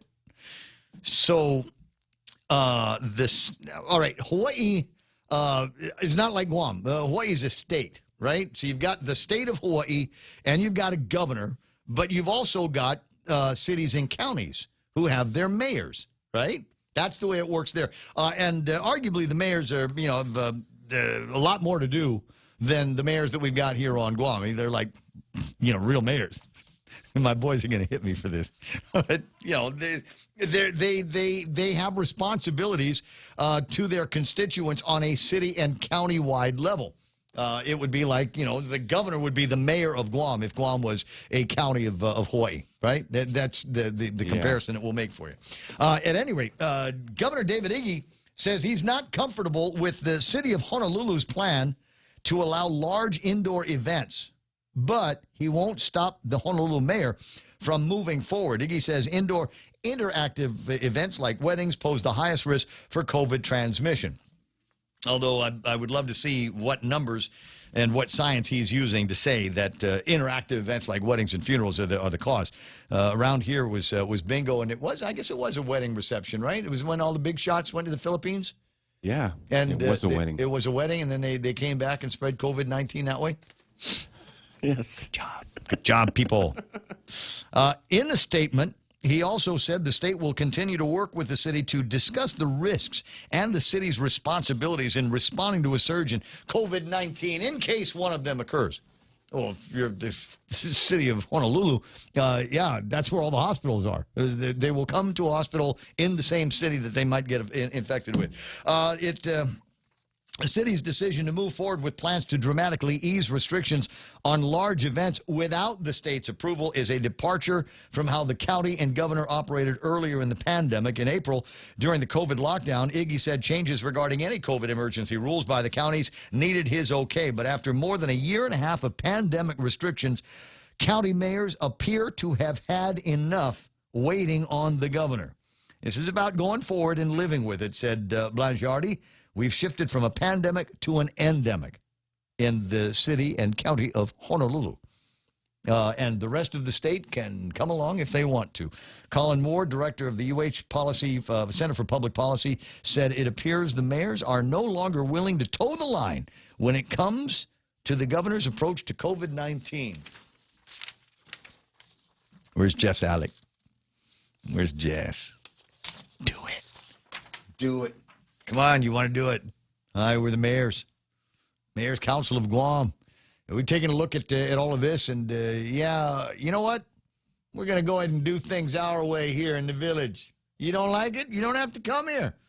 It's a village of Petey. They're not doing, mask wearing in the village anymore. No longer mandated at the stores and at the church and at the mayor's office there. Don't need to wash your hands if, you want to come in with dirty hands because you work the land, because you're a land worker guy. Then just come on in. We're not going to give you a hard time. Put up big signs that says COVID-19 doesn't live here in the village of Petey anymore. What's that? You don't have to, you're going to be a fireman or policeman in my village? No problem. You don't have to get vaccinated. No vax mandates, no mask mandates in the village of Petey. Who else could do something like that? If just Dedido did it, then it would be awesome. Where's my mayor, Rudy? Rudy, MTM, bro. Come on. Got to do it.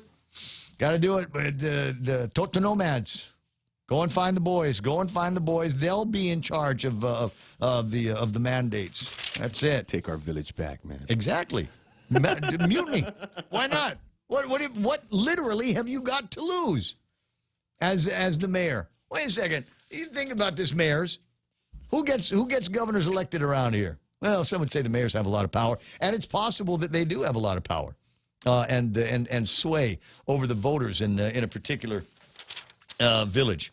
But is it possible that you could do something like that? Just as I said, take advantage of your own power. What's the governor going to do?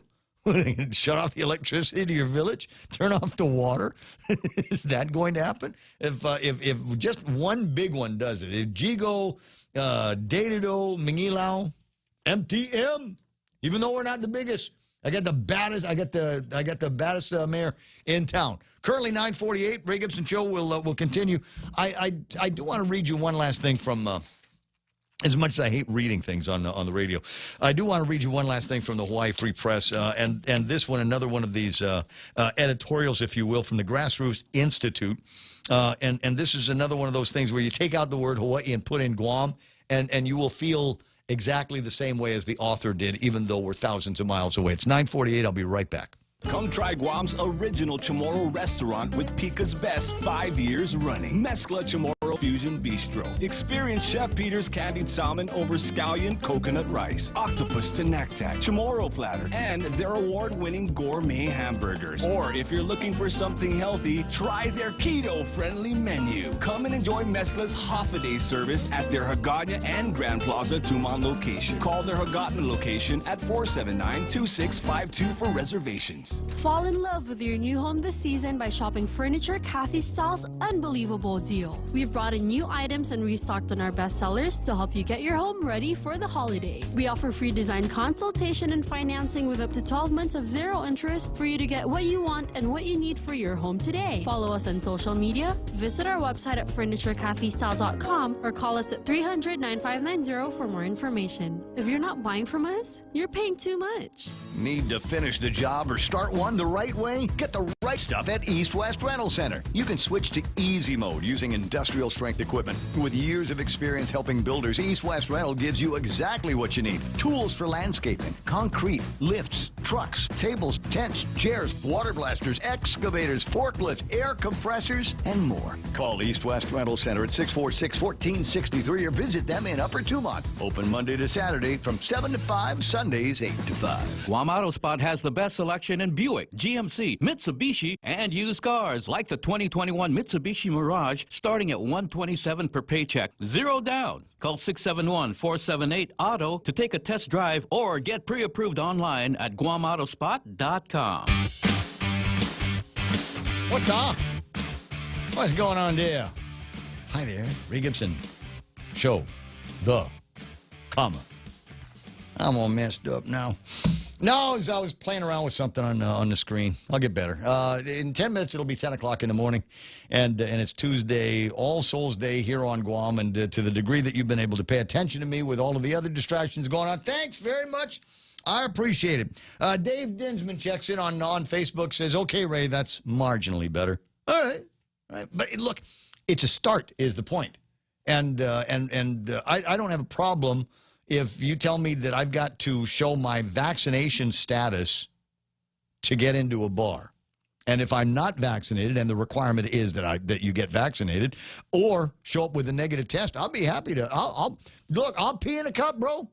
If that's what it takes, you need me to pee in a cup to prove to you I don't have COVID-19, I'm your man. But it's a start. And eventually when they find out that it ain't all that, they'll go, oh yeah, we don't need to check for this at the door anymore. Brennan Fausto says, go, Ray Gibson, go. This jarhead's got your 6. I appreciate that.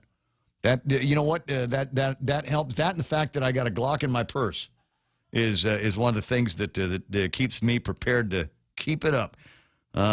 Somebody writing, we think we need to go back to 21 senators. Randy says, why when one dictator is all you need? Margaret Estacchio, Jerome McDonald is online. Bill Mayfield, what's that? Who's ready? And it looks like there's a jar of honey and a bee and beer and a football. Is there football today? Is Tuesday? Oh, I don't know, man. Yeah, it could be. I don't know. Sandra says, I expect to see y'all out there campaigning for whoever you're supporting this upcoming election. This election is important. The BS has got to stop. Lou Mendiola online. So's Alan Ricaggio. And Brendan Fausto says, Jarhead always ready. Hashtag get some. Love it. Love it. Got to be like that guy they arrested up in Dededo the other day for breaking windows. I'm just mad. I want to get in a fight. You ever get that mood? Yeah. Not me. I'm a peace-loving guy, man. Every time I show up here, I'm in that mood. Just all of a sudden. And then you make me laugh, and I'm okay. It's the beauty of the world. Step by step, in line with the government's plan to gradually return to normalcy with its Living with 19 scheme, the airline industry has begun preparations for more overseas flights. I told you I was going to read this story 2 hours ago. Sorry, I've been busy. It took 19 months for the airline to resume the route that it was halted as travel demand plunged after the pandemic outbreak. Korean Air has scheduled more flights to Guam, operating 2 flights a week, up from 1 flight a week. There's a few other lines in this story that I think are interesting. Korea's biggest budget carrier, Jeju Air, will operate private flights for golf tours starting November 5th to Chiang Mai and is planning to resume flights to Guam from Gimhae International Airport before the end of the year. LLC operator Air Seoul, which shut down all of its 19 international routes in March of 20, will resume flights to Guam starting December 23rd, 2 flights a week scheduled after that. So when we start talking about green shoots in the hospitality industry, the Korean hot pants are coming back. They're coming back. I'm sure there's something for the girls to look forward to. Have no idea what it is. Don't have any idea what it could possibly be. But for us guys, the Korean hot pants are coming back. Sandra, don't judge me.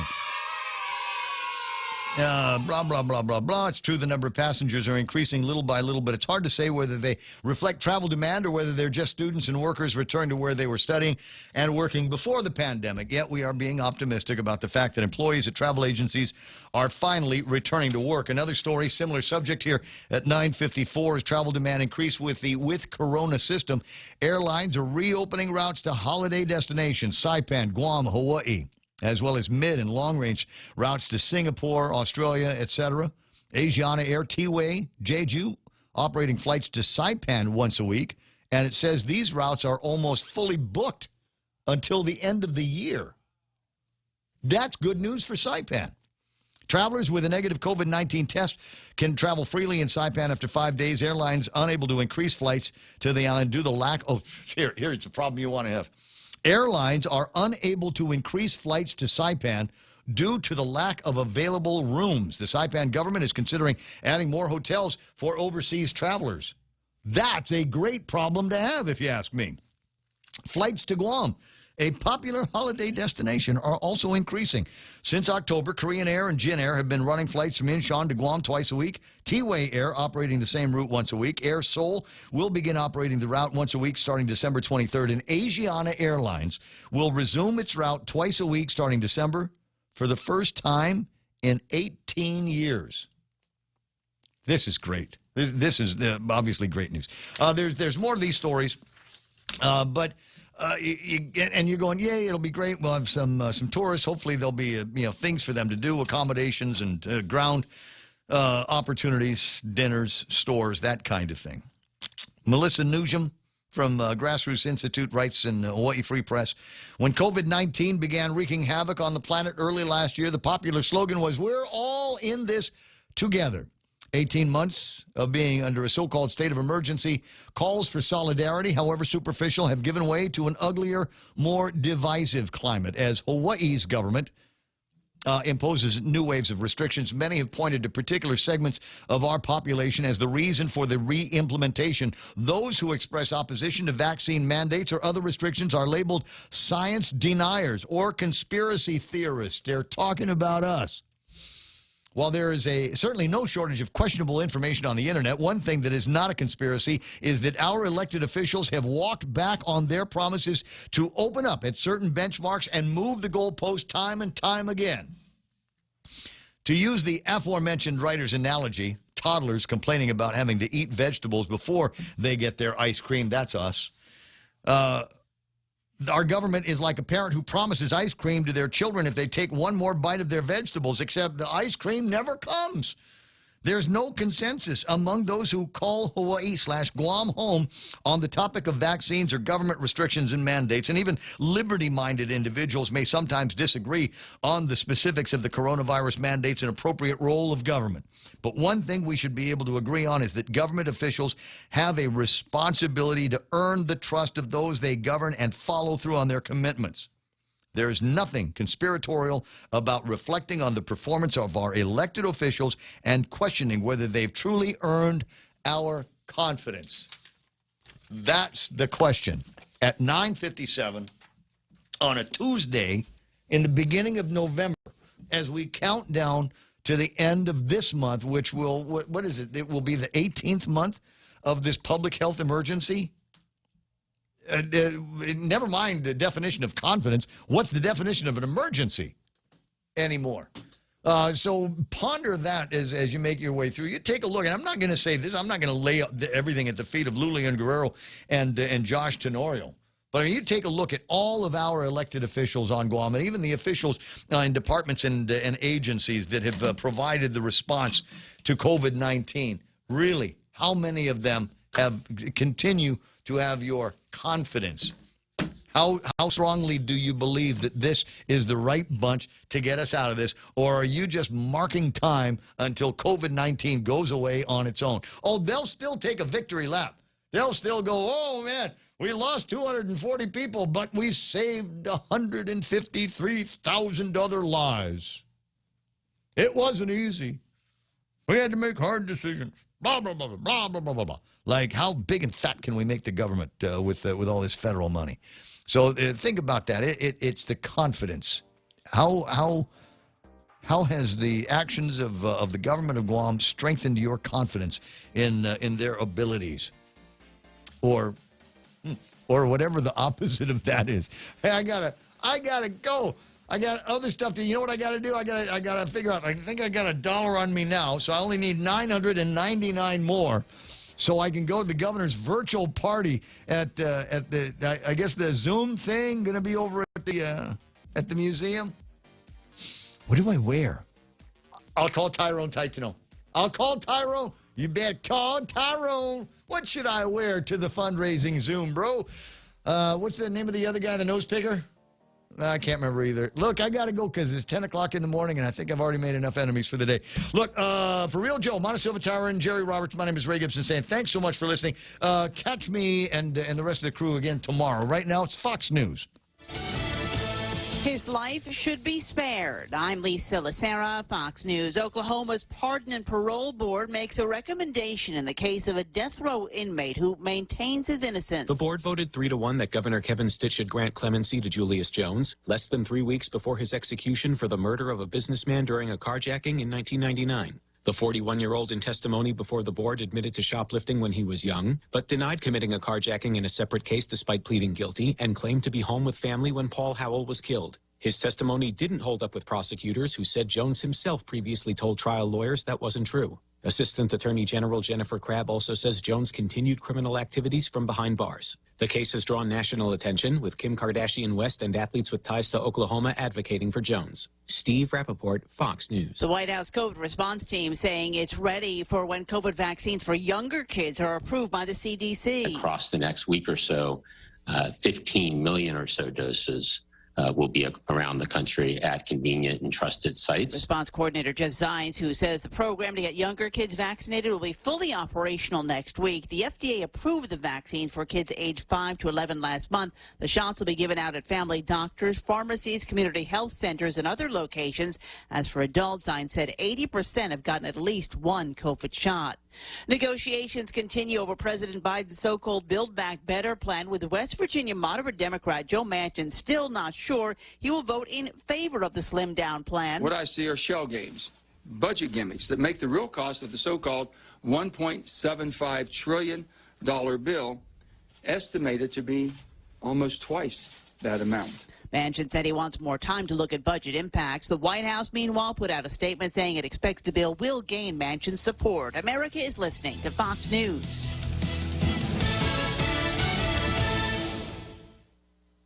Hey, it's Brett Larson, inviting you to download and listen to the new daily Fox on Tech podcast. There's part of a colorful late 90s iMac on Mars. It's an idea that seems a lot like Kickstarter, called Build It. This isn't the first time we've heard about North Korea hackers trying to get a leg up on COVID-19, a range that was used for satellite TV service in the 70s. Get the latest trends in technology, cybersecurity alerts, and gadget news daily. Subscribe and listen now by going to foxnewspodcast.com or wherever you get your podcasts.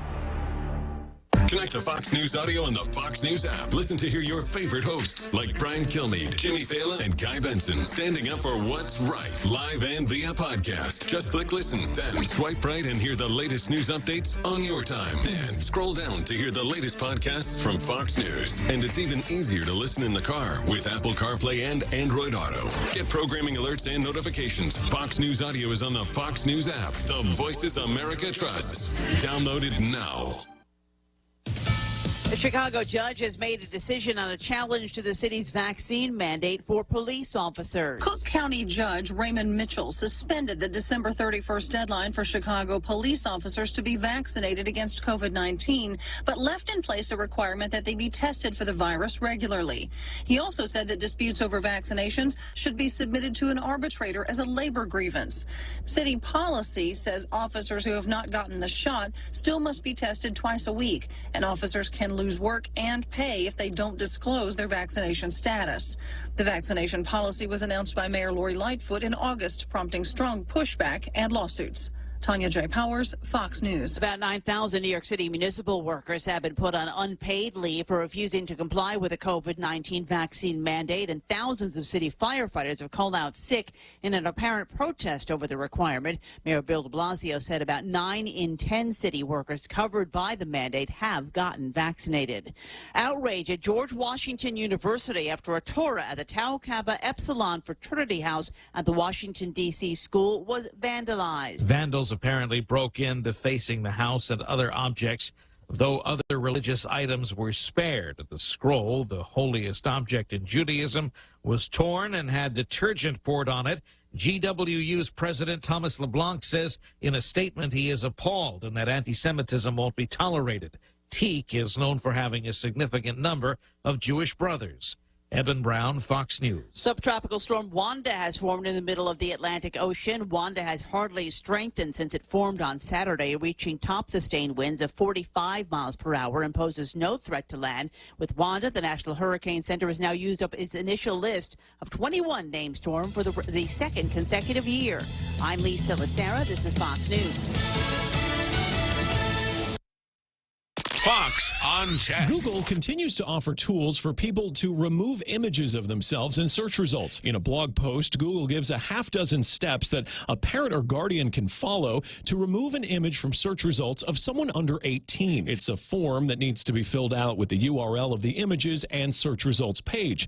Google notes, however, that simply removing something from search results doesn't remove it from the web. For that, a user would need to contact the webmaster of the site. Google offers tips on how to do that as well.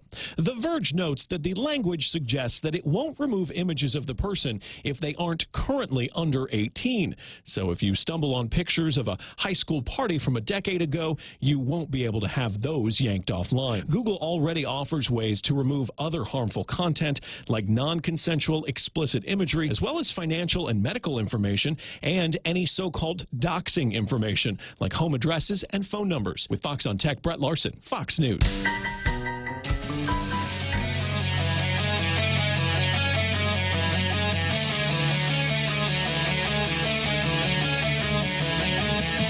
From the Fox News radio studios in New York City, giving you opinions and facts with a positive approach. It's Brian Kilmeade. Thanks so much for listening, everybody. It's the Brian Kilmeade Show, 1-866-408-7669. I'm going to be speaking to Ronna McDaniel, running things for the RNC in a matter of moments, and Andrew McCarthy at the bottom of the hour, talking about why these mandate challenges on the highest level of highest courts all seem to be failing, as well as the problems that Governor Cuomo's having. So we have a lot of poll numbers to go over. We know the President of the United States arrived in Scotland to give away our advantage in oil and gas and tell everybody the world's going to end before you know it. We know we had 7 years. I think AOC gave us 7 years or 12 years the world was going to end. I don't know what year we're in now, but I assume that she'll tell us because she'll stop running for re-election. So let's get to the big three. Now, with the stories you need to know, it's Brian's Big Three. Number 3. Well, I think that one of the dynamics that's unfolding right now is frustration among moderate Democrats on Capitol Hill. They don't feel like the White House has a strong enough legislative strategy. The fact that President Biden didn't call for a vote on infrastructure on Thursday, I spoke to some people who said if he'd done that, it's possible he would have gotten it. See, do you understand this? It's nuts. He didn't ask for a vote, yet delayed his flight, went to Capitol Hill for a second time to talk about his framework and didn't ask the raging liberals to vote for it. Meanwhile, the moderates just sat there and the liberals just sat there and they got nothing done, or I should say extremists. The spending palooza has been a loser for Joe Biden. The Democrats, as new polls show, Joe is losing popularity faster than the Detroit Lions are losing football games as the economy wobbles and energy prices soar as he lands in Scotland for the Green Summit while the world's leading polluters stay home. Number 2. If Terry McAuliffe loses, Katie barred the door. I mean, it's the deluge. Because you think it's that catastrophic? Yes, it's catastrophic, and it's a panic button because last time a Democrat lost, and you know this, last time a Democrat lost Virginia, we lost 60 seats in the House, right? Cornell Belcher talking about that on Meet the Press. Virginia governor's race. Never has one race said so much about party politics in the country than the Youngkin-McAuliffe race. The last-minute strategies that both have employed that seem to have blown up on the former governor, and who is likely to prevail on Tuesday. We will discuss. Number 1. Firefighters who are unwilling and who are taking the sick out, like immature high school students, compared to the firefighters who rushed in to save lives from the World Trade Center as it was crashing down. It just is such a disservice to the legacy. Yeah, Elise Jordan talking about mandate mania has turned into mandate insania. 24,000 New York City workers have either quit or been suspended or called in sick because of the mayor's idiotic vax or out policy. Who is picking up the trash, walking the beat, answering five-alarm fires? Too few. This is the utter definition of self-made crisis. And with me right now is RNC Chairwoman Ronna McDaniel. Ronna, welcome back. I don't hear her there. Either that, she's giving me the silent treatment, which does happen. Great to be with you, Brian. I'm here. Oh, there you go. Can you hear me? Yeah, Ron, a couple of things. First off, there's a few things happening right now, one of which is we have a country that's pro-vaccine, but seems to be, even though the polls indicate differently, against the mandate. Youngkin is against the mandate. McAuliffe is for the mandate. What's happening in New York City, as liberal as it gets, with firefighters, sanitation workers, soon-to-be correction officers, and cops, what is your take on how this is playing out around the country?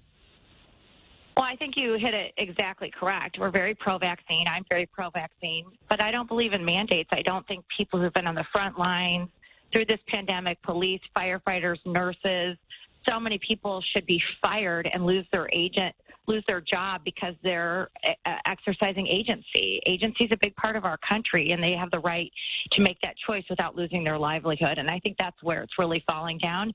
To have 23,000 potential firefighters and police off the job in New York as crime rates are spiking just seems insane to me. And it's because the Biden administration has not done a good job addressing the concerns people have about taking the vaccine. Instead, they've tried to force it down people's throats, and that's never going to work. Because some of the polls say the majority of the country is for the vaccine mandate. So he probably thought he was in good stead. But what it does is it's alienating a lot of people who don't want to get their medical advice from a politician. The vax rates on the fire department is 73%, 84% for the cops, sanitation workers 79%. You're never going to get 100% in anything in life, let alone a vaccine, which was found last year. I mean, to me, it just defies logic. I'm not sure where that's going to go, but it all played into this Virginia race. A lot of people saying that this means more than just who's the next governor of Virginia. What do you think, Ronna?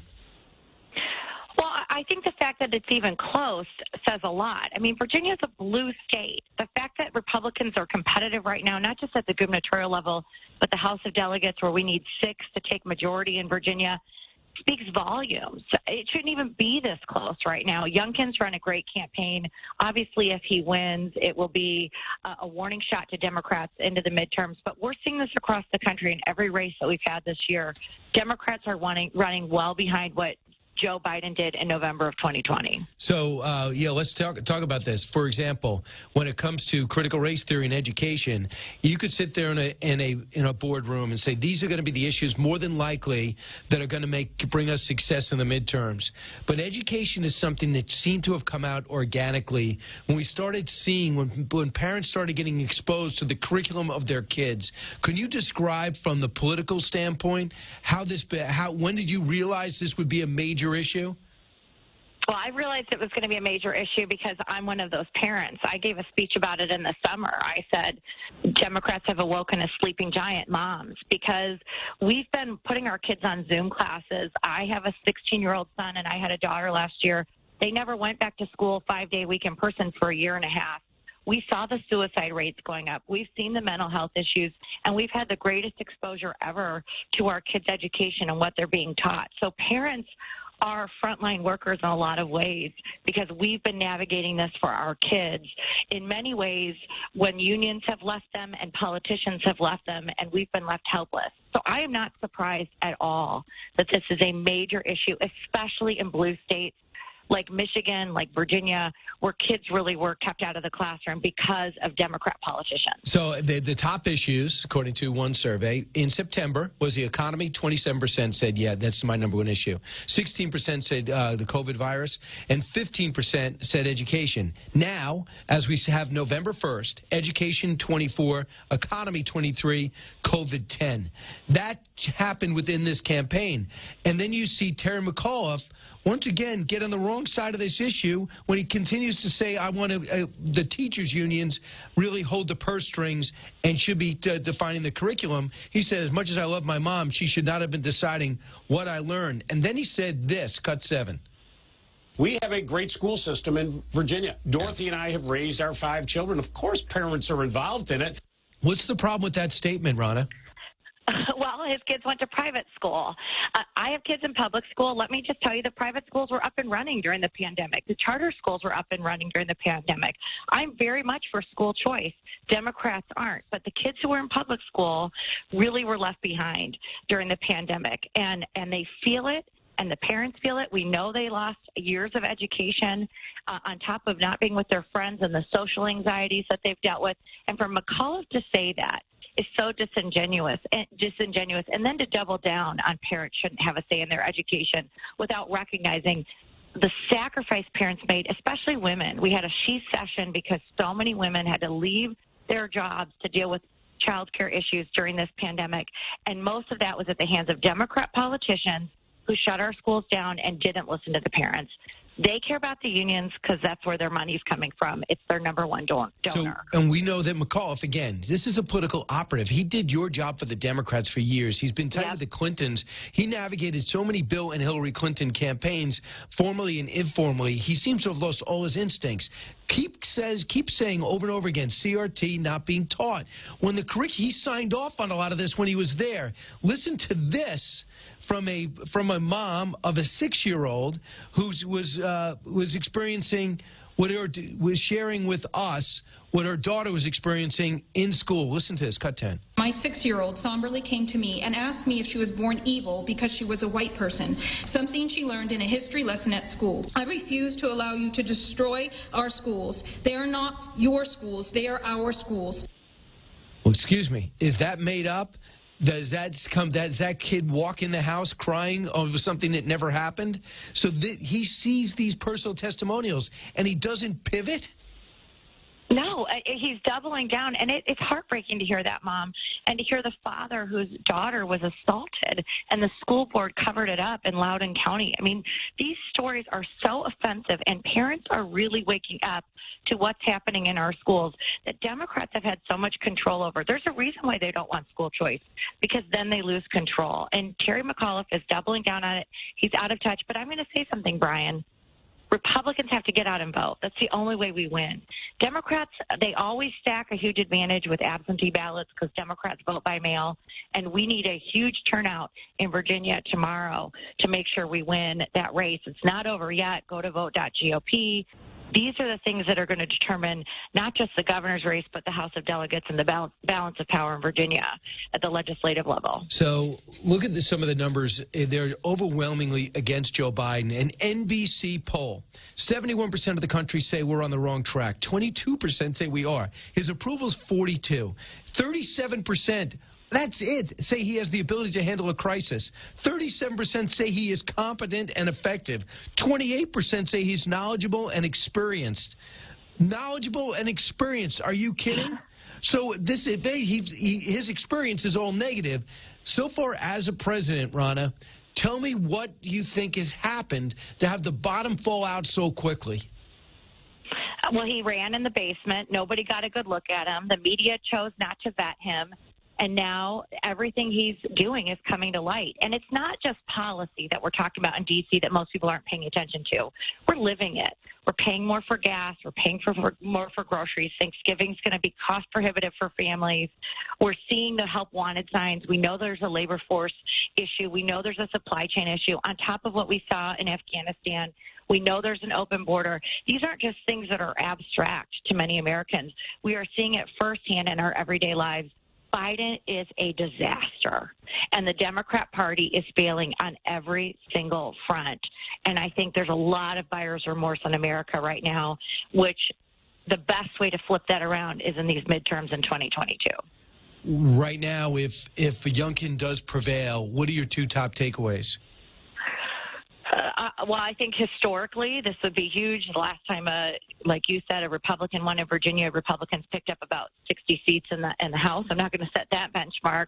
But two, it's a total repudiation of Biden. I mean, McAuliffe has brought in every surrogate, Obama, Biden, Harris. He has run with everybody. He has wrapped himself around Biden, and it will be a total repudiation of the Democrat Party and the Biden administration. I also think, you're the pro, I also think that we should really rethink as a country, if I'm a candidate, who you want as a surrogate. Why have any? Youngkin said, I'm new. Exactly. I'm going to work around. I got to address the people of Virginia. So do you bring in the superstars on the Democratic side? Now you have Barack Obama, Joe Biden, Jill Biden, Stacey Abrams. You have Kamala Harris cutting tapes for every church, 300 black churches in Virginia. Now, if he loses, they all lose. You have to pick your spots in your business, it seems, Ronna. It seems like Democrats just thought they were going to overwhelm people with star power. Dave Matthews is a good singer. Does that mean you want McAuliffe to be a governor? And Pharrell Williams, who came in and didn't even say vote for McAuliffe, and that was one of their surrogates. I mean, I think Youngkin's done a great job focusing on Virginia, talking about his business experience, not trying to wrap his arms around anybody else, but making it about him and his candidacy. And it's really been a contrast to McAuliffe, who's having his parade of swamp creatures from D.C. run through the state with him. And that is just not what Virginians want right now. I don't think so. Well, we're about to find out. The state looks so red, but the population centers are all blue, so they have to come up. Yep. They have to find a way to close the gaps in places like Loudoun County, where I think Donald Trump lost by 20. Thanks so much. Appreciate it. Ronna McDaniel, your